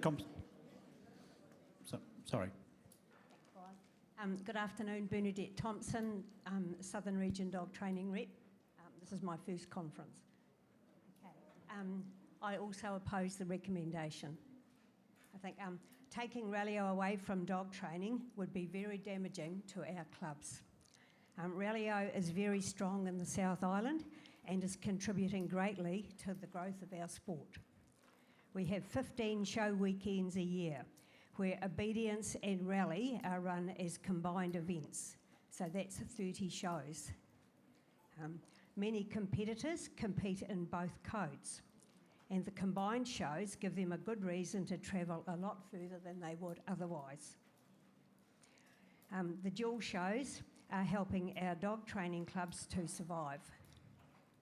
Also, several judges are dual code and can officiate at both codes at an event. This helps make the shows financially viable for the clubs. Rallyo and obedience together can help grow the sport much more effectively than if they are separated. What is the point of fragmenting the dog world even more than it is now? Just referring back to the words earlier this morning of the New Life member, Keith Brown, he said, remember the thing we all have in common, love of the dog. Okay, thank you for your time.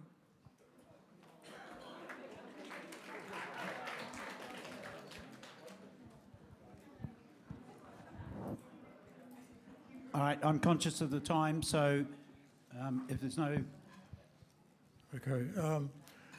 Just a couple of points there. One is, as far as clubs are concerned, regrettably, well, firstly, I would say is that if Relio was to become autonomous, it doesn't affect the clubs at all. I mean, they still belong to the clubs. In fact, what they are trying to do is they want to encourage, just as they have done with the scent work, that in fact that being autonomous will allow it to grow, and therefore the clubs actually benefit. So there's no limitation to the clubs themselves. In other areas, particularly in the North Island, where clubs have been very discouraging and very disparaging of Relio, I won't go into some of the names that they call Relio, but in fact it allows for, under an autonomous government, for them to actually begin to support and establish their own clubs in the same way as it's already been done in some other areas or other codes. So, in fact, it is, as I say, it certainly doesn't take away from membership, and in fact, if anything, does encourage the growth. I also mentioned about the fact of the Relio already having a process. Yes, it does have a set of regulations which can be easily enough transferred over to a large part. However, the process of Relio, and for those who are unaware, they have voting twice a year. That process, when a person wants a Relio change, has to go through a subcommittee and then go through the main committee, and it's a very lengthy and a more complex process than is required under ordinary other codes. Normally, you have raised matters within the committee, you vote on it and so forth, but the current way that's run is very complex. So I just want to, just reaffirm that in fact that I think that if we are really serious about seeing Relio grow, then we need to allow it to go on its own course and be established under its own governance. Thank you. Well, I'd just like to say something. I'm Jeff Collins, I'm chair of the Dog Training Committee. I just want to reiterate that Relio, currently under the Dog Training Committee, has a transparent process for changing regulations and for giving people the opportunity to say what's happening with their sport. This is unlike the current scent work and CGC committees, where people don't get to have a full say, and often regulation changes are made without consultation, let alone voting. So sometimes the democratic process, sure, might take a little bit longer, but it's worth it to have that democracy so people can have their say, rather than just having a committee who make changes based on what they think is best, but it's not necessarily in the best interest of those people taking part in the sport. Whereas coming under the Dog Training Committee, they do have the right to say they can propose regulation changes, they can vote on other regulation changes that have been proposed, and they will lose that capability. They will also lose the capability of the judges being part of the Obedience Judges Association, because then that support for discussing at the annual conference what standards they might want to meet, that sort of thing. So I do not see how this could possibly be in the best interests of the Relio competitors to take it away from the existing Dog Training Committee. Thank you.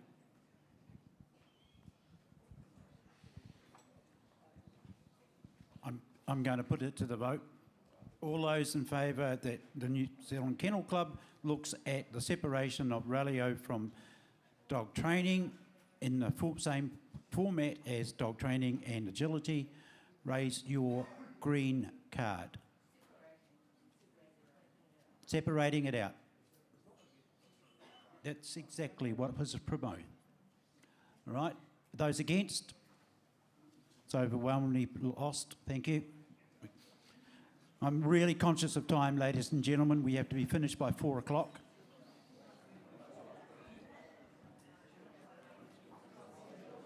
Right.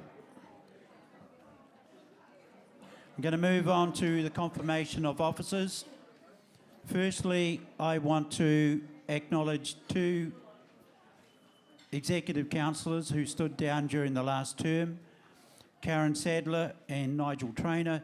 I'd like to acknowledge their contribution to Dogs New Zealand and thank them for their support over that period that they were on Executive Council, and wish them the best for the future.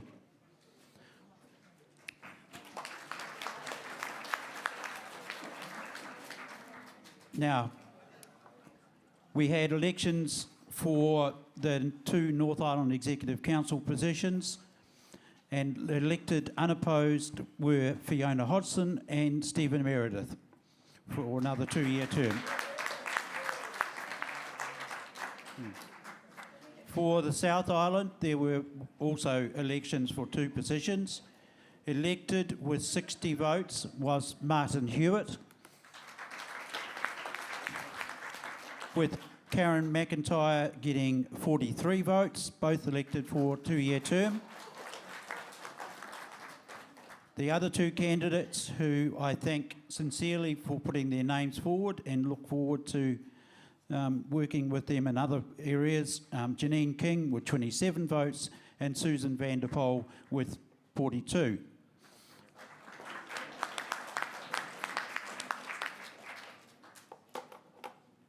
Right. So I am going to call for nominations for the post of North Island Vice President. Nomination of Steve Tate. Do I have a seconder? Seconded, Mr. Carlton. Do we have any further nominations for North Island Vice President?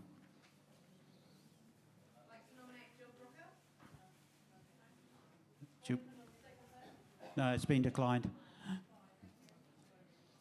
With no further nominations, I will declare Mr. Steve Tate North Island Vice President.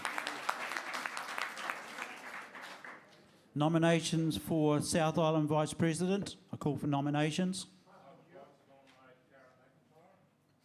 Nominated Karen McIntyre. Do we have a seconder?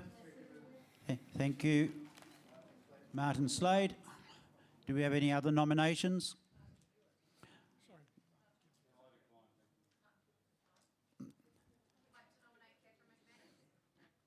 Catherine McManus has been nominated. Do we have a seconder? Thank you, Margaret Wilson. Any further nominations? I don't think we've got anyone.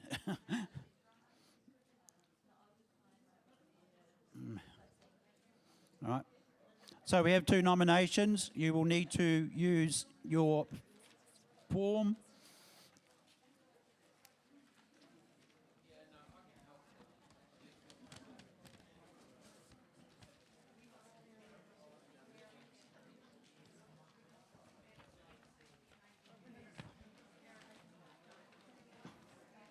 So your form with South Island Vice President, write the name on it, please. Write the name so you have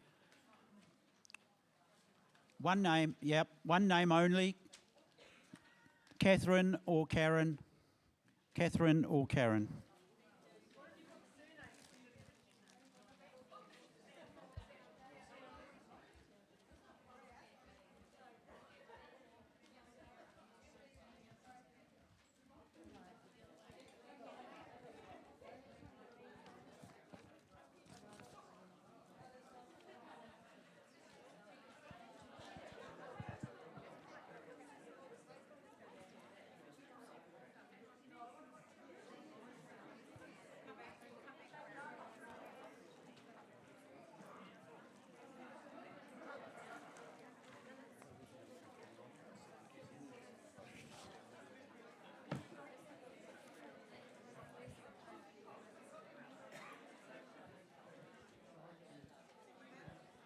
Stephen.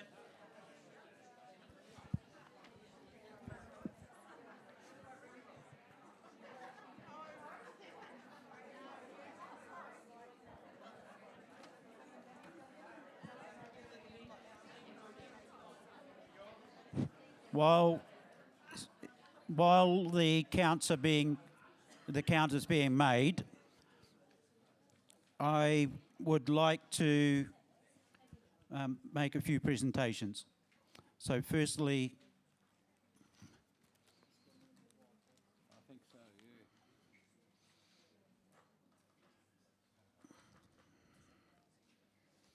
right.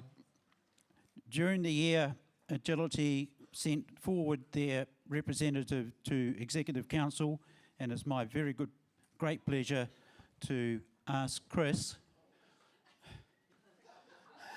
to come forward and accept his Executive Council badge.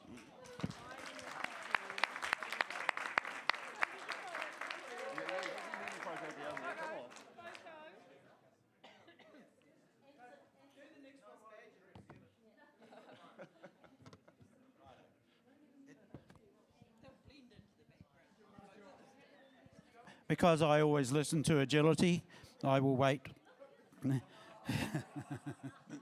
Hang on. Dog training. We have two people to acknowledge in dog training, Philippa Hoskin and Bernadette Thompson, who have joined the dog training committee. And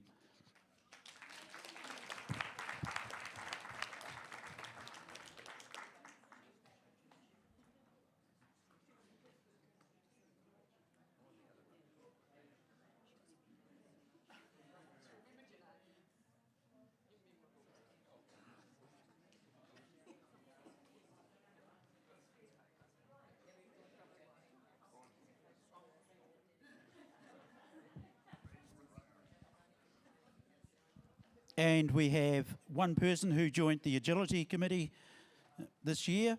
It's Heather Hood.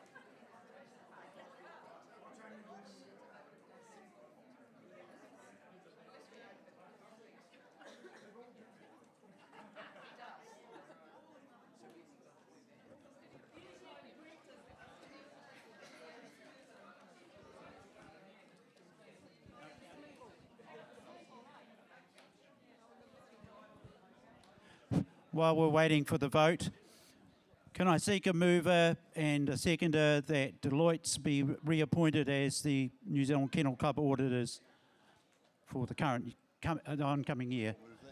So moved by Mr. Tate. Can we have a seconder?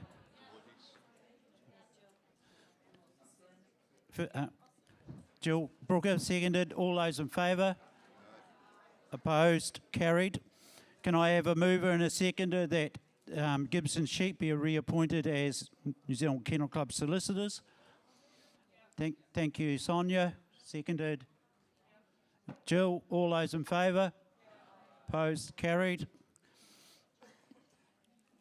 We're still waiting, so we'll go on to the second mover and a seconder that the 2023-24 fees and show levies be approved as page 47 of the yearbook. Can I have a mover to that respect?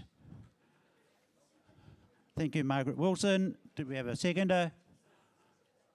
Did I hear a seconder? Arvine Gamlin from Canterbury. All those in favour? Opposed? Carried.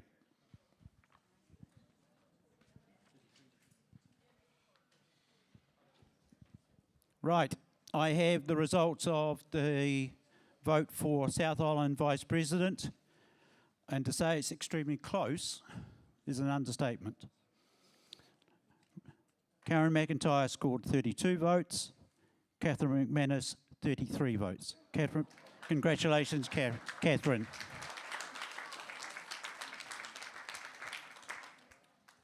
We now move on to the position of Senior Vice President, and you will have a voting form in your pack. So you have the option of Mr. Stephen Tate or Miss Catherine McManus.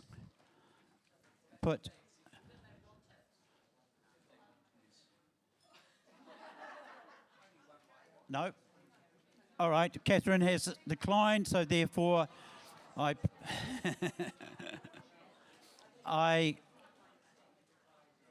I declare that Mr. Steve Tate has been reappointed as Senior Vice President.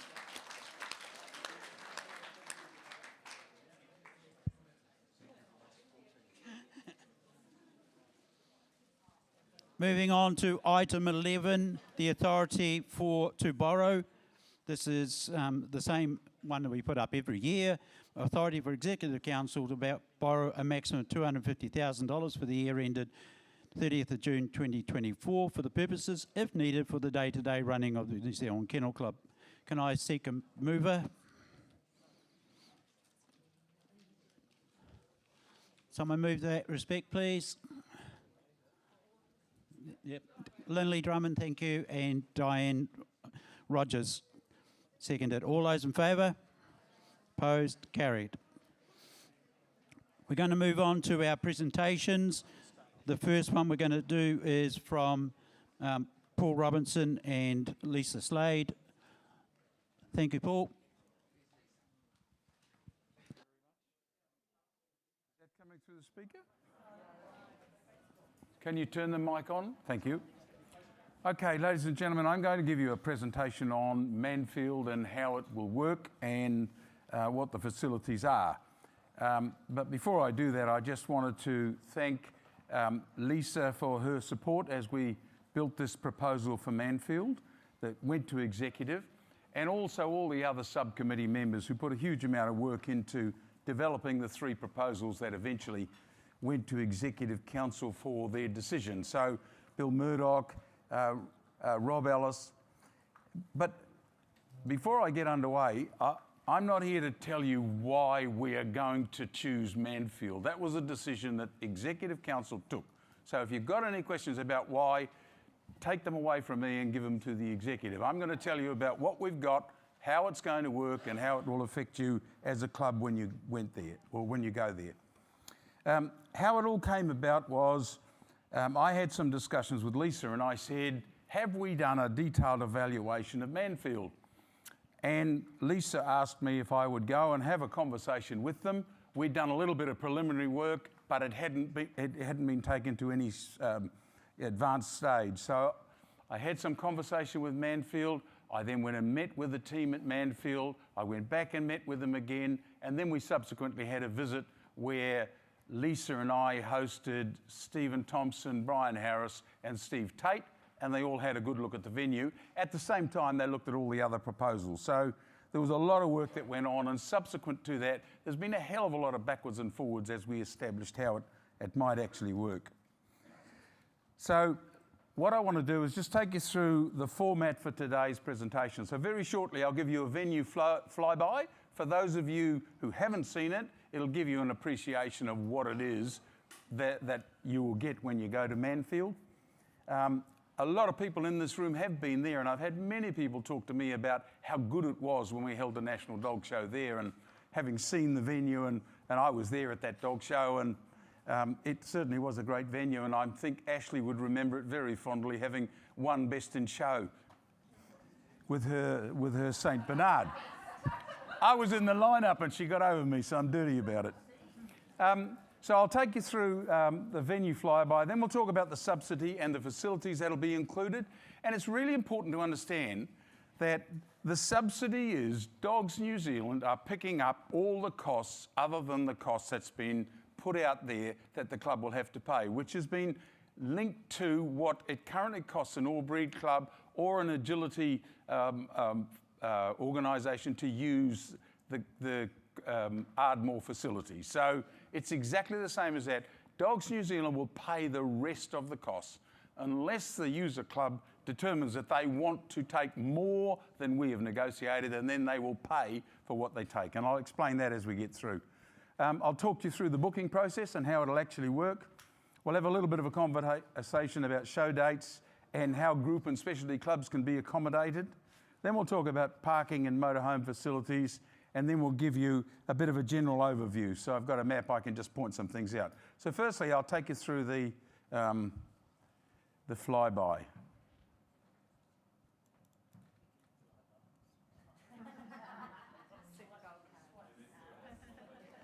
Let's hope it all works.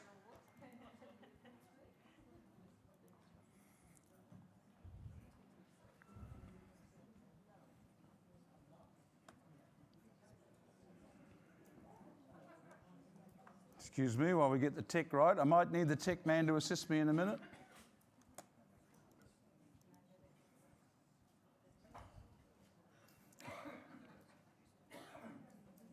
Okay, can we see that? No.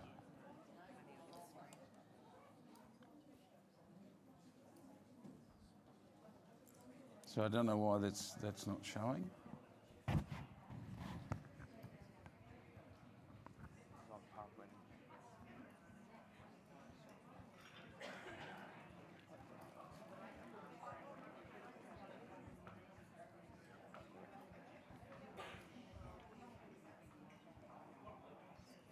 Okay, now we're there. We'll just get back to the start so you can actually see it from the start. So apologies for that little bit of a technical glitch. So this is the driveway into Manfield. There's a couple of points I'll stop at and I'll just talk to some elements of it. This area you're looking at now is what they call the horse stables area. This is an area with lots of motorhomes. You can see the abundance of car parking facilities that exist. This area is what the horse people use. It's what they call the truck park. Lots and lots of motorhome spaces there with power.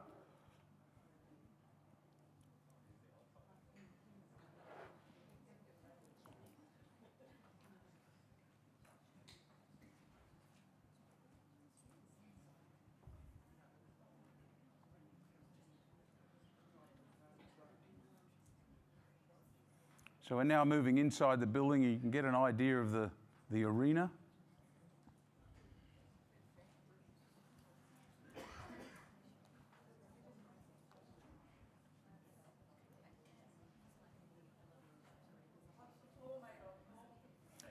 The floor is a lime base course. I'll talk to you a little bit about that in a moment as well. So this is the upstairs area set up for a lecture. This is where you would host your officials and judges. And it's got a mezzanine floor where you can walk on the mezzanine floor and look down to the venue and see the entire venue.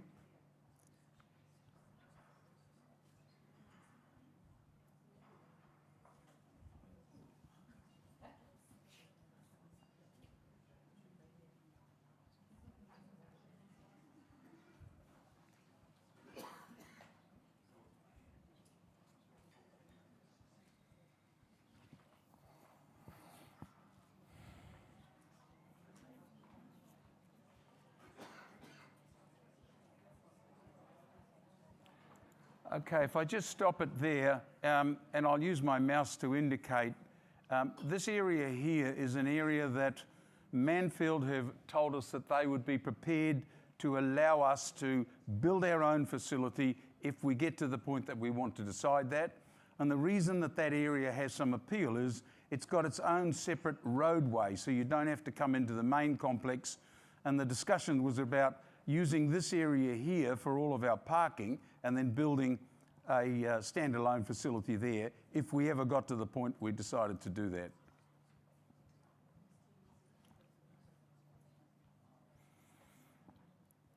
The area we're coming on to now is the area that's available if a club wanted to have an outdoor show. So all of that space is available, and the entire area is an off-leash dog park used by the community, although when we have our events, they've said that they won't open it up, so they'll close it down through their own facilities. Okay, now we'll probably struggle to get back to that presentation again. There we go. Okay, so let's just talk about what's in and what's not in. So if a club wants a single day champ show, they will be required to pay $12.65, or if it's a double champ show, $1,900, or if it's the obedience discipline, then it's $700 a day. So what you get is pack and access the day before, you get the day hire of the venue, you get all the power supply and all the lighting, and Manfield have just gone through a major upgrade to their lighting system. So they've put LED lighting throughout the venue. It's cost them about $250,000, so it's pretty substantial. The club hiring gets all the consumables paid, the rubbish is removed. We have allowed time for their labour to set up the rings and to pull the rings down at the completion of the show. You get one upstairs room.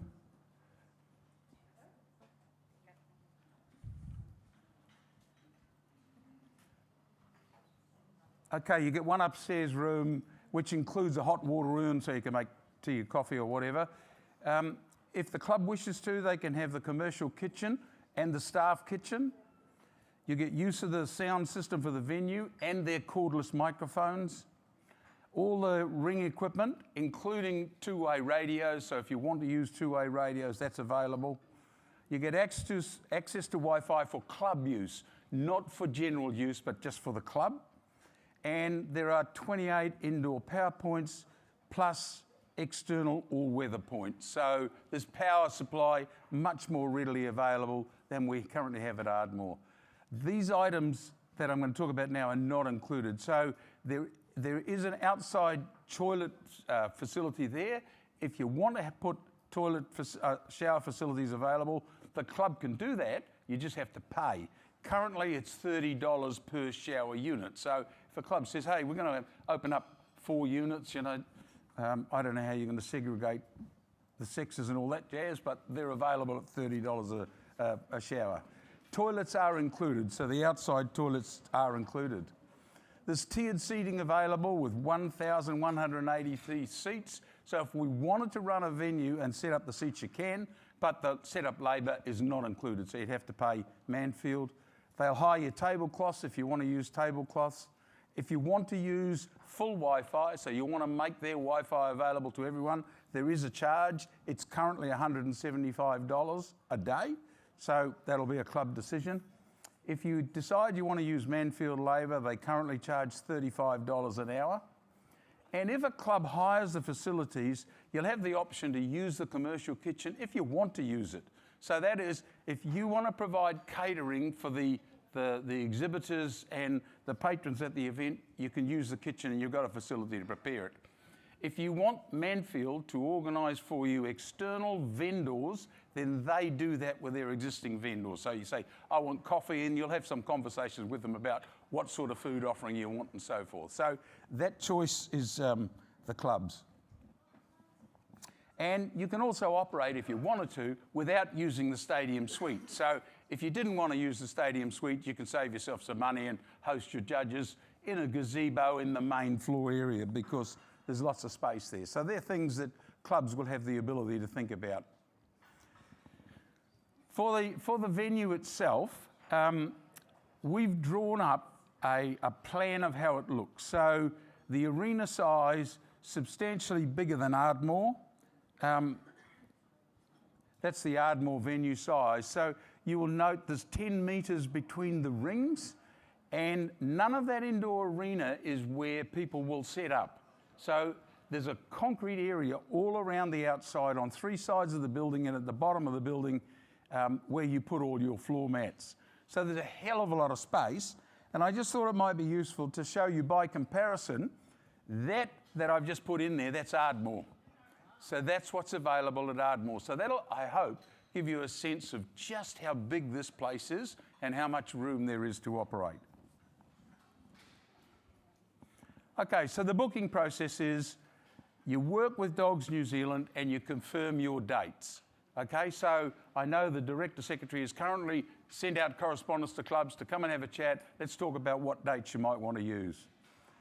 You then confirm with the Director Secretary your catering requirements for public and officials, for kitchen requirements, for officials area, motorhome facilities, external showers, seating if required, and Wi-Fi requirements. So those are conversations that the club has with the Director Secretary, because the Director Secretary will be paying Manfield and on-charging the club. So they need to be absolutely certain about what it is you want, so they know whether it's part of the subsidy or it's an additional requirement. So this will be a sheet that you'll fill in, and you'll have a conversation, tick, we want that, tick, we want that, tick, we want that, or no, we don't want it.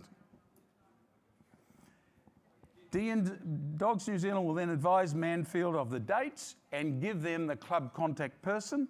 The club rep will then discuss arrangements directly with Manfield. So you'll have a conversation with them about what sort of facilities you want to provide, what catering facilities you want, if you want showers, how many do you want, anything that you might want that might not be part of a standard setup. And then Dogs New Zealand will invoice the club for the agreed subsidy plus any of the additional services that you use. So that's the process. That's how it's going to work. So Dogs New Zealand, when we were putting this together, it became apparent that there were, I think, only one club, one All Breeds club, that dates aligned with available dates in Manfield. So we went to Dogs New Zealand and said, if we're going to pursue this venue, we need to have a bit of a chat about available dates. Dogs New Zealand, Colleen, Stephen, worked on an available calendar of dates. And so there is a calendar of dates now that they've locked in for a 5-year period, and that's what the correspondence is about. If specialty and group clubs want to go in there and operate alone, we've had a subsequent conversation based on feedback we've got, and we believe there might be some specialist clubs who want to operate in isolation to having to tuck in under an all breeds club.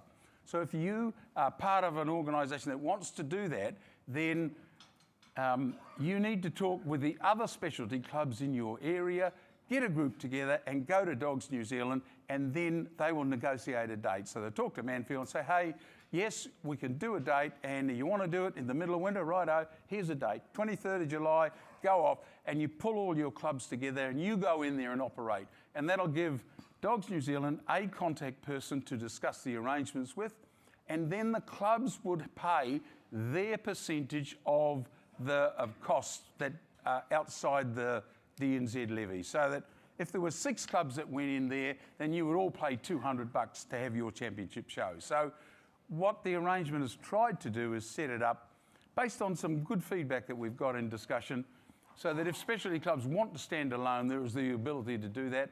And we're talking about potentially a couple of dates. So you could have 6 clubs on a Saturday, 6 clubs on a Sunday, you could have 6 clubs on a night, and you could do that for perhaps 2 weekends. So I think you can easily accommodate the needs for specialty clubs.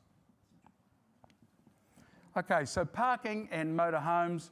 There's 608 vehicle parks, there's 59 powered sites, and they are located, I'll show you the locations when I put the map up. They're in a variety of areas. When we set the venue up, the intention is that we're going to go down and work with the Manfield team and show them how we set up. So I'm going to go down there, probably Lisa and Martin, and we'll go down for that first club show so that the Manfield staff know from us exactly how to set up. We've got a plan, we'll give them the plan, and that's how it'll all work. We are going to establish an offloading zone so everyone can pull up, drop their gear, take it inside. We're also going to arrange for ability for those that wish to buy a car park at Manfield. So you can have like you used to have at Porirua and like you do at Ardmore right now. If you want to get a booking priority space, you pay an annual fee and it's yours, reserved in your name. Okay, so that's how that's going to work. They're also going to do the same for motorhomes. So if you want to book a space for motorhomes, you can book and pay and you know where you go and that's your little space. And there's lots of options there for motorhomes. So I would think some people want to go out in the horse paddock, some people will want to be on the hard stand, some people will want to be in the other area. It just depends on what your particular needs are. And then there's also plenty of casual parking available. So if you decide you don't want to buy a car park, that's fine. There's plenty of room for you to park without having to pay. It just won't be as conveniently located to the facility.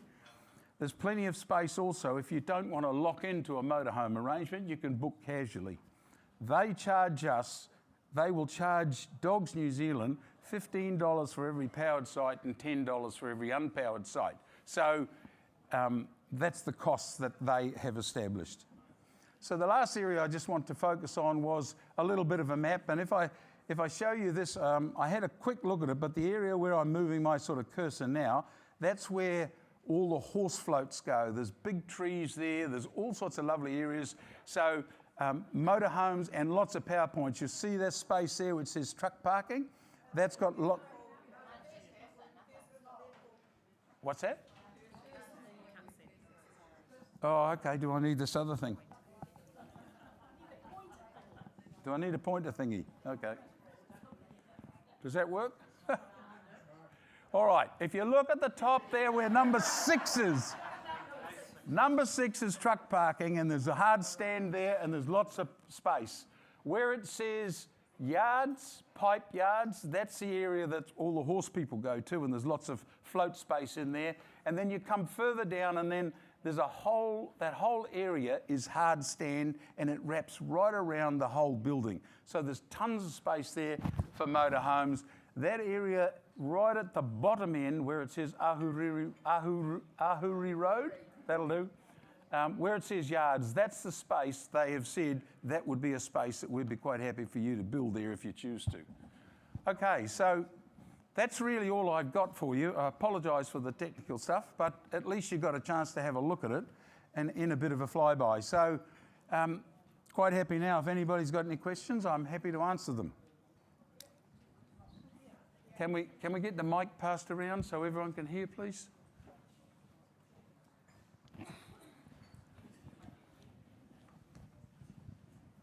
Hi, I'm Carol from Nelson Districts.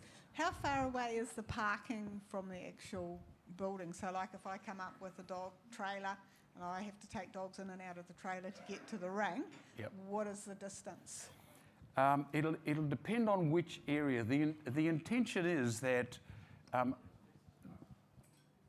immediately outside the building, we will have the reserve car parking, and then there'll be available space behind that. In terms of physical walking distance, I would say it'd be, I don't know, 60, 70 metres from the general car parking area where the bulk of the car parks are. And it's all on hard stand. So if you've got trolleys, easy to wheel right in the door. I was thinking of like big dogs and you're changing them. Yeah. I would say you would have no more than 100 metres at any point, I would think. Paul, you spoke about feedback.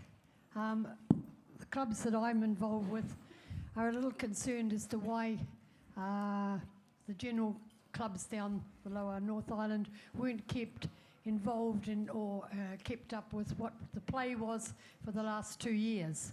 Basically, they say we were treated like mushrooms, kept in the dark, and we weren't even fed. So I just wondered why the committee did not try and just give us a play of up to date of what was going on. We've heard nothing for 2 years, and then suddenly, at the conference last year, they talked about the 3 options, and then suddenly this option is sold to us here. But we weren't kept in the play of what was going on. Yeah, I really can't answer that question, Sonia, in the sense that as a member of the committee, we were all working very hard for a very long time. And there's been an enormous number of properties that have been looked at and discussions have been heard. And we've had meetings with all sorts of organisations, some of which didn't come to fruition because they weren't progressed. But I can't talk to the communication because, you know, I was a member of the committee doing this piece of work. So you were told you were to speak about, is that correct? No. We just worked away in committee, coming up with all these various options. We had several conferences amongst their own group. Huh? Yeah, well, Lisa's just made the comment that our brief was to inform EC, and that's what we've done throughout. So I can't answer any more than that. Pam. Are we on? Yes. Just a question on using the facilities. You've just said they've replaced all the lights. When we did hold the National there, we were stung by, after a certain number of hours, for the lighting.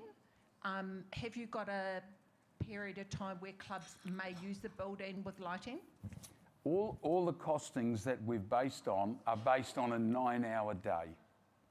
So that's the costing that we've worked on, using the facilities open for a 9-hour day. And of course, the really good thing about it is that we'll get charged actual power usage, and this major upgrade they've just spent $250,000 on, the electricity usage costs are going to go down considerably because it's now LED lights throughout. So if a club goes over... If a club were to go over, then Dogs New Zealand would bear the cost ultimately, because this proposal being given to you is a fixed term cost to the club. Cool, thank you.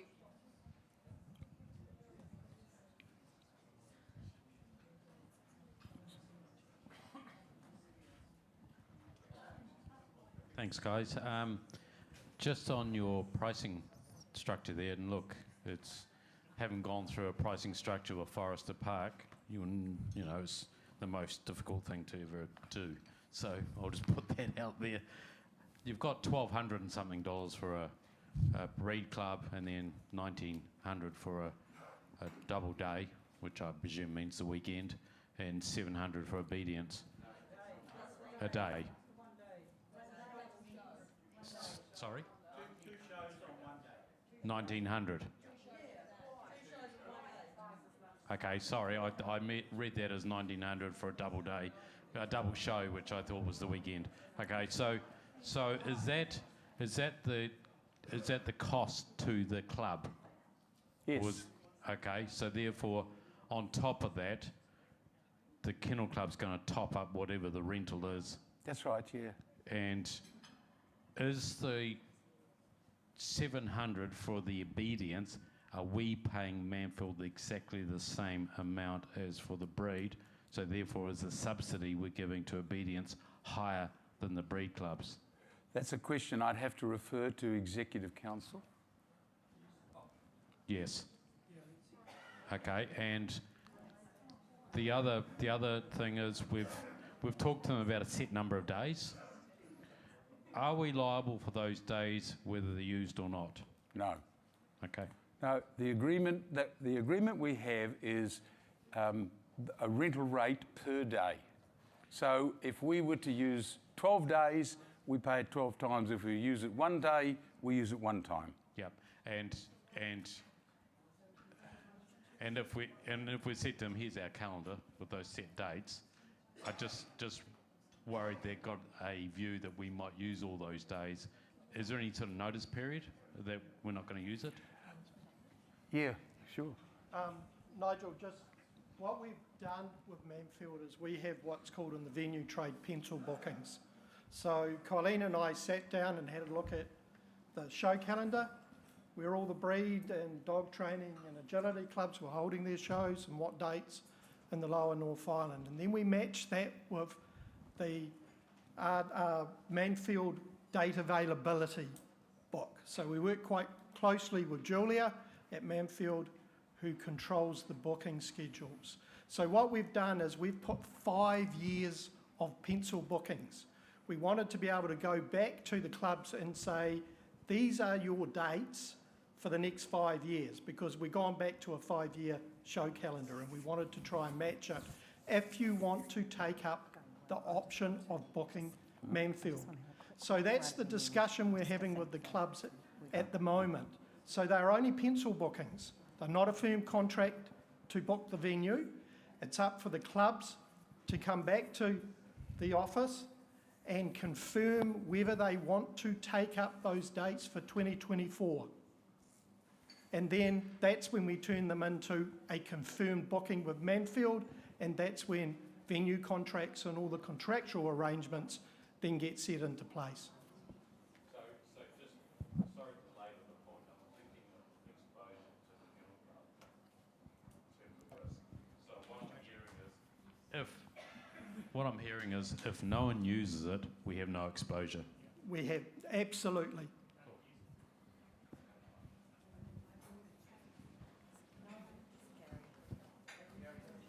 Right. What I'd like to just go over is the pricing. Now, on the 1st of June, I received from Dogs New Zealand the subsidised costs. And what they were was that the non-subsidised cost was 3,276 per day, or 1,265 for one championship show. Double championship shows was the same price, 3,276, and they were getting charged 1,900 dogs. Two clubs holding joint double show weekend is this 2,864, and they were going to be charged $18 per club, 1,800 per club. Now, we're now being told that it's going to be 1,900 per day per club. Now, what is the difference in holding one championship show or two championship shows? One championship show, you're going to use the same venue, the same rings, the same power, and yet you're being charged a lot more. Yeah, the pricing mechanism has been set up to mirror the way Ardmore charges its facilities. But why should we have to pay? Like when we had Pairua, we paid $750 per day. And we could have 2 shows in the one day. Yeah. You know. So what I'm really asking is it 1,800 a day for a weekend, or 1,900? Well, the proposal has been put at $1,900. But I've got here that it's 1,800. Well, I don't know what you've got. Well, it's no idea. It's from Gary, Dogs New Zealand. when we put that piece of communication together, we were working on the figures from Ardmore that we believed were current. Since we've done that, Ardmore, we've got new figures from Ardmore, which we've then mirrored, because the basis was we wanted to subsidise Manfield and offer a price that is equivalent to what clubs up in the Upper North Island pay for pay for Ardmore. And that's the policy we've followed through. So I'm sorry if there's confusion about some of the early comms that we did, but we've been very conscious of matching what clubs in the rest of the country are paying to use Ardmore. Well, if we used Manfield, I've done a budget, and we would lose over $200 minimum for that per club for a show. Whereas if we used Ashurst, we would make $1,500 profit. Look, I can't answer those questions. You know, I mean, all the clubs that operate at Ardmore are able to operate within those cost parameters and make reasonable money from running championship shows. I mean, I'm the treasurer of Kumiu Kennel Club, and we make consistently somewhere between $12,000 and $2,500 every championship show we run under those costs. So I don't know what your cost structures are. I have no idea. But all I do know is it's manageable in the Ardmore facility for all the Auckland All Breeds clubs. Now, the other thing I just wanted to ask is, how large is that area that they're proposing that we could erect a building? The dimensions are 100 metres by 96, I think. I think that's right. I could confirm that for you. So it's almost 100 metres square, which is bigger than the Manfield venue right now. Paul, you were quite to say to the Auckland clubs that the money that's going in for the bookings for Auckland clubs into your grounds, what's over goes into your grounds and keeps on promoting your grounds.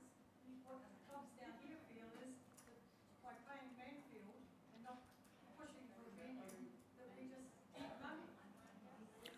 Once again, Sonia, I mean, Executive were given a series of proposals and a whole lot of detailed costing work on, you know, Bill can speak to the hours that were put into those proposals. We all put proposals in, Executive Council evaluated them and made the decision to go with this option. So it is what it is.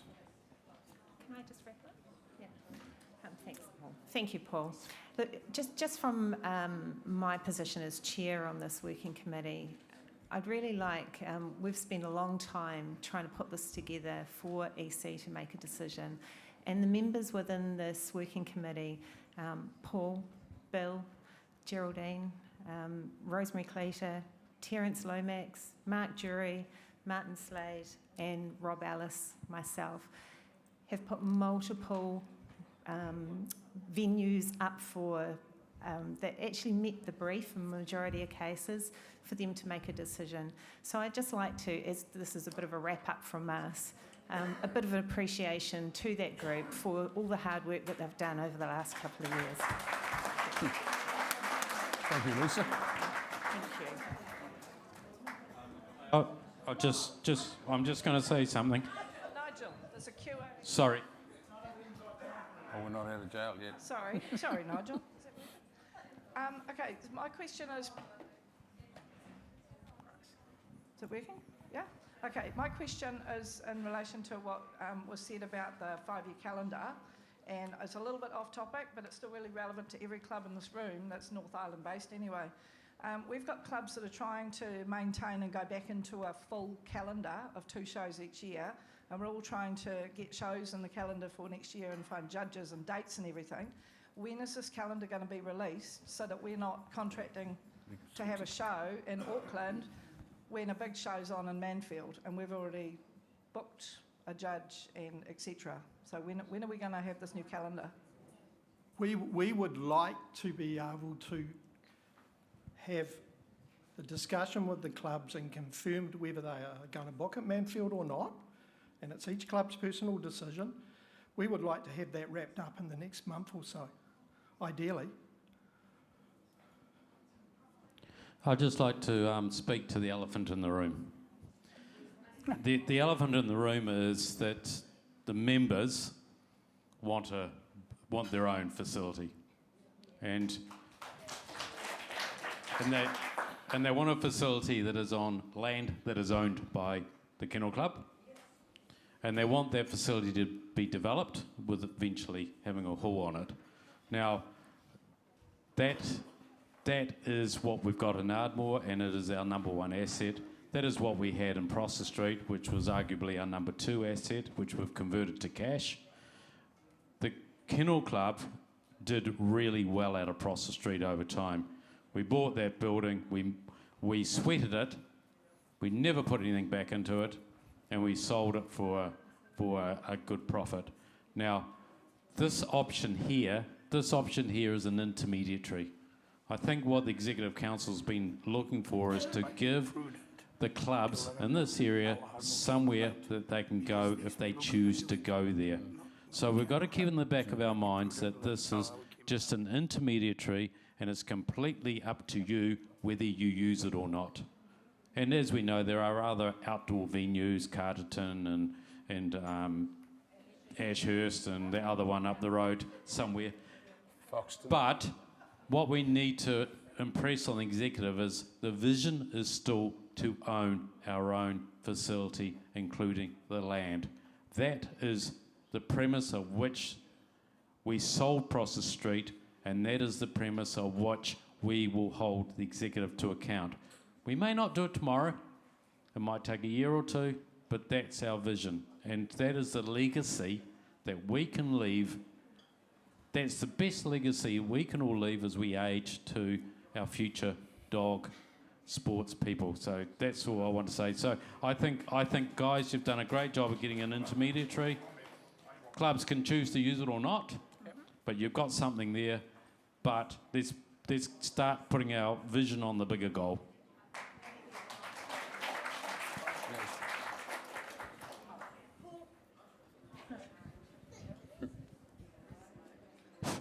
Paul, can I just ask 2 questions which you may or may not be able to answer?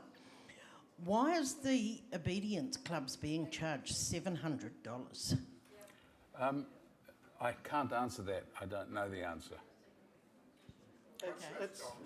It's lots less dogs, lot less income.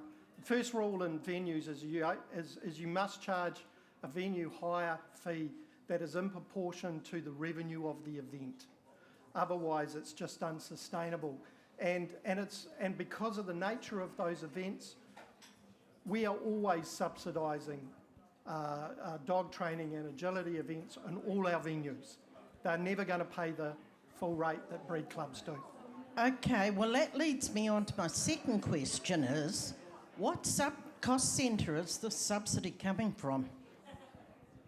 So this subsidy will partly come out of the revenue from the investment fund. So you're reducing the revenue that is being gained from Pororua investment by subsidising the clubs and the obedience clubs more than the confirmation clubs. Have I got the correct take? Yes, but you've got to think of it. If we had gone out and spent, Leslie, if we'd gone out and spent $6 million on a new venue, and that, we would have no income from that $6 million. So the income from that $6 million is far greater than any subsidy that we are paying into for the clubs.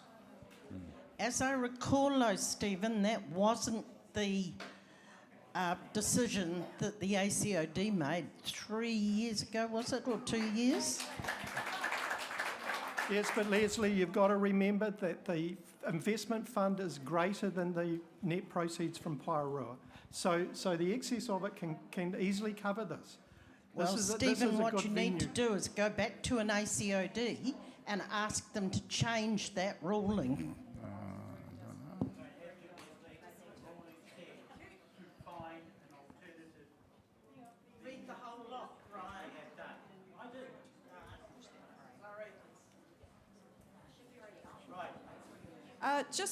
Karen Grant, Agility Committee. I just want to clarify or correct a statement that was just made. Dogs New Zealand do not subsidise agility shows. We have one club in the country that uses Forrester Park. Currently, they are unable really to use Forrester Park in its state, and they have to rent the soccer grounds from the Dunedin City Council. We have no club that currently runs shows at Ardmore. And of course, we don't have a club. Sadly. Sadly. And we don't have any clubs, obviously, in the Wellington region. And we're actually not sure that any of our Wellington clubs would use that facility. So, but at present, Dogs New Zealand do not subsidise agility shows. I was clarifying that. Okay, thank you. I've been conscious of the time all day, so I'm going to call it close on this discussion and invite the representatives from PD Insurance to give you a quick presentation.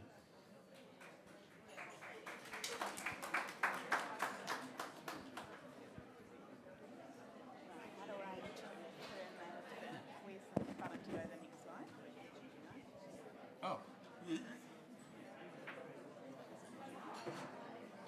Just give.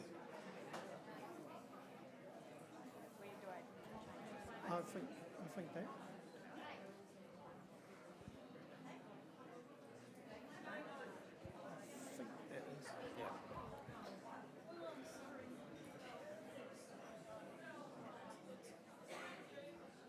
How am I flicking between the sides? So, this one, so you got a laser, forward, back. Oh, that's okay, awesome. Hello, everybody. Sorry, I know we're running out of time, so I won't keep you for too long. I am Jackie Whelan, Business Development Manager for PD Insurance. Unfortunately, Michelle Lalonde couldn't be here today, so you guys have the pleasure of my company. So I am based in Wellington and look after the Lower North Island. So I deal with a lot of your breeders personally. I've had the pleasure of meeting Martin over there, who I've dealt with on the phone, and also the lovely Amy sitting here. A little bit about me. So I have been in the pet industry for the last 20 years. When I say that out loud, that figure's a little bit scary. However, it is an industry I'm really passionate about. And it's an industry I've had the pleasure of meeting a lot of fantastic people, and I'm really looking forward to getting to know a lot of your Dogs NZ members better. So, a little bit about PD Insurance. We launched in New Zealand in 2020, and we are currently one of the fastest growing insurers in the country. We are also, as you I'm sure are well aware by now, the principal sponsor for Dogs NZ. So this was announced in February, and it is a 5-year contract, which we are super excited about, getting to know you all and working with you and the wider Dogs New Zealand network.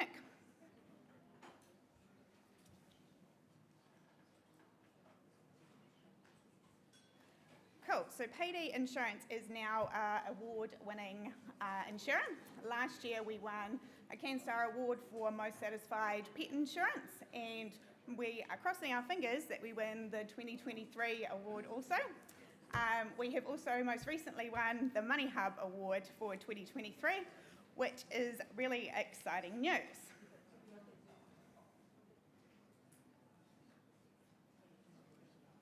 Oh, hold on. Navigating the insurance world from personal experience, well before I was with PD, can be overwhelming. Everyone tends to open up tabs and browse all the different companies, and then they close them again really quickly. So we like to keep things nice and simple. We have 3 really easy to digest plans. So you've got accident only, as the name suggests, accidents. So fell off the couch, dog broke its leg. If you're wanting a bit more cover, we've got a classic plan. So it's up to $10,000 a cover, and it includes accident and illness.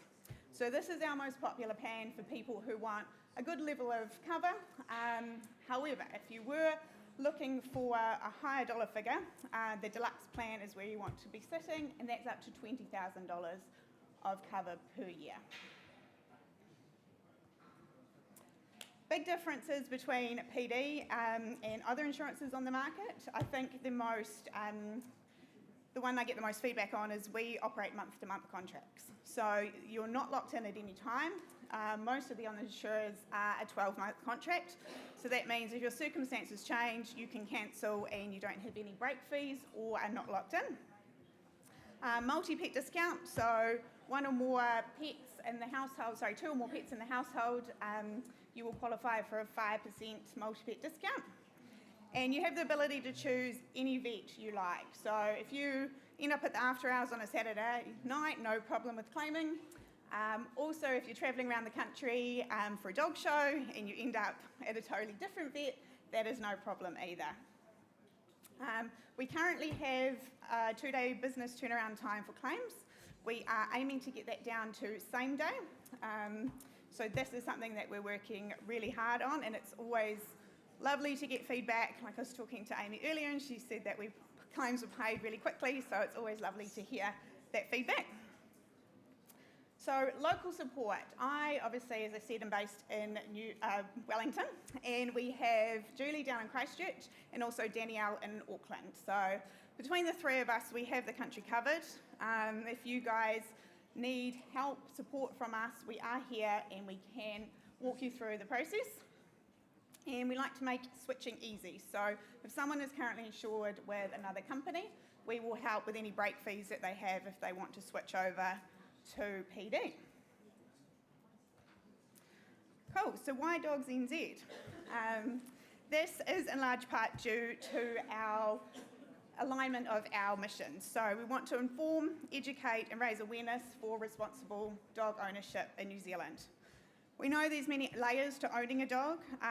Providing vet care and that not being a barrier of cost is where PD comes in. Educating dog owners about where to find breeders. Puppy schools, training clubs is where Dogs NZ comes in. So I'll run you guys through what PD are doing to help support this partnership. Nigel over there in the corner, you'll be very pleased to see we have marketing support for Dogs New Zealand. We have a fantastic team who is based in Australia, and they have been working really hard to do a few key things like refresh some pages on the website, which will be happening shortly, and also working on refreshing your doggy newsletter as well. So that, I believe, is not too far away, so you guys can watch this space. Canine Health and Welfare Program. So we are obviously an insurance company, and we see claims data. So we see if, for example, we've got one breed and we're seeing a lot of the same conditions coming through, that's information that we can feed back to Dogs NZ, and then Dogs NZ can potentially, if they want to, I know there was a bit contentious point today, but introduce health testing for breeders. Cool, and our breeder programs. So, I know a lot of you in the room are dog breeders. We, as I said before, have the country covered in terms of support, and I'll go into more detail very soon, but basically we have a starter cover offer for puppies going to their new homes, and then another offer for their new owners if they want to take out insurance after that. So we know that dogs and the dog world is a massive time investment. There's countless hours that the breeders put in. trainers, handlers, clubs, and the sport dog clubs.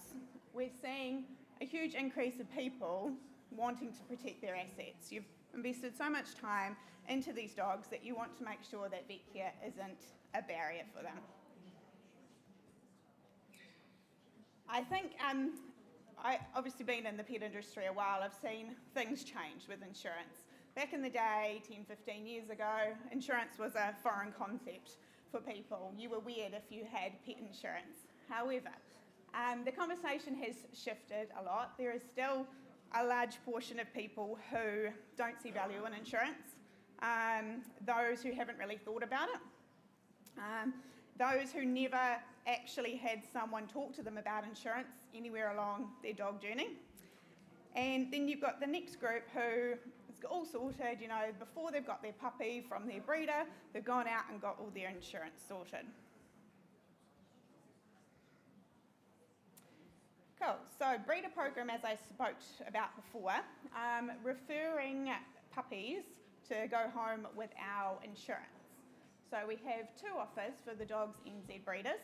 You get 4 weeks of free insurance for your new puppy owners. So that is something that the breeder activates before the puppy leaves. The accident cover kicks in at midnight the day that policy is activated. And then after that 4 weeks free, the new puppy owner can choose to take a full policy, in which case they're able to get another 3 months of insurance free. So a total of 4 months of free insurance. At the point that the new puppy owner chooses to take out a full policy, that will trigger a reward for you as breeders. Cool, so starter cover, 4 weeks of free insurance. So that is for puppies up to 30 weeks old. You can claim up to $1,000 in vet bill, just during that 4 weeks. So covers accident and illness. Accident cover kicks in at midnight the day the policy is activated, and illness is a 3-day stand down, so it's a really short waiting period in comparison to what other companies offer. When we say it's free starter cover, it really is free. We don't even charge in excess if the puppy owner needs to claim during that 4 weeks. Same as a full policy, so as choice of vet, you can go the after hours. If you're travelling, you can go to any vet. It is activated by an easy online form. If any of you breeders struggle with online forms, we can absolutely help you with that. We can work via phone or email if that is something that you need help with. Puppy is immediately insured, and the new owner will get all their certificate of insurance via email. After the starter cover period, if they take a full policy with us, then that triggers a cash reward for your breeders. Cool, so Dogs NZ and the PD family. If you guys would like to get on board, we would love to have you. I know some of you are with other insurance companies, and that is totally fine. However, we would love to make the process as easy as possible for you if you would like to switch over to us. If you are in the Lower North Island, you will deal with me personally, and I can walk you through the process of how that looks for you as a breeder with a new litter on the ground. So we can help you with brochures, support material, whatever else you need. Or if you're a digitally savvy person and you like to hang out on Facebook and Instagram, we can help you with that as well. So I mentioned the cash rewards before. Now that's a $100 payment that will go directly into your bank account, and that is paid when the free period for the new puppy owner finishes. Cool, so coming soon, really exciting. Co-branded insurance. So it will actually be branded Dogs New Zealand Insurance. The current offer is by PD. However, the new offer, which will live on the Dogs New Zealand website, is branded Dogs New Zealand Insurance by PD. So that's a really nice offering for you as breeders to be able to say, or members of Dogs NZ, to be able to say we have our own insurance, it's Dogs New Zealand Insurance, and all puppies leave with their own insurance. Cool. So I can't speak too much more about that now, but it is coming and it is not too far away. But if you do have any questions, I am very happy to stick around if you want to talk to me afterwards. And sorry this has been super quick, but we're running out of time.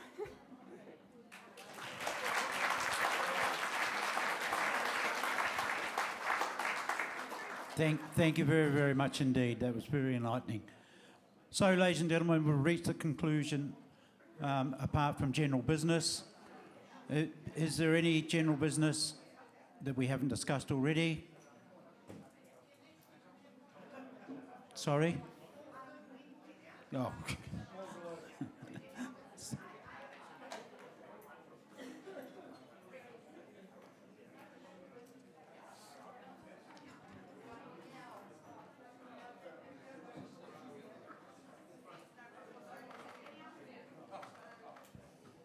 I just have a quick question about show levies. The current structure of show levies is $1.10 for the first 250 dogs. Thereafter, it's $2.20. My question is, why, when you have more dogs entered at a show, is it costing the clubs more money? For those of us that have bigger entries, we're paying a considerable amount in show levies. So my club has paid $2,500 for our show last year in show levies. What is this money being used for, and why do we not just have a flat fee of $1.10 regardless of the number of dogs entered? Can I ask our Director Secretary to talk to our Treasurer and send you a reply? Right. We'll put something in Dog E-News for you. Right.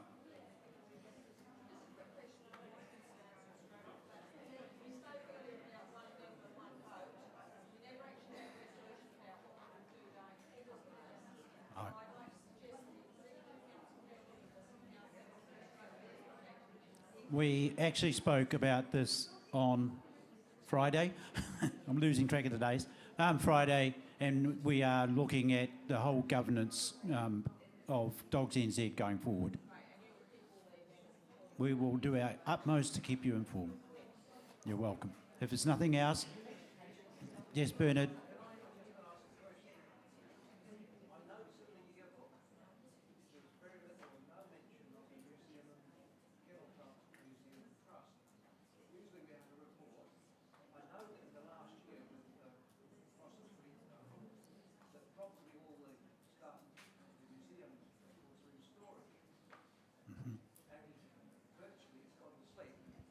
But, thank you, there was a suggestion made a couple of years ago that we could have a travelling museum, that there could be display boxes that could quite well display some of the things that we have in our records that could travel around the country from show to show. And at the moment, Canterbury Museum is closed for a 5-year rebuilding program. They've got another venue for a small display. They also have travelling boxes that go out to suburban towns and libraries and places, display for a month, travel on. It wouldn't be highly expensive. There would be cost, of course, but we've got $26,000, according to the books there, held in trust for the Museum Trust. All right. We will pass that on to Keith and get him to give some feedback on it. Oh.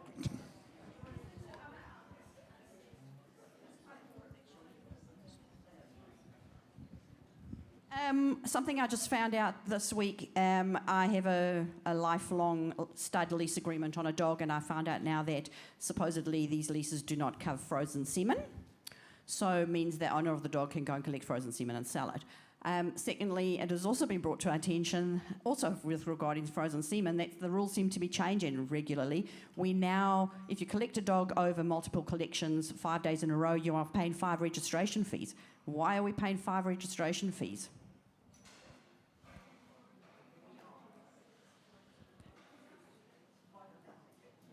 Both Amanda and I have had the situation within the last 2 weeks.